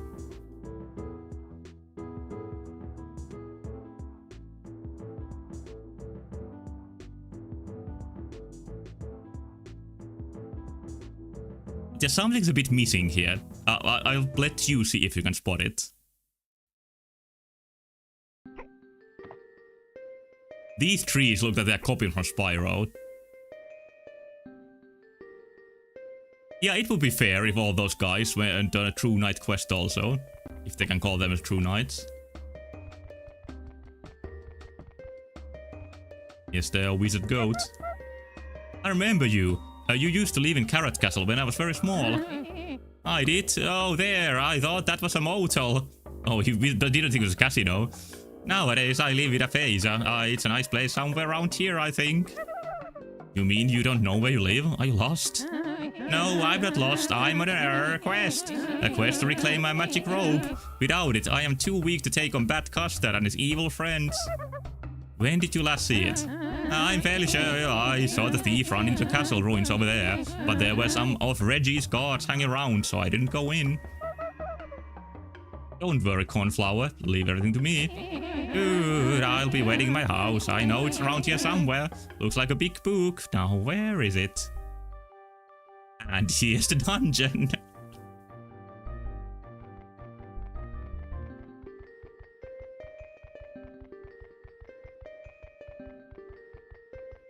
Let's see how long it takes me to get there.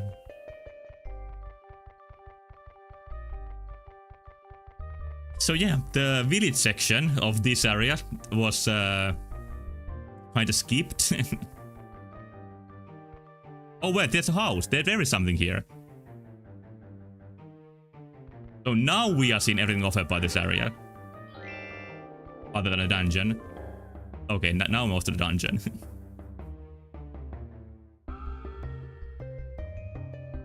Song sounds like kind of song you'd hear in the Super Mario World ROM hack.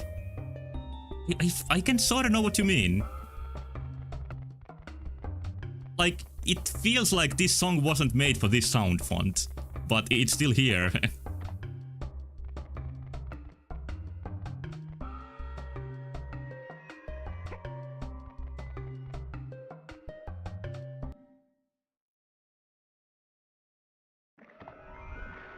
And from what I read, this castle has a lot of like cut assets that are never used anywhere. So I think this is the part where the game gets really rushed. Although I think this place is also like a decent dungeon instead of just a couple of rooms. But the lack of village section here shows to me that this is not quite what it's supposed to be. Like, for the longest time, I thought that for this area, you are just gonna access the village after you beat the dungeon. But no, there is no dungeon here.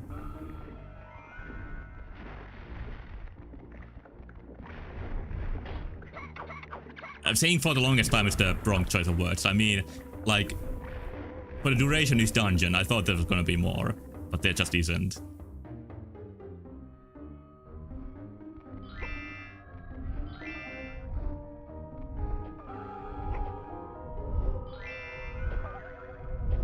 Maybe this place also lacks a little bit like personality. It's a very basic dungeon aesthetics wise. I do all this and in the end I just need to fall down and hurt myself. While a scorpion comes at me. Go die in the slime.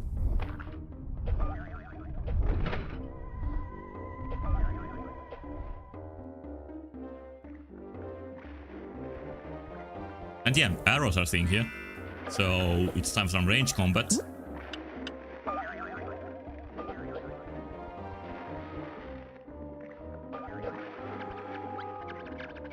Yeah, it's a little bit awkward being this low.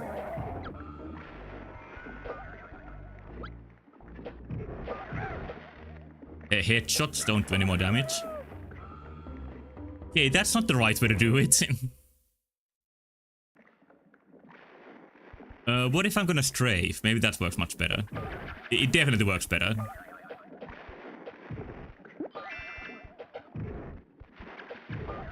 And they are nice in the same like altitude as me, so strafing works just fine here.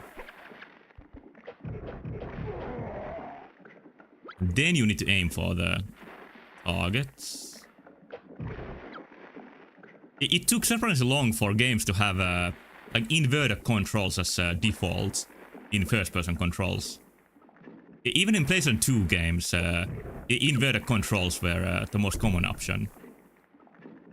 But after that, I think they have remained as a thing you can change into instead of the default. Hitbox seems to be even with the wall for some reason. Yeah, there's something weird going on with it. Like, it looked like I was hitting the wall, but no, I did hit the enemies.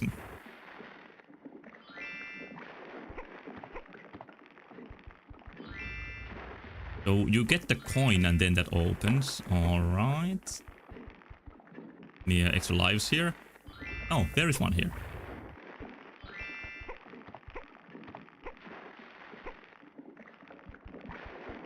And music just plays once and never again. Oh, never mind. Here it started again. It sounds a bit like the lab music track in Crash Bandicoot. And I think Crash Bandicoot would be a great retro suffering game. But it's not gonna be the next one. I think the next retro suffering, which I mentioned is gonna be a difficult game, is actually gonna be 5 difficult games. I might change my mind, but right now the concept is that I'm gonna attempt to play Toho 1 to 5 and complete all of those games I can.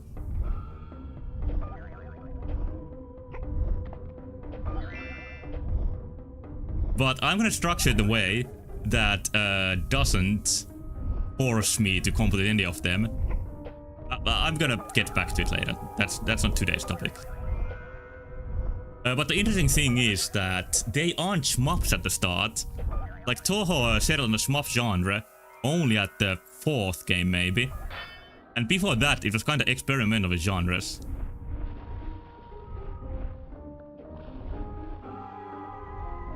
And I think the first 5 games released within like 2 years. They were made really quickly.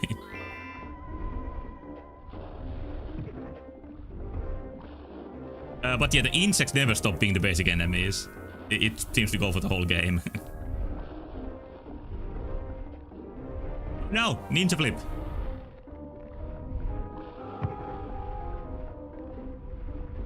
Like a familiar melody in a way. What's the first game? The first game is a Breakout type of game. If you speak of the Toho series.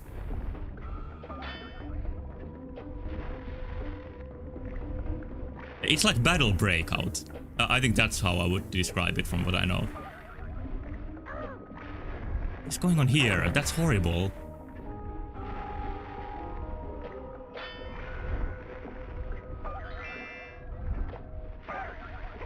There's just hearts here, but no, nothing else. So that was a death trap. I think it's just for gaining ammo for this one. So I better not miss here.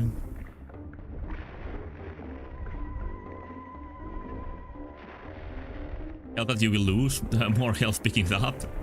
Yeah, like it was just like 0 sum in the end.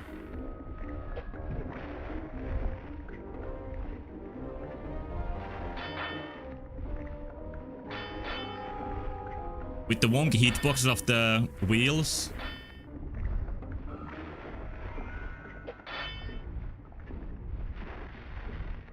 Is there a point? God damn it, I'm blowing it. That's the point. This is the one. I saw it through the matrix. Right at the end.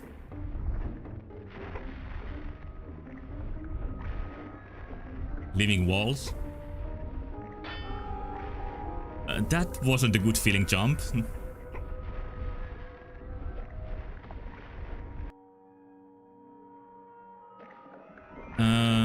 So that's just the way forward. In a way, this is back to the first dungeon design in some ways. Like things shooting at you and there being nasty platforming.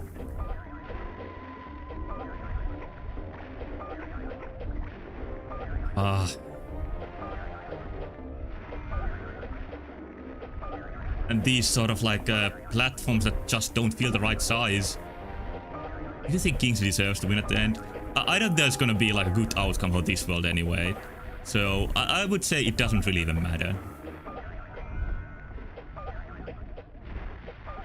That's the type of game this is.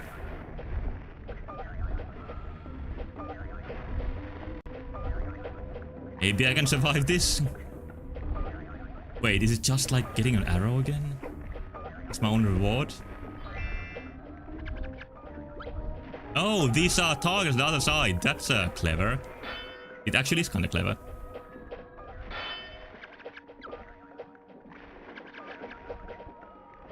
Yeah, this is one of those like worlds that were fucked up by default, just like in From Software games.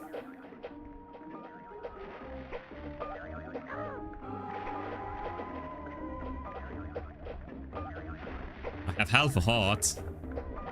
So no more room for mistakes.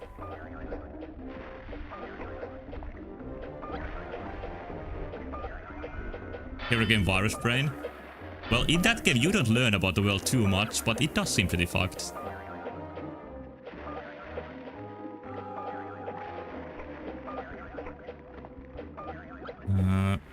Well, what else to do here? Could be something.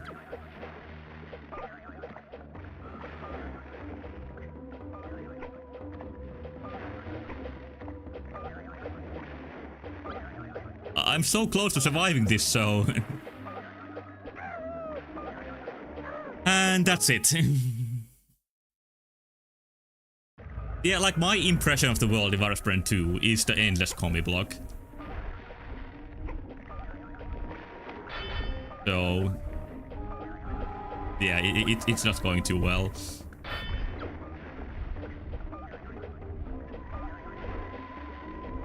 Originally the game's setting was an island, but I don't know if it's the final version. Like the setting changed a little bit during the development.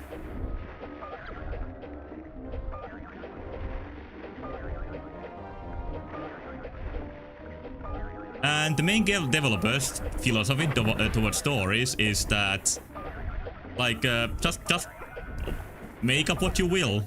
There is no, like, right or wrong answer.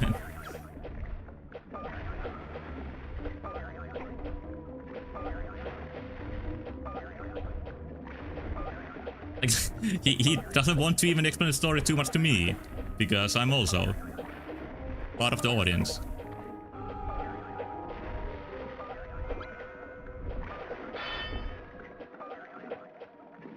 Okay, oh, now that opens. I see. It opened like a doom wall filled with enemies.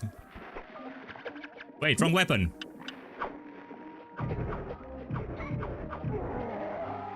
There we go.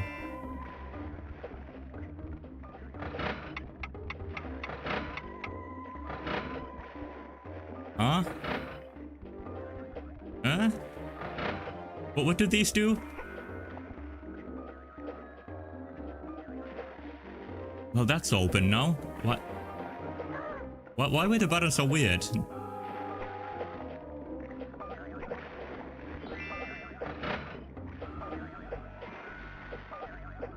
Okay.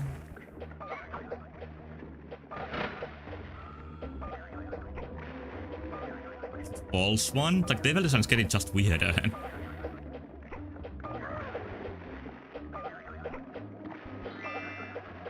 So does this just close the gate too? It's like for the prisoners to lock themselves in to really prove their shame that they volunteer to keep their cells closed. Part of the punishment is that the button's right there. Yeah, I think I need to push the last one again.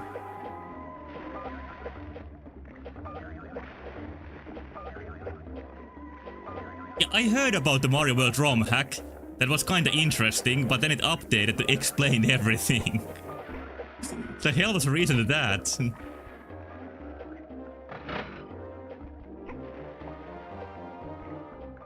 Like, it is the whole postmodern reading of art and literature that,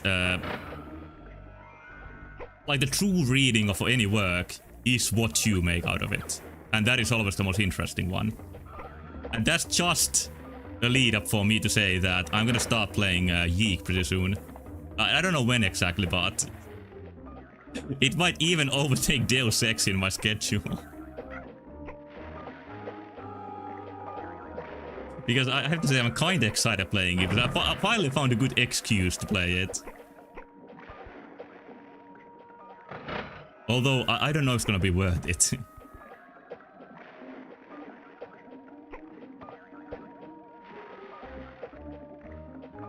It felt bad that the old version was edgy, so they made it cute with talking cats. That doesn't sound too based. That sounds lame.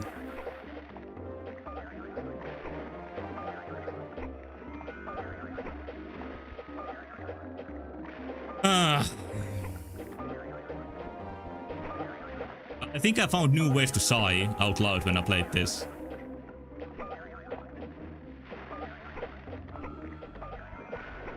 Hey, so what is the right button? Is it this one?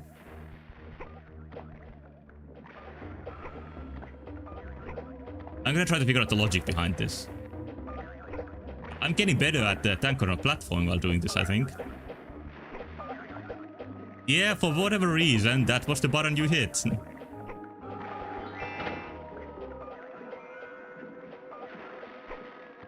Now we can continue.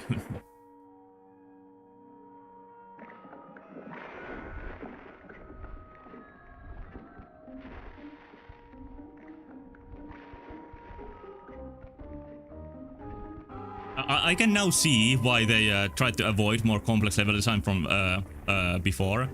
Because I don't think this team has any idea how to do level design. Hey, those look like fun platforms. I'm ready for the fun. It adds to the fun that you need to go back and forth.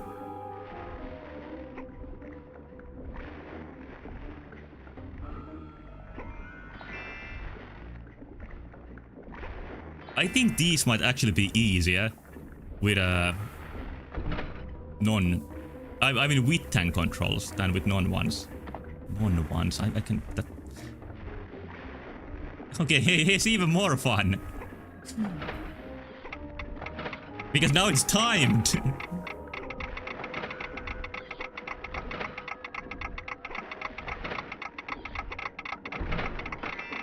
Alright, I somehow did it.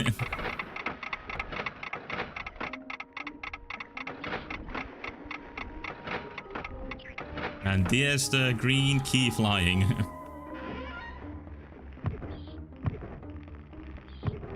Love these chests.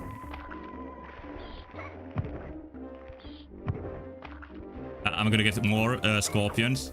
I would love to get more scorpions. Just crummy coins. Oh, my coin. Alright, so it's flying, so the one implement that we are gonna need should be this one, with one arrow. I fear that it's gonna make me suffer if I waste this arrow. That was not a bad noise. Oh, here's more arrows, never mind. It's also fun how you waste an arrow when you try to push the button that never works the first time.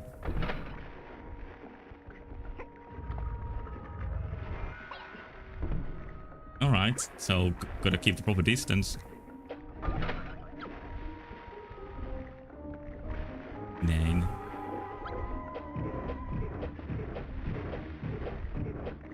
The arrows really aren't very good for No, never mind. That was pretty good actually. What about this one? You need more arrows for that one. I think it's easier for me to just get more here.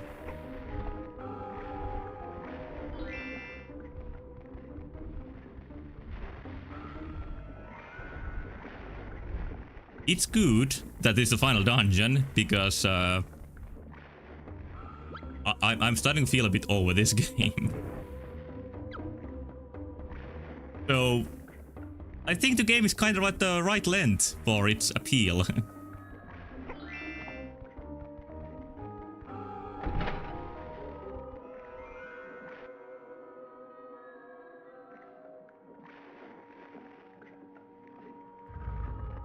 But I don't think I need to make this 2 sessions. I am gonna complete the game tonight. Okay, new way to have fun was unlocked. Wait, is this a doable jump? No.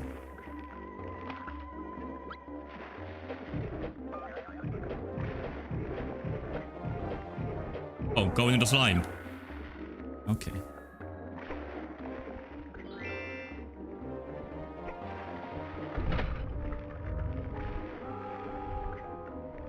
It is more complex now, but once again in kind of an abstract way where there's just more like things that go up and down.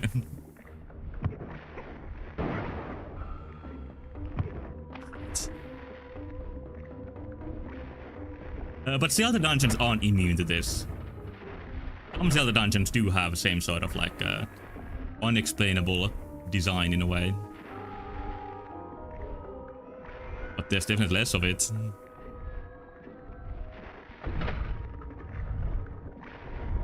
Okay, maybe this makes some sense. Like now this platform is here, so I can make my way across while this is going on. Okay, it's not too bad. Maybe I complain too much. But yeah, this is almost as square as a dungeon crawler. Although those are even a bit more square than this. I haven't played it yet, but I got Labyrinth of Galleria from the Steam Winter Sale. And I like Labyrinth of Refrain quite a lot. Like I said before, the gameplay is kind of weak, like the battle gameplay. But it has really good dungeon exploration and a good story. And I've heard Labyrinth of Galleria is better at the start and much worse by the end. Like apparently you can really clearly see the point when they ran out of time and resources. Kinda like this game.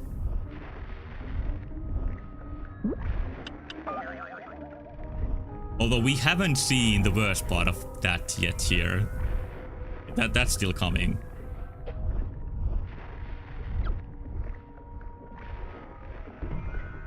I don't even know what's happening right now. Why is the statue moving? What function does it have? Now there's fans blowing me in.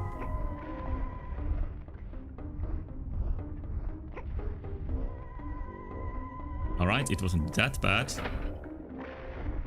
And now the statue reaches the end.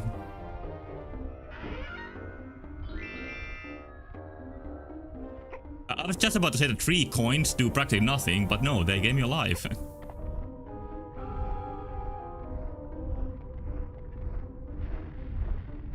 And gaining a life in the internet age is easier said than done.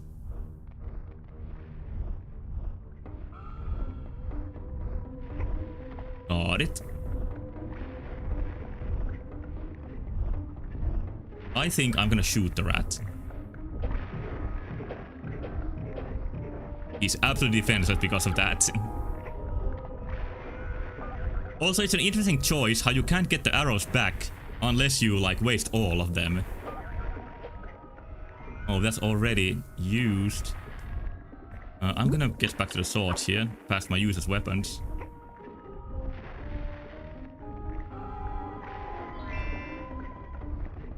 The statue moving here just had no function at all. Oh, now it's alive. Okay.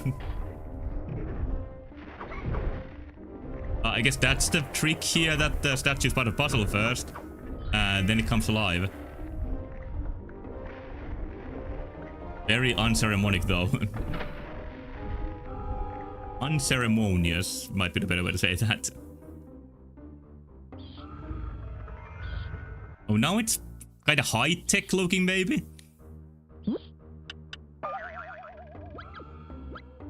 Definitely different aesthetic. I think the idea is to shoot the bat while it's above the target. Yeah, that's what's going on here. It's just too bad you can't see the target and the target of the bat at the same time. Yeah, here. Oh, God damn it.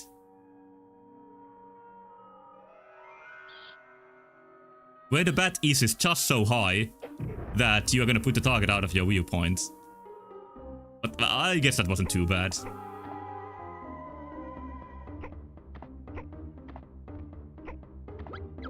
Wait. Yeah, and the ending where a race is like that, it's kind of cool. That wasn't a bad part, that was actually a pretty cool part. Okay, time to waste my arrows, which is not that cool. But this jump seems a little doable.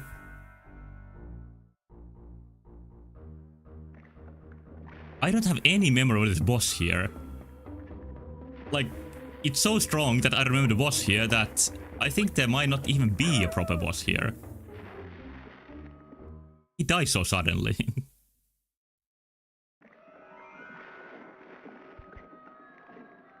There's arrows and there's arrows.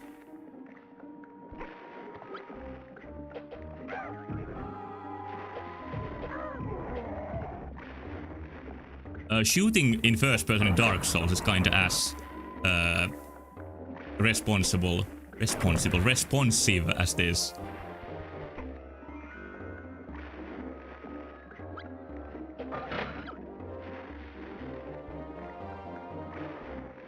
In many ways, like Dark Souls and even more Demon Souls, like they are kind of old school and janky games. But there is something about them that made them break through to mainstream.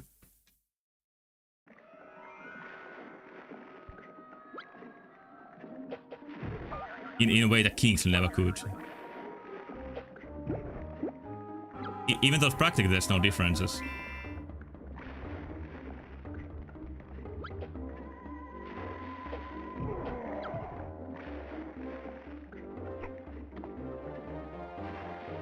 I wonder if the vocal sound that plays while you strafe into slime is inspired by similar samples in some Zelda temples.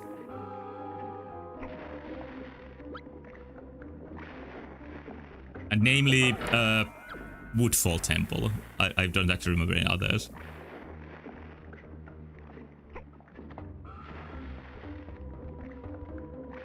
But Woodfall Temple is probably one of my favorite Zelda dungeons of all time.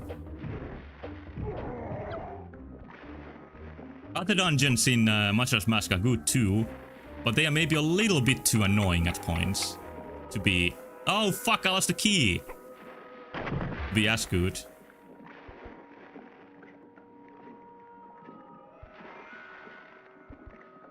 No Snuff's Castle. That's a true classic. Nothing really here. I used to think that Stone Tower is my favorite Zelda temple. But when I replayed it, it sucked. No, I mean it wasn't as good as remembered. It was still pretty good. But the up and down gimmick isn't as complex as I remembered. It's actually a pretty simple part of it. How do I get out of here? Maybe I shoot something? Yeah, like this platform here almost prohibits me from going over it. Take it to sword? I doubt. I can try. I don't think they had time to test here too much.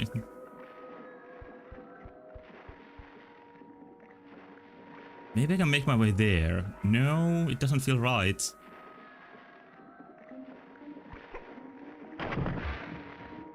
I guess I'm just gonna die. That was a strange trap.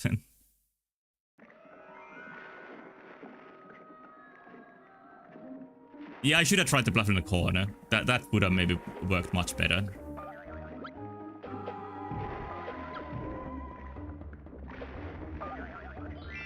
Dying is a form of movement.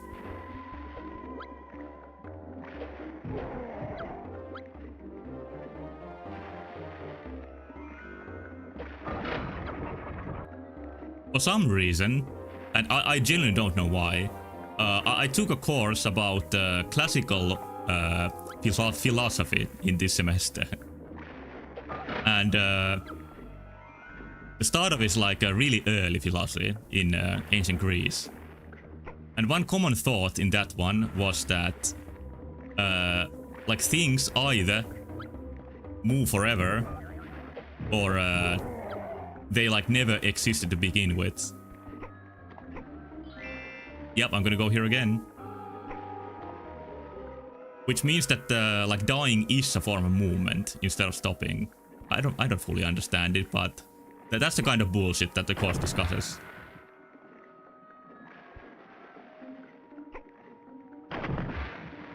The fuck? I really can't get out of here. I think the most famous version of that is Zenon's paradox, where like a runner, a slower runner, I mean faster runner, is always in the process of catching up with the slower runner. So logically, he can never actually like pass him because the distance keeps getting smaller and smaller. But like, how is it possible that the situation changes? It's like way before physics. It doesn't take physics into account at all. It's just people trying to think through their way through like a world without any actual tests. Testing for science is much a newer thought than just thinking about things. But because of that, it's like really impressive that those like ancient philosophers could come up with stuff like atoms and the world being round just by like thinking about it. But they were the ancient nerds. There's definitely something wrong with them when you read their texts.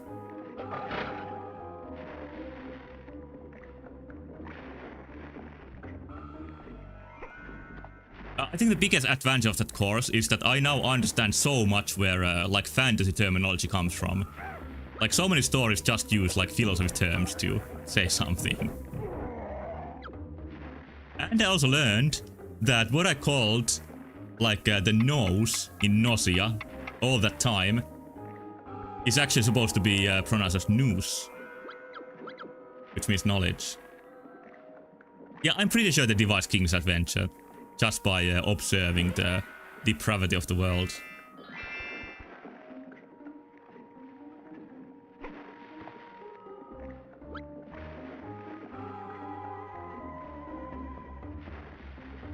Because I've all went well to the end? Yeah, this is all where it all led.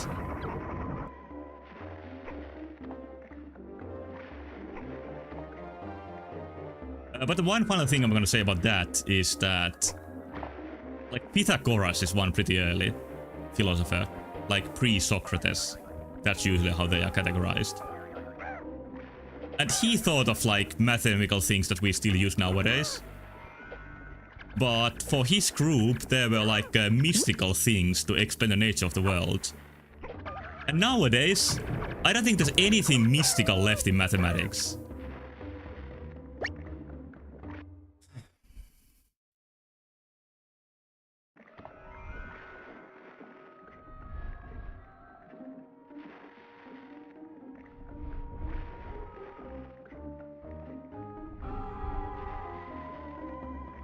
Oh my god.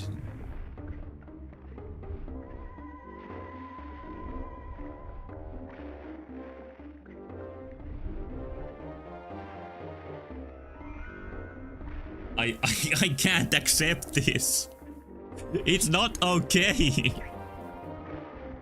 I don't deserve this.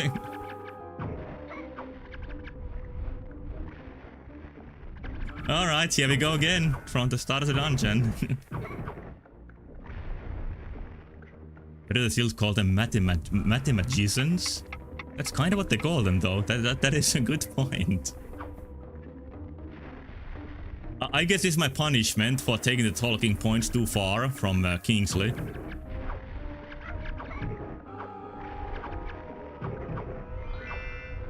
And yeah, it seems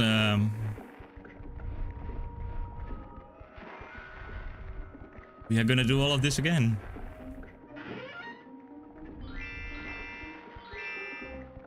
I didn't respect that room. Like, it was all about the lack of respect.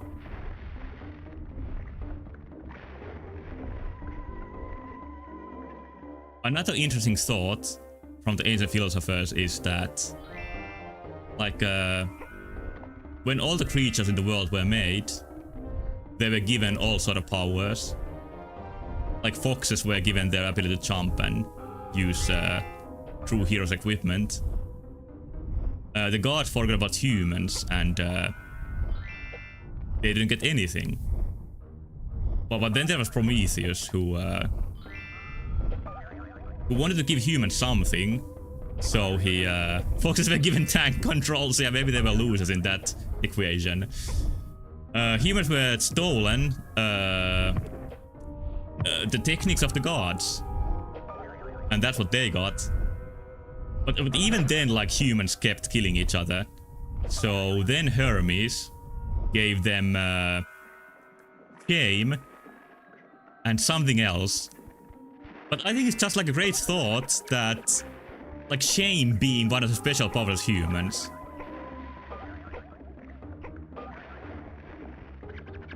Like, I think that developers should feel shame when this small room runs this badly.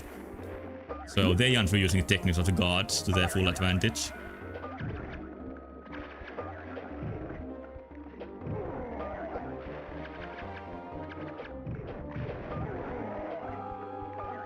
Humans got peeing standing up and indicates that they will let PS1 graphics. Yeah. It's not a great deal, but it's something.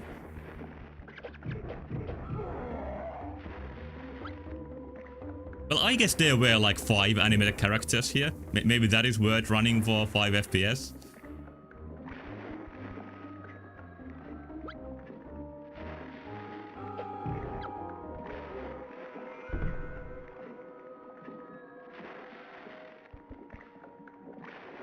Yeah, none of my progress about this dungeon stayed. I lost everything by getting the game over. I think I said earlier that that's not too much of a punishment, but I did feel punished and I got it.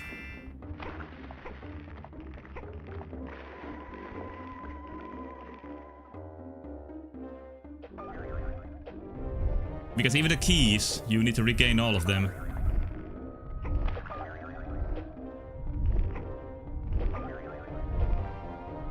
Add that to next Zelda? I would like add anything to give next Zelda some semblance of a challenge.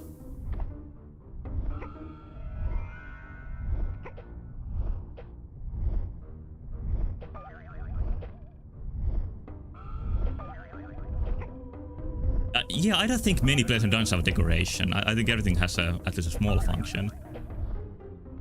Wait, how did you get up from here? Oh, I got confused. I think you gotta go to this side. And then this happens automatically, alright. And here's the hateful button puzzle. Next Zelda will be the title screen, press start and the ending cutscene. Well, there's the Sony patent about the AI that plays the game for you. So isn't that kind of the same? Just a little bit of waiting in between while you watch the game being played automatically.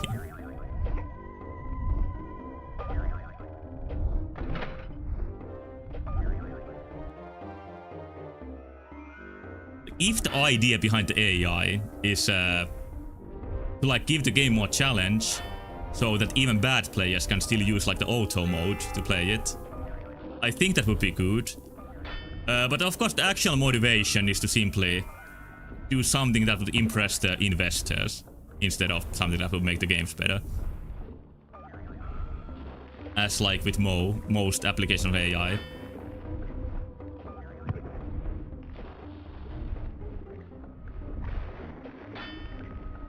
Really is the final step for those people that want every video game to have an invincible mode up in the options menu.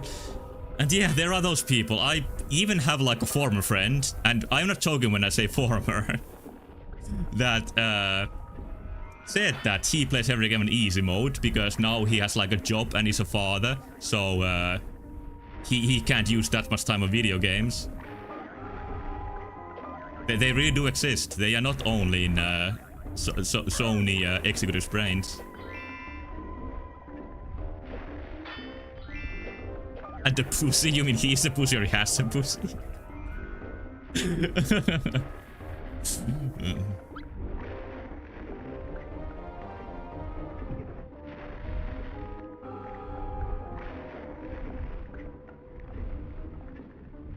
I think being a dad gamer is like the lowest evolution of gamer forms.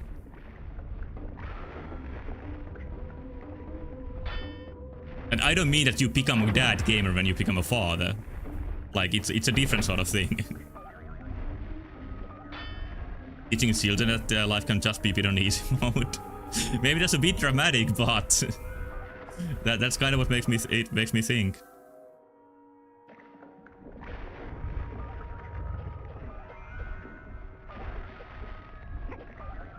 Like, it is in many ways like reading a summary of a book instead of the actual text.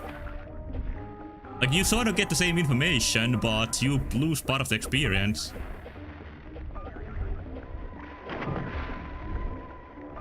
That's like, here, I would lose part of my experience if I died again and had to redo all of this. Prefer having difficulty levels over an easy game. Yeah, me too.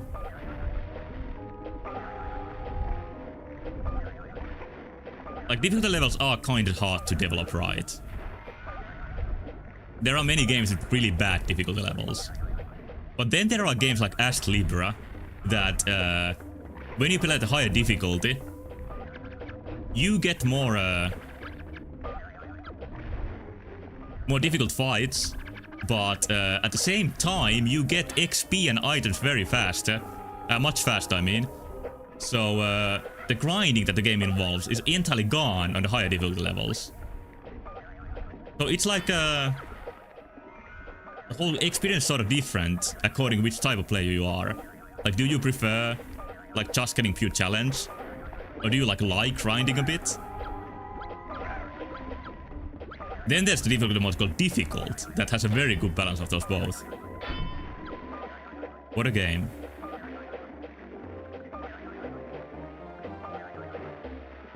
Yeah, like just enemies having more health and doing more damage is the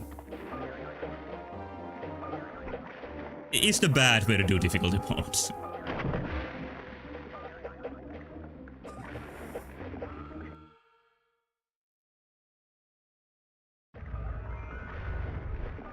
This year's when investors find out that AI doesn't make money. Well, it can't make money in every way.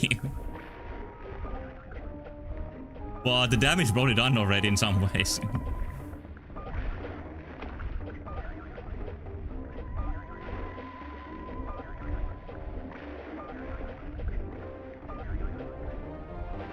Seeing to saw intimately cover 100% of the screen when you're in front of it explains why some game adds a dithering effect to objects. Yeah, it makes sense in many games. Ast Libra? Well, that is a 2D game, it doesn't really have to do that.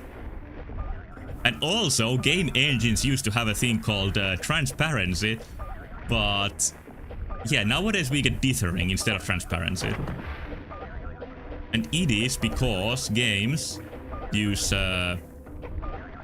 lighting engines that really don't work well with transparency. Like, transparency is gonna be a really like resource demanding thing in modern lighting. So that's why many games go for dithering instead. And I've heard people like going mad over the dithering, just like yellow paint sort of. I don't think it's really that big of a deal.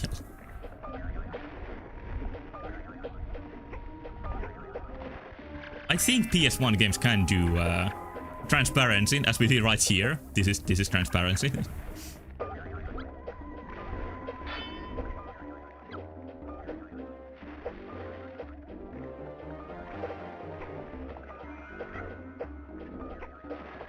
There's like a 1 millimeter on that platform where an arrow doesn't hurt you.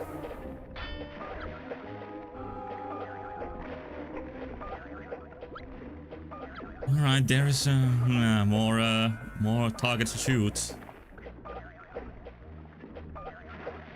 Dithering killed your parents during a Federation raid on a mining colony. I guess people have their reasons.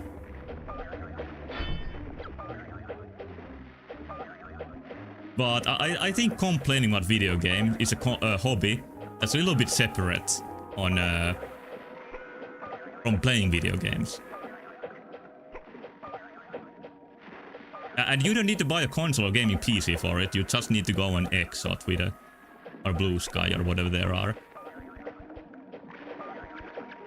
So it is cheap.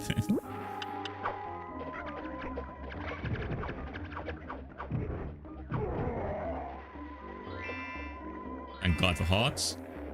I think the middle one is the one that opens the right way. Pretty sure it was that one. Does this part really need a like guessing game for the portcullis though?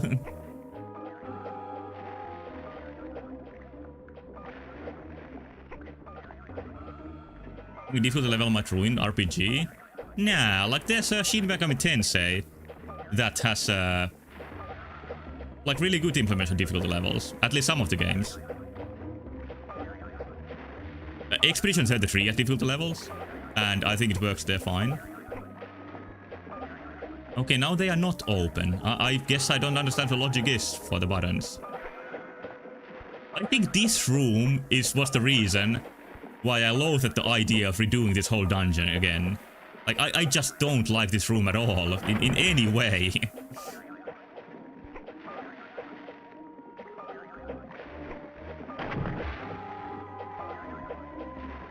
3.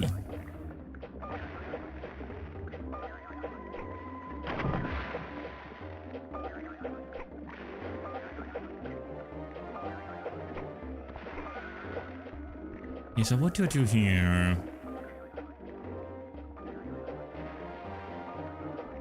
If you get stuck in place in an RPG, you can just level up. Yeah, but some RPGs have a limited level ups. Like you can only get like to a definite level within an area. And one game that has a really good implementation of difficulty in an RPG was Labyrinth of Toho 2. Because in that one, when you play in normal mode, you can out-level the bosses as much as you want. But when you play hard mode, the bosses have like an upper limit to the level you can be. So that way they can be extremely difficult, and they are, no matter how many levels you gain. I think that's like almost perfect level design, like game design wise. Maybe not what everybody would want in an RPG, but it really was a good challenge. Maybe even like a little bit too much of a challenge. Because I couldn't complete the game. Have you considered pressing the power button on the front of your computer? Well, for me, the power button on top of the computer. And secondly, I have considered pressing it, especially when I got the game over. And this music is probably by far the worst in the game. But yeah, you gotta listen to it here. That reminds me, you don't gotta listen for it. Do you have any music requests? I can do anything here. I want to listen to anything else.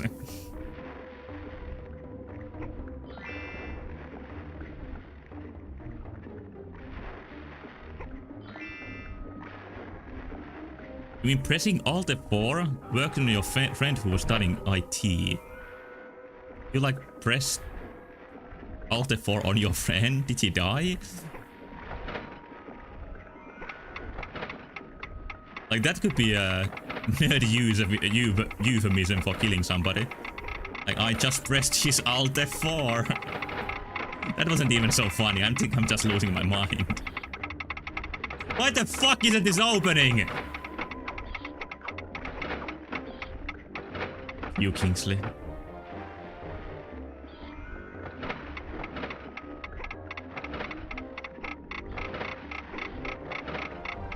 Oh, song request. Now it opened. Let's take the request. Until I make some progress.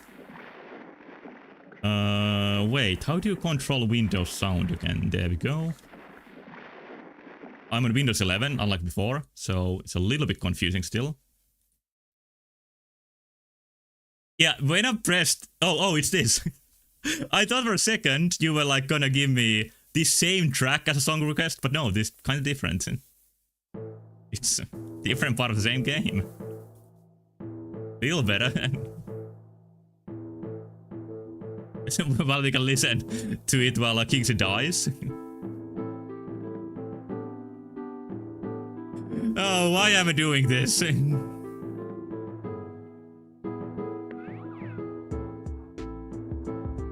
It took a long time to come, but the retro suffering despair came really strong and fast with this one. Oh, okay, better explanation. My friend had an issue with the game and I told him to press Alt F4. I thought he knew it because he finished his IT degree. I guess you don't have to learn that at any point. You can learn the program in Perl, but you don't have to learn what pressing Alt F4 does. Lucas Guy thought me the shortcut to take screenshots on Windows. Like screenshots you can resize.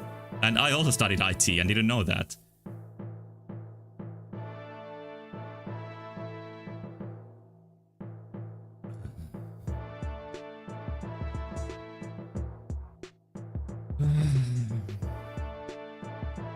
Back we go.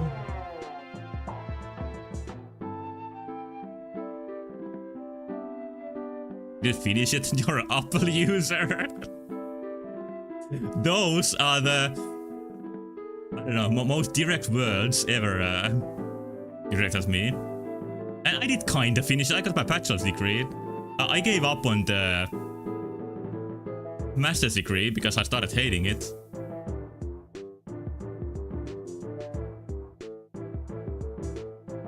Same feeling I feel right now.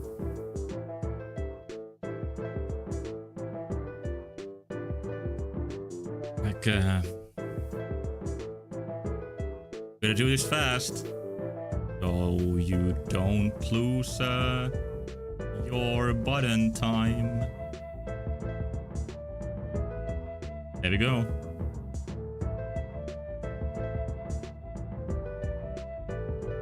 I was thinking, are there any video games of Apple users, but there is Aladdin video game. I think Alan is an Apple user in that one.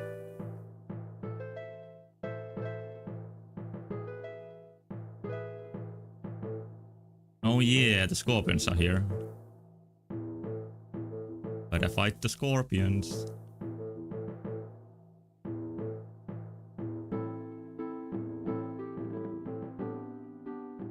Then kill the bat. If it shows up. Okay, next song. Not this one. Oh, we got like a high resolution Woodfall temple. One of the few things I remember as an Aladdin game is that you can throw apples. I think the throwing mechanic was all really bad, right? Yeah, like many games based on animations, the game has really long animations, and it just makes the game worse.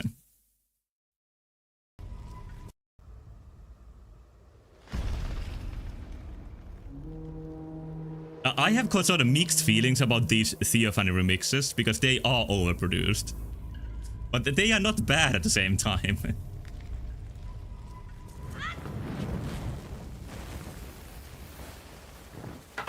But I wouldn't want my my Zelda game soundtrack to be like this.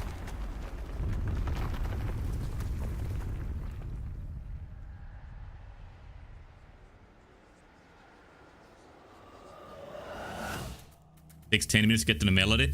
I think they are composed like movie soundtracks that often have like the ambient part and then like the melody part, so they can choose like which parts to play at which points of the movie. So I think these are composed like in a similar way. Like a 2014 movie trailer. It does have a sort of like a not retro, like a sound from back then, let's say. But I've said myself, it's different, it's retro, so shouldn't that make it retro?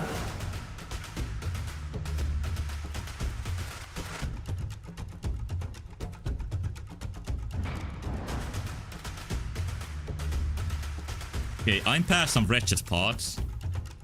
I just need not to die in the room I died in.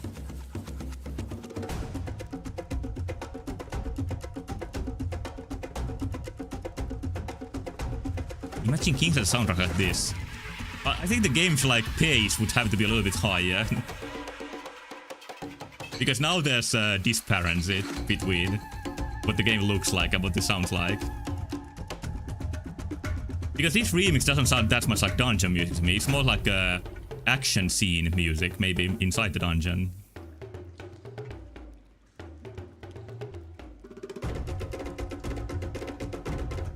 But this is the original rhythm, used in a little bit of a different impression, so I guess that's a success.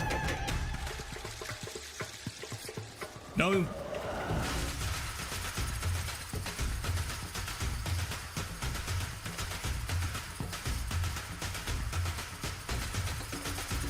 Quite easily enough. Kind of it's... Yeah, like this is a harsh situation. It's just that everything happens so slowly. But yeah, these are hard for me too to take seriously. They are quite a lot. But there is one really corny Majora's Mask remix I like. Maybe I'll play it at some point. But I'm gonna play Nexus Request first.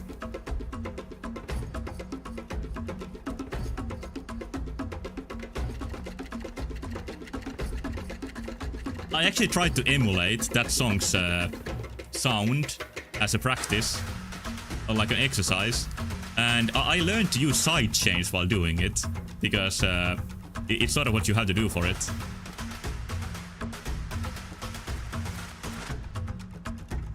And for the next soundtrack I'm gonna make, I will attempt to make use of sidechains,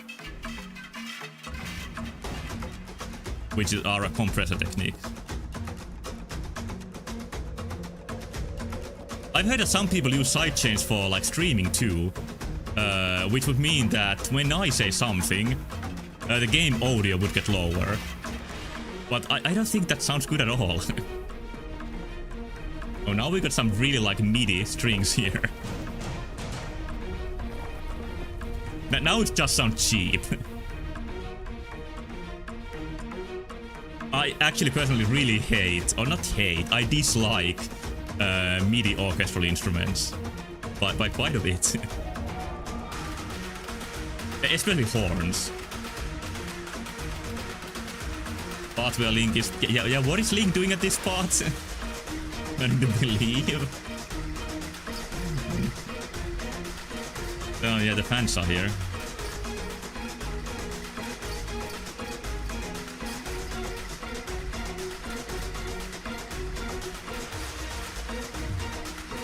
Yeah, now the music fits.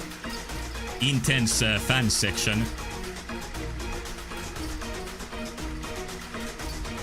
One wrong move, and Kingsley's gonna be a melted pile of slime. Oh, we even got the clock here.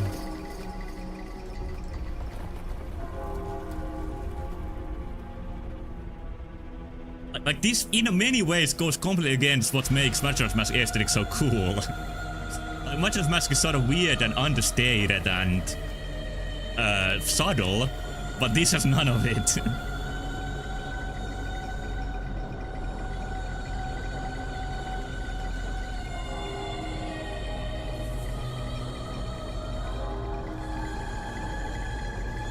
But you do hit the clock sometimes while you're doing dungeon.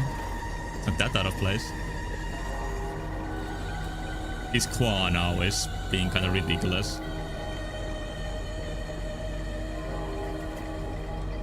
Don't kill me, rat. And this statue comes alive. Is there a way for me to survive? Get an extra life with these coins. But no hearts. Maybe I can shoot.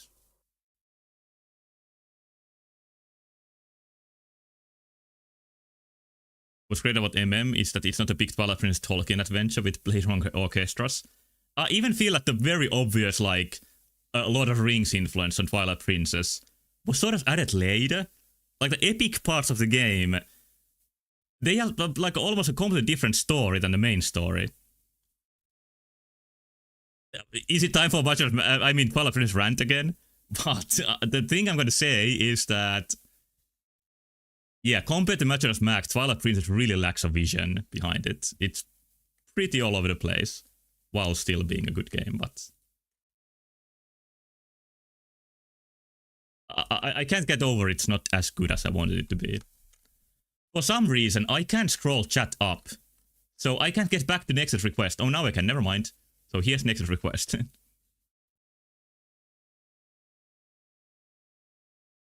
It's remastered. Let's see what this is like.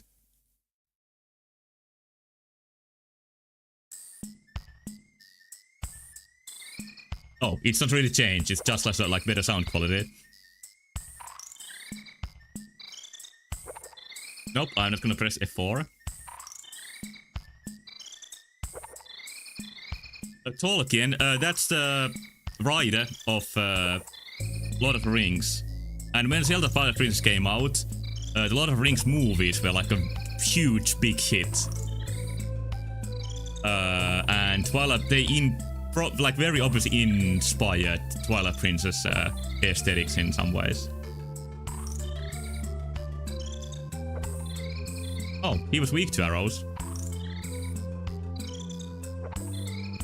This music really fits the dungeon, with a slow rhythm and slimy sounds.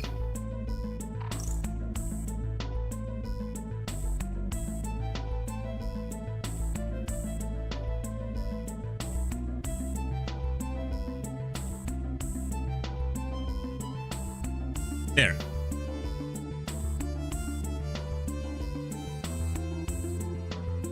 Oh, David Boy's melodies are so good.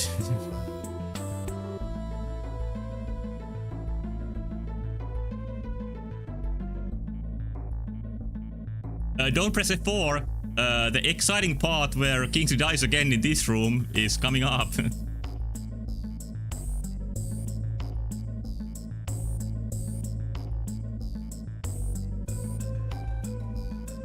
I'm not gonna take any unneeded risks here. I'm just gonna survive. And then we can see how close I was to the end when I got the game over.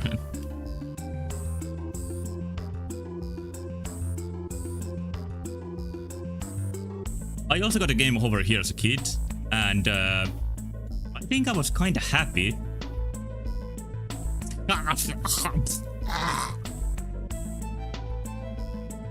Because back then what it meant was that there was more game to play.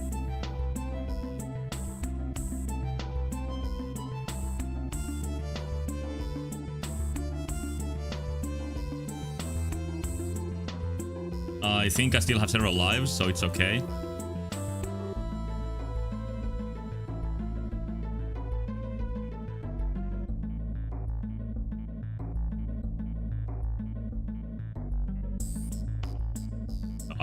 Rat, please. Can I get the key like this? Can I get it? Like, in what game can you get items by shooting them? There is some game where you can do that. Yeah, that was a good request. I'm now gonna play my corny Majora's Mask remix that I promised. Zelda, that's not quite what I'm thinking about. Like, it's just shooting the item, not really anything that should get it for you.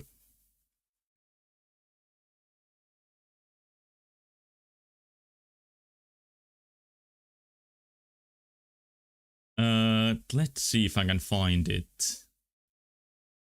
I think it's this one.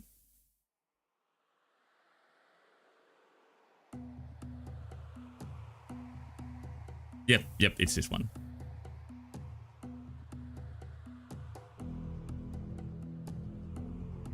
It's from the Stone Tower Temple music.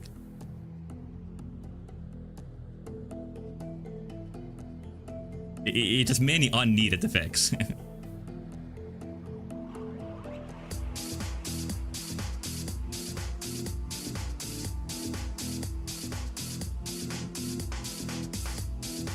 These rats are the one that murdered me earlier. I'm gonna avenge my previous life and...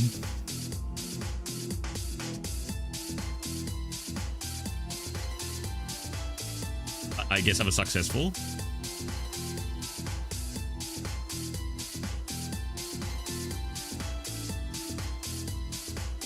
Was that what I needed to do?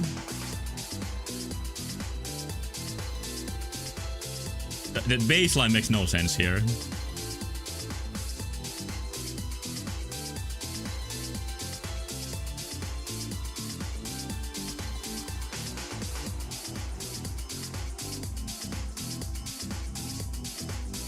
Bollock.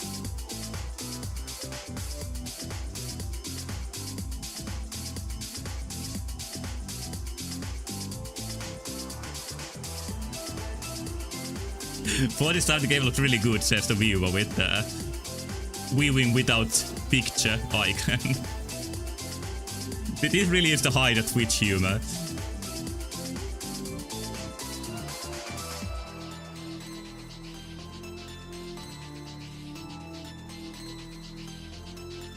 It always just works.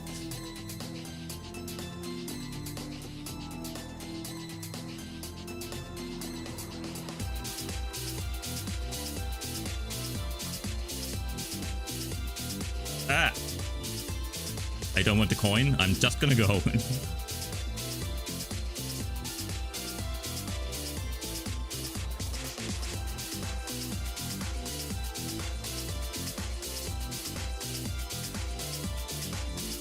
Almost at the end. Any more song requests? Because I think this is ending soon. Damn it.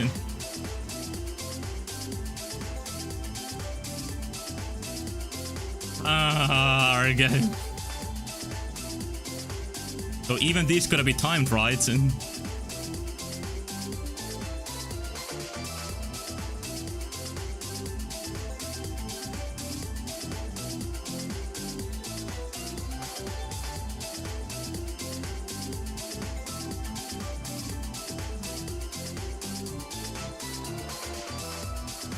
Yay, Scorpions.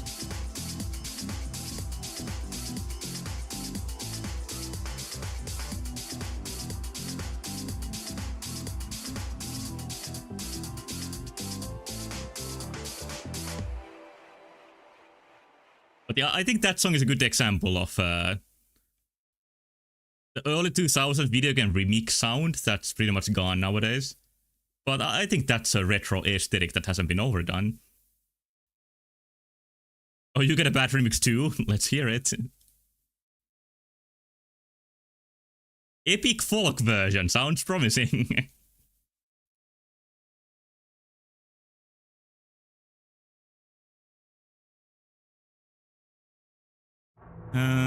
Do I shoot something?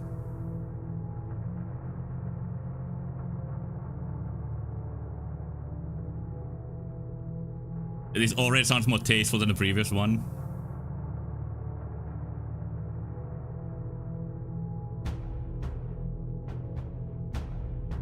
I'm not sure what to do here.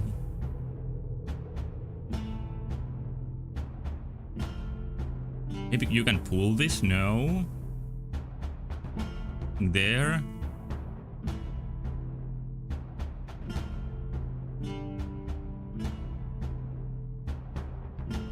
I'm running out of ideas. You can't jump there. There has to be a hidden target here somewhere. Can't think of anything else.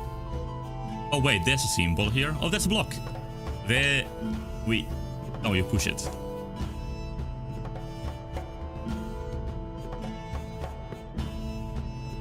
This is not bad. It's really just the folk version of the song.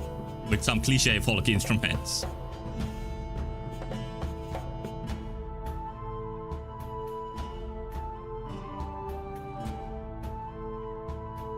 But I think it's really hard to remake old Zelda songs without like the Koji Kondo's midis and samples. The artificial sound is part of the, well, part of the sound.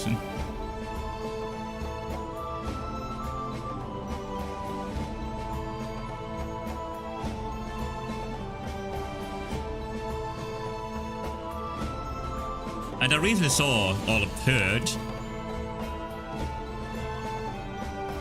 Yeah, I made a pretty epic jump with the song at the epic part, and then I'm gonna die to rat. No, I'm gonna shoot the rat. I'm gonna survive this.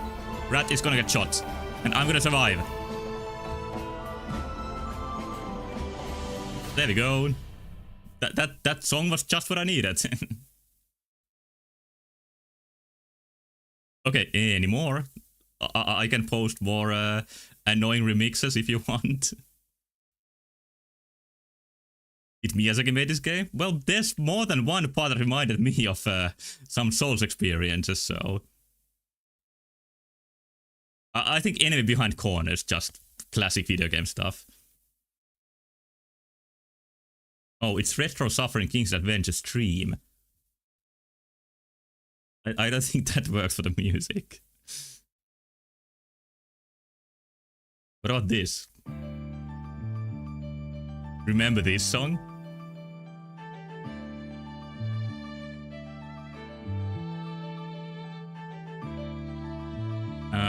Okay, I don't think it moves from this side.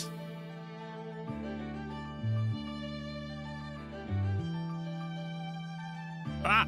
Made it. Ah!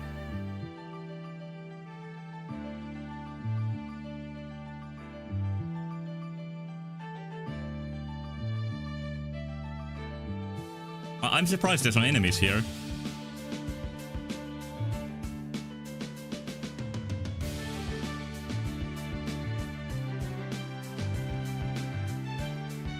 Alright, no further pushing for that one.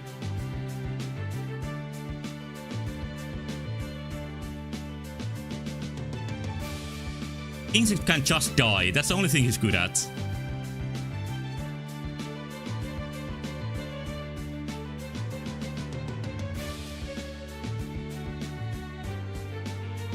But this song is the theme of Fatal Labyrinth that I played last time on Retro Suffering.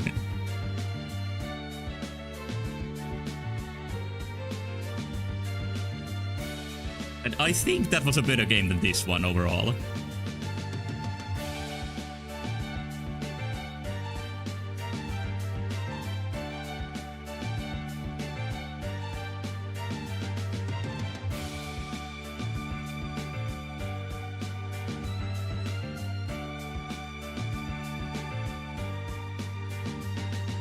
That Peter near the enter dungeon.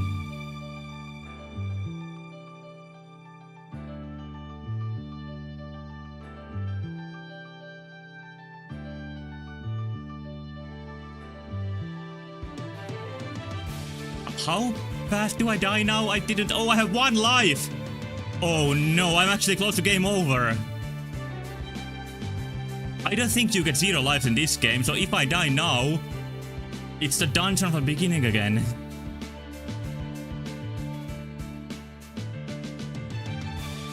I can't sleep now. Oh, no arrows.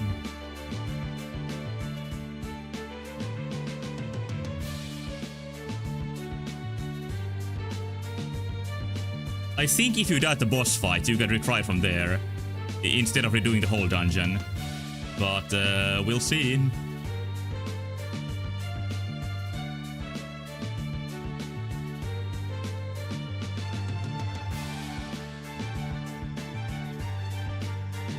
Be extra careful.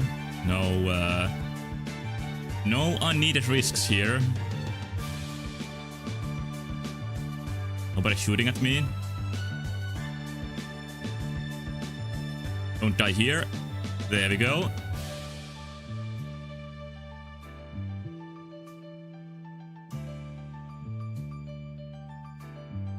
Hey, there's a rat. I don't have any arrows. So, try to fight defensively.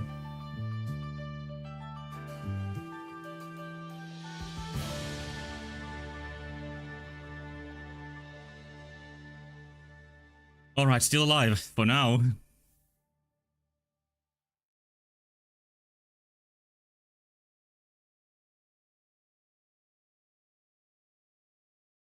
Silence. Silencio.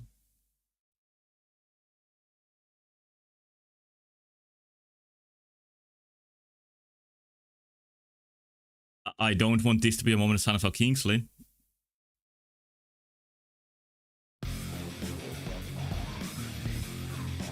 I guess we're gonna play this then. I think I mentioned Shin Megami Tensei at some point. I'm dying! Little loud.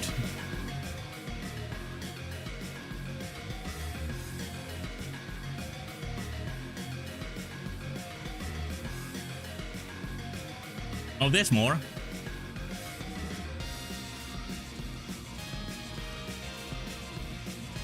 I think this is one of the best boss soundtracks in video games, but it's not a song request, so I'm gonna play a request instead. And it's also not fitting.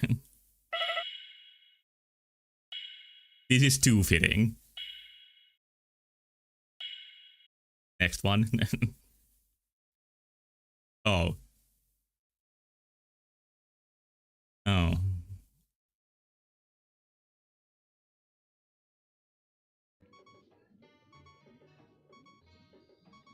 Good music for it too.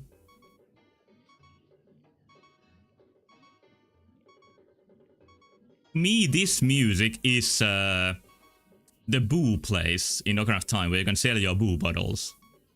But it probably plays in many other places too. There's a rat too shooting at you.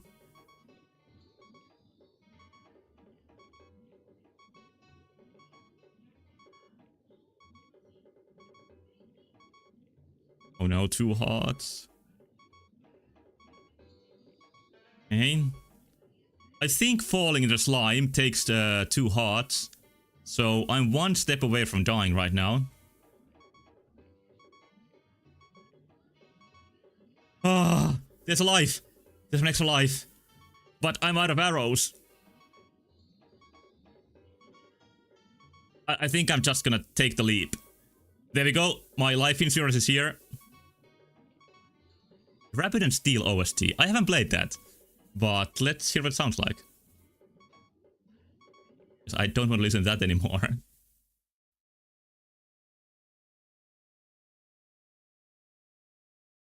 I'm not sure what to do with this fucker shooting at me. I guess I'm gonna die. I think I'm gonna die in 3, 2, 1. No, I didn't die yet. This music should fit for my comeback. On the jaws of hell. No, never mind.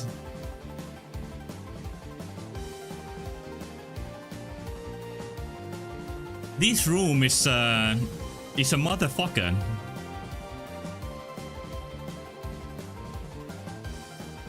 At the state of a comeback, yeah. I like to say words that I don't. I shouldn't be saying.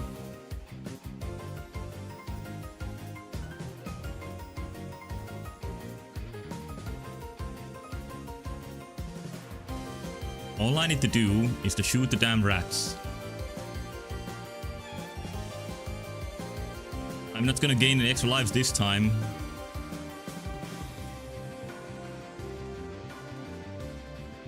This sounds really good. Maybe I should play this game.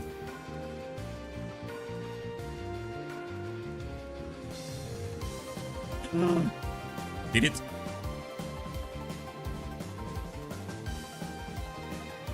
Ah! I got shot. I got shot.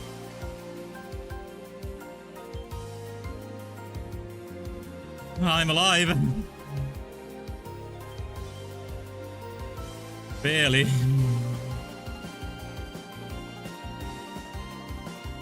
Yeah, I don't think the rats even should be this good at shooting. It's kind of annoying.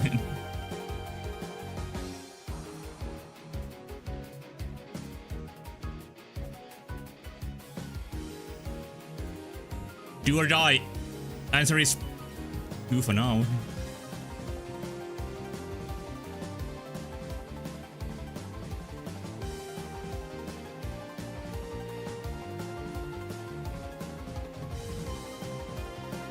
Okay, the strange rope was my hero and savior.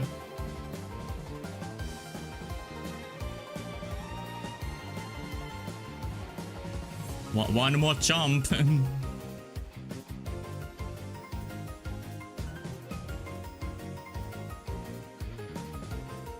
There! It wasn't the last one.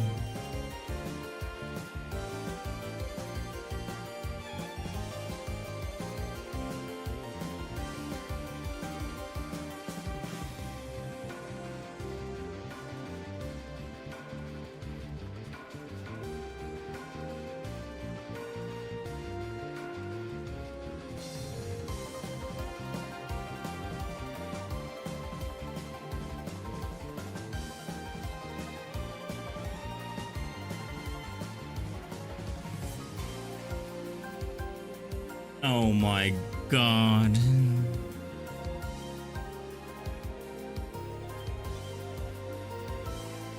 Why is that room like that? Like that's too difficult. That's unfair.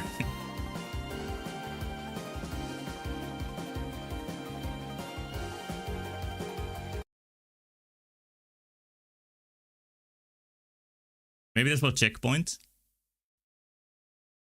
Like there could have been a checkpoint in the middle of the dungeon.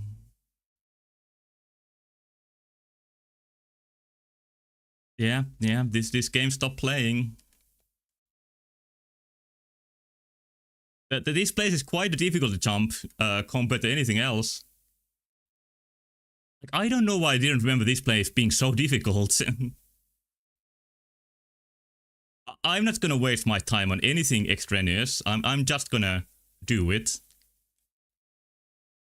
I'm not gonna rush either. I might have rushed a bit there.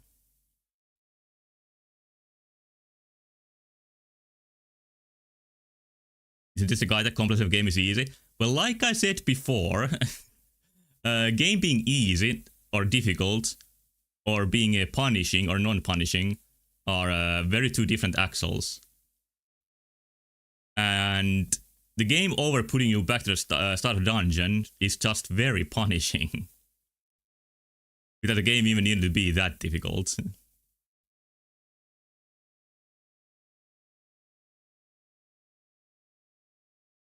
I think a good example was comparing Nine Souls and Hollow Knight Silksong. Because Silksong is the punishment, and Nine Souls is the difficulty.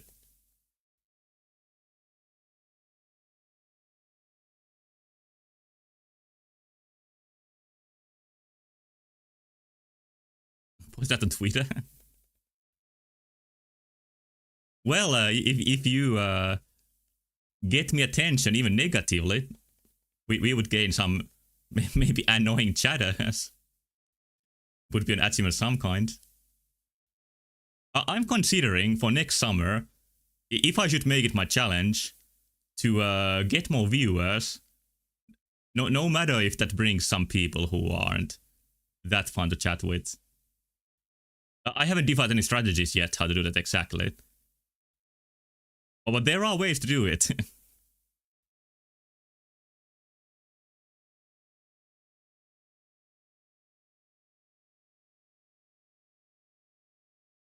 All around bad idea.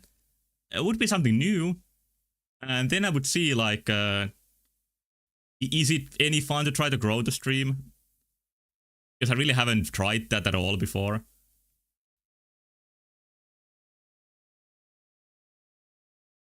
Even if you play Dishonored or Steins Gate. Well, one thing that's kind of needed is to play something more popular.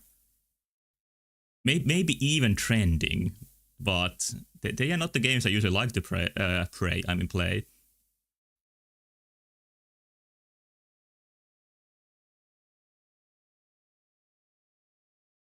Also, I guess I decided to play without any sound for a minute. Oh, here we have one.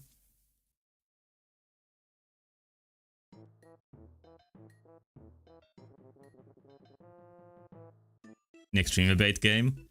Yeah, and there are those like current multiplayer games. Like I could be playing Arc Raiders right now.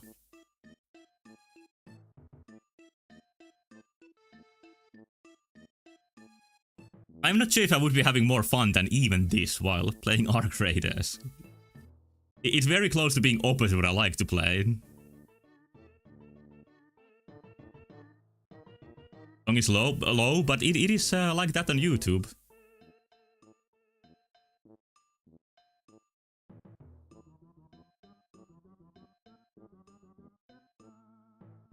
Arc Raiders is good. I'm not saying it's not good. It's just not to my taste, probably.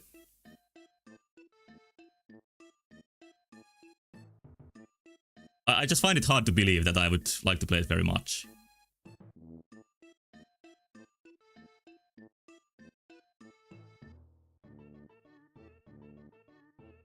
Yeah, like YouTube videos don't have any consistent sound level. It's not a part of what YouTube does. Yeah, send me some bass boosted one next time.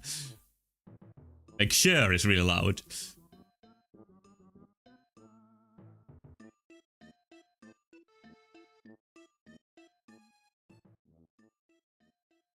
I can't believe I'm back here. The annoying room is gonna be next.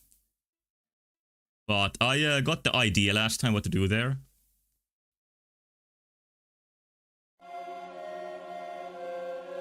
We get some sudden golden sun.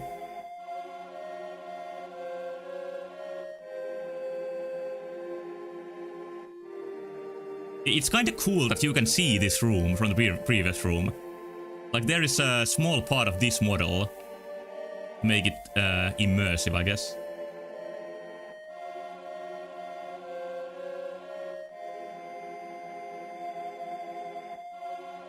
So any death I experience here is gonna be a really bad idea.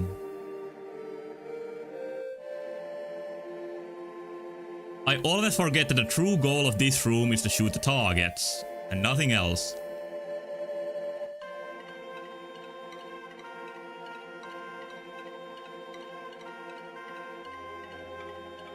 I think this song fits the sense of loss I felt when my previous attempts were just gone, with nothing to show for them.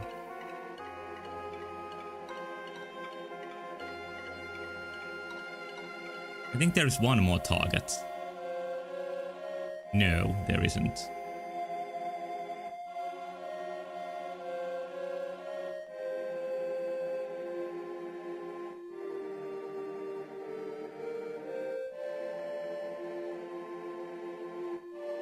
Just rats. These are the ones you can even shoot over the wall like you can the ones before.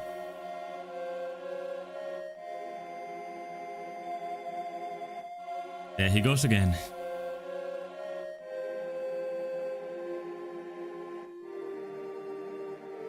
Well, now I can at least shoot the targets in time.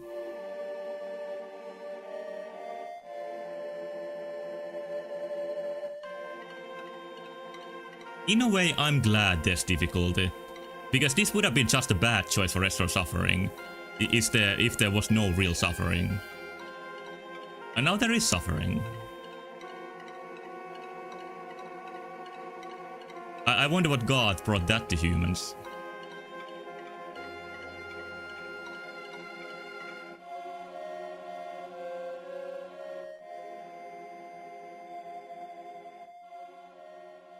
Yep, I still hate this room.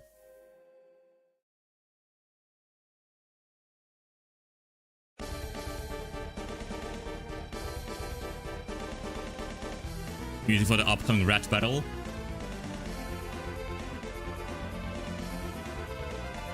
I didn't want to lose all my ammo yet. Oh fuck, ah, he's dead!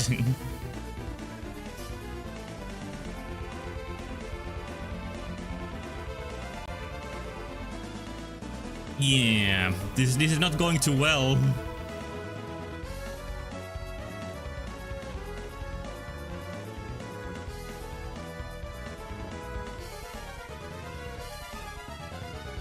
Oh yeah, shoot the targets, but I don't have any arrows. You can't even do it.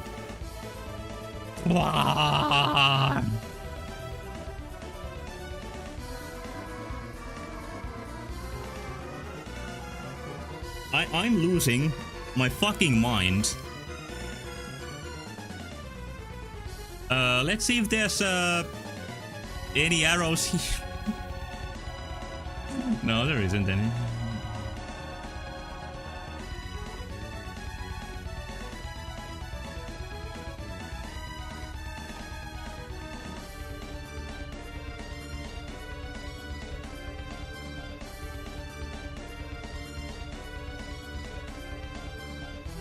This jump I done so many times. Why is it now difficult?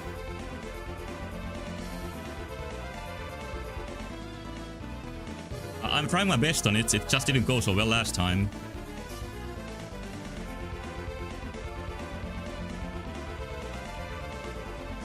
I'm not out of hope. I think despite losing a couple of lives here, I can still do the rest of this.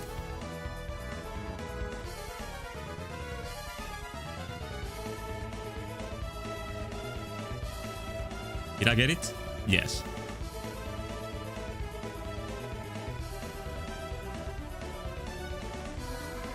Now I don't have the buzzsaws anymore, but now the rats are gonna shoot at me.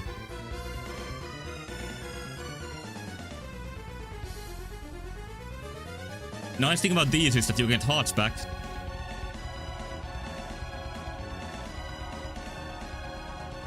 Just push all. Did one of them have a life in it? Then I don't know, maybe I even want to make like progress rather than get a life. I'm way past like, getting a life at this point.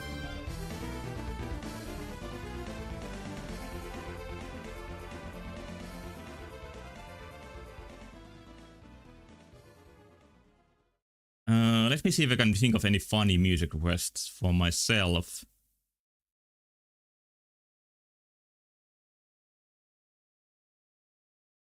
Hmm.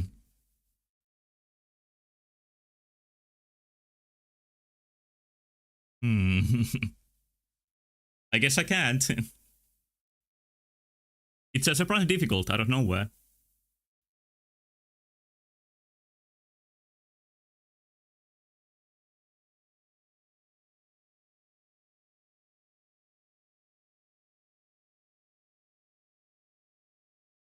So, okay, your mana is back. I don't know if mine is. I had 3 lives.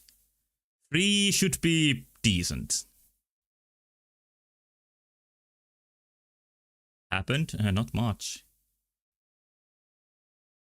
If I can avoid dying here, I'm full of hope. If I will die here, I will be depleted of hope.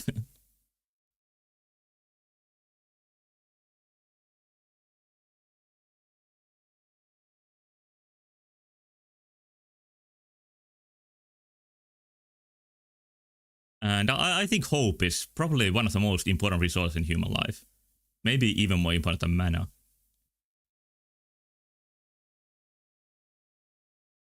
I'm not gonna open Scorpion chest. I'm now full of information that lets me lead a successful life.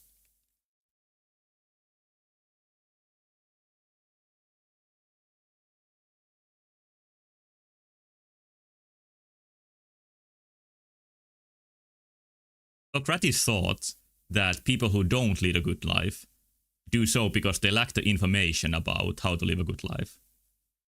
And I really can't agree with that very much. I don't think it's about that. It might be in some cases. Like, if you're not living a good life when that is available to you, then you might lack information. But do I lack information when I choose to subject myself to a game like this?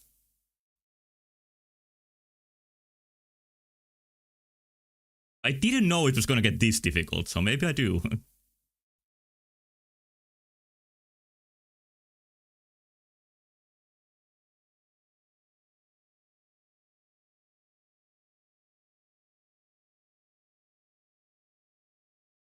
I'm not that far away from the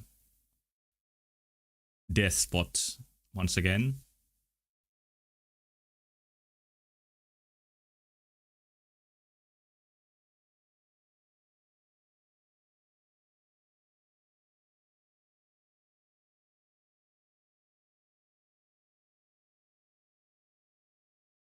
I listened to Look Outside soundtrack recently. And it's really good. But do you know like who the composer is for Look Outside? Because he's a person who I think was famous at first for his YouTube videos. And his most famous ones might be Dilbert 2 and 3. Maybe I'll play you a Dilbert video at some point. Because they are pretty good. And you can already hear his musical style from the Dilbert videos, even though those are like 15 years old.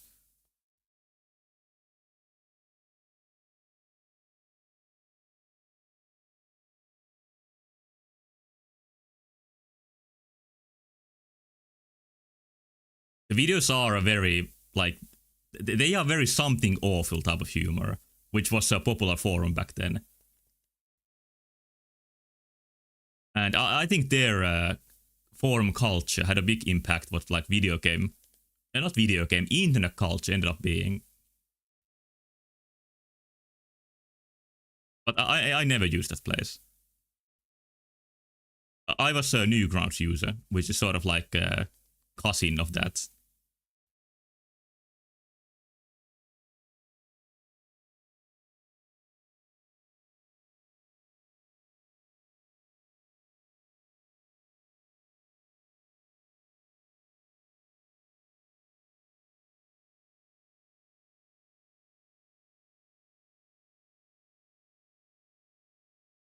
This room is not very difficult compared to some of the others. Maybe I can gain even one more life.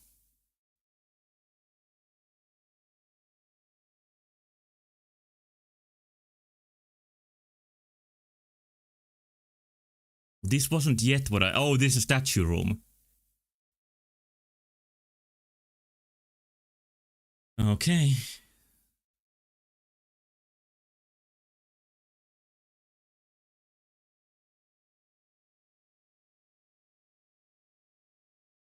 Okay, not to get great start.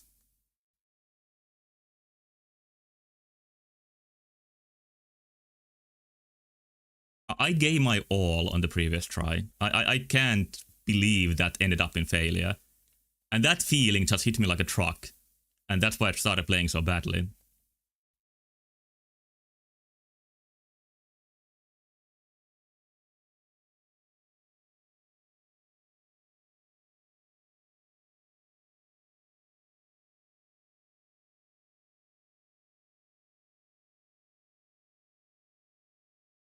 Just a bit more.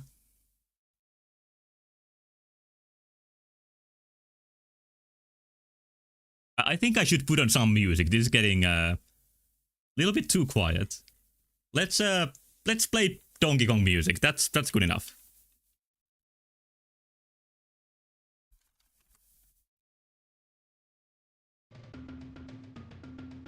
Let's take some really good one that fits here.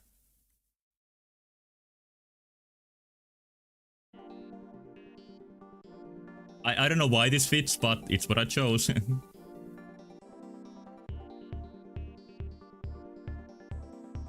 I just want to get some positive energy. I'm getting negative here.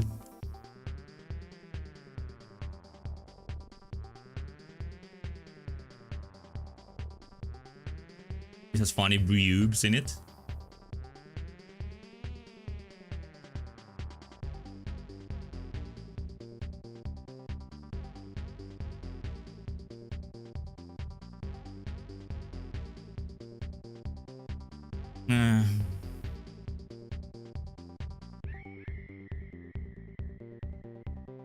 Can I tell you a funny joke before you leave?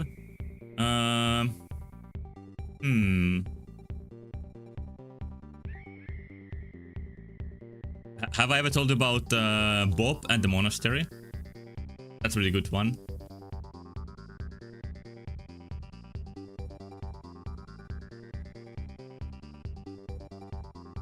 Oh, did I not lose my progress when I died here?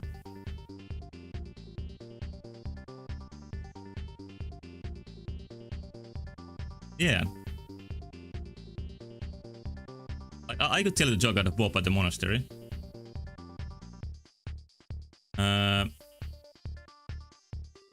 It's like more like a story, but it's all worth it at the end. Oh, he teleports there? That's lame. Like, there was a monk who worked at the monastery. And he was doing like usual monk things. I don't want to do this again. It's an infinite story that just keeps going and going.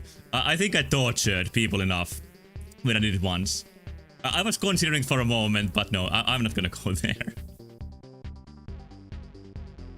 It's actually a little bit too evil for me to to do a second time.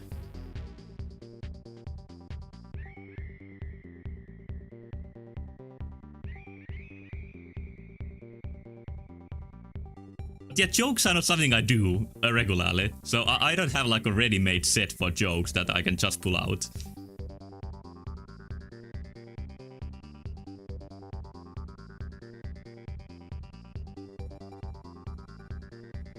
I think the best jokes come in a situation too, instead of being something like pre-learned.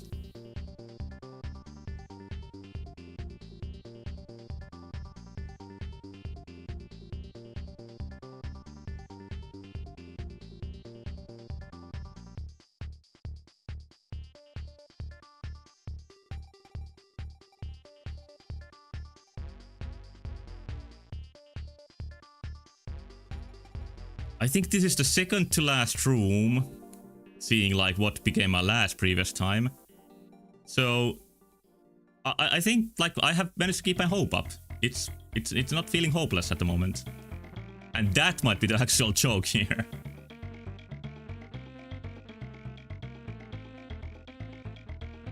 Oh no no no no no no no no no no no no no no no no no die don't die. Two? Just two? I thought I had more. Why do I have only two? Right?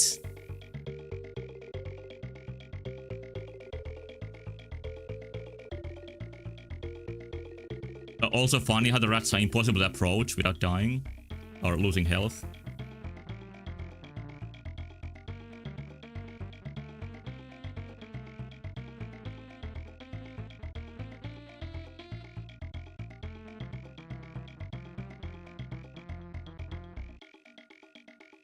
Shit, I'm getting shot at. I'm gonna dance a bit in hopes of dodging it. Didn't work too well.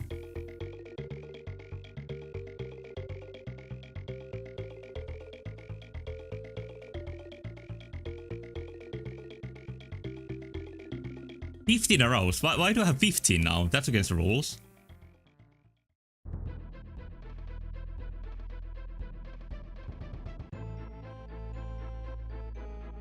But I do know how to do this now, which is shoot that beforehand.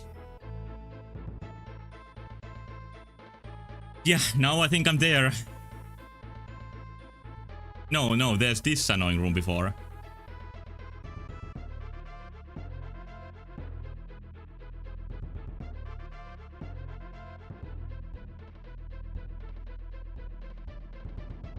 What is the connection between pushing that and that coming out? There's no connection.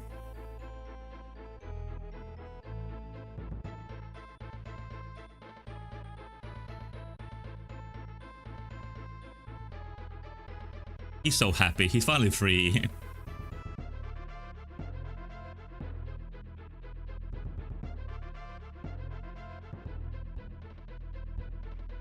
I'm on my last life. This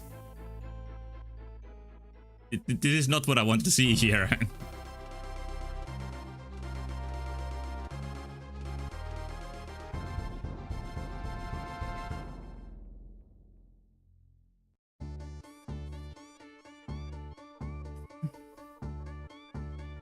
No, well,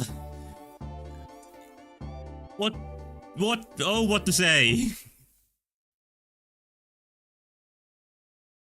Like, you just die when you miss that jump. You just die. There's not even much of the game left.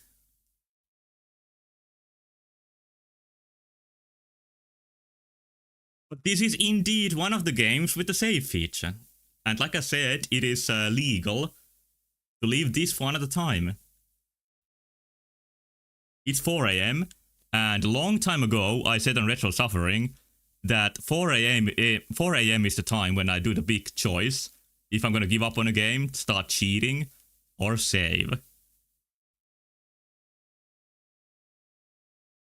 Because of these setbacks for this game, I think I'm gonna choose saving here and leaving this for the next time. But I will complete this without cheating. I think this dungeon is gonna take me a couple of tries more. And it's just gonna go better if I sleep in between a bit.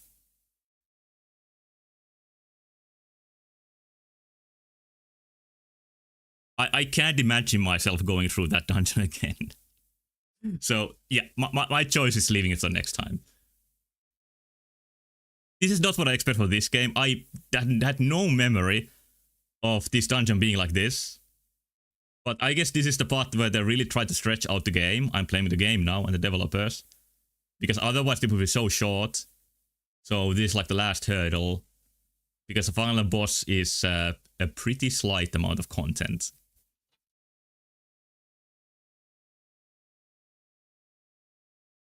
Yeah, my choice is leaving this for next time. I don't think there's any good reason to continue. I think we are all exhausted. I'm just gonna jump straight to the ending right from there. Here's the fox in the snow. And I've seen some foxes that have a disease that make them lose the hair, the fur on their tail. And they look really, really sad. But unlike humans, being a fox and diseases, foxes can survive, what's it called, rabies. Unlike humans. I think like 1 in a million humans can survive it. But for foxes, it's not that uncommon, I think, for them to survive it. But they probably get brain damage and all the fun stuff related to it. Okay, not quite a failure, but not what I want to see. I'm still gonna keep playing next time. That just didn't feel like word anymore.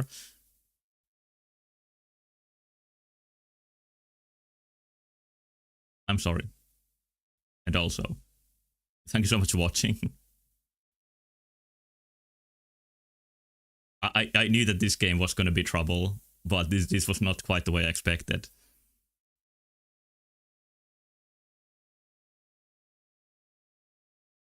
But I'll be back with it soon.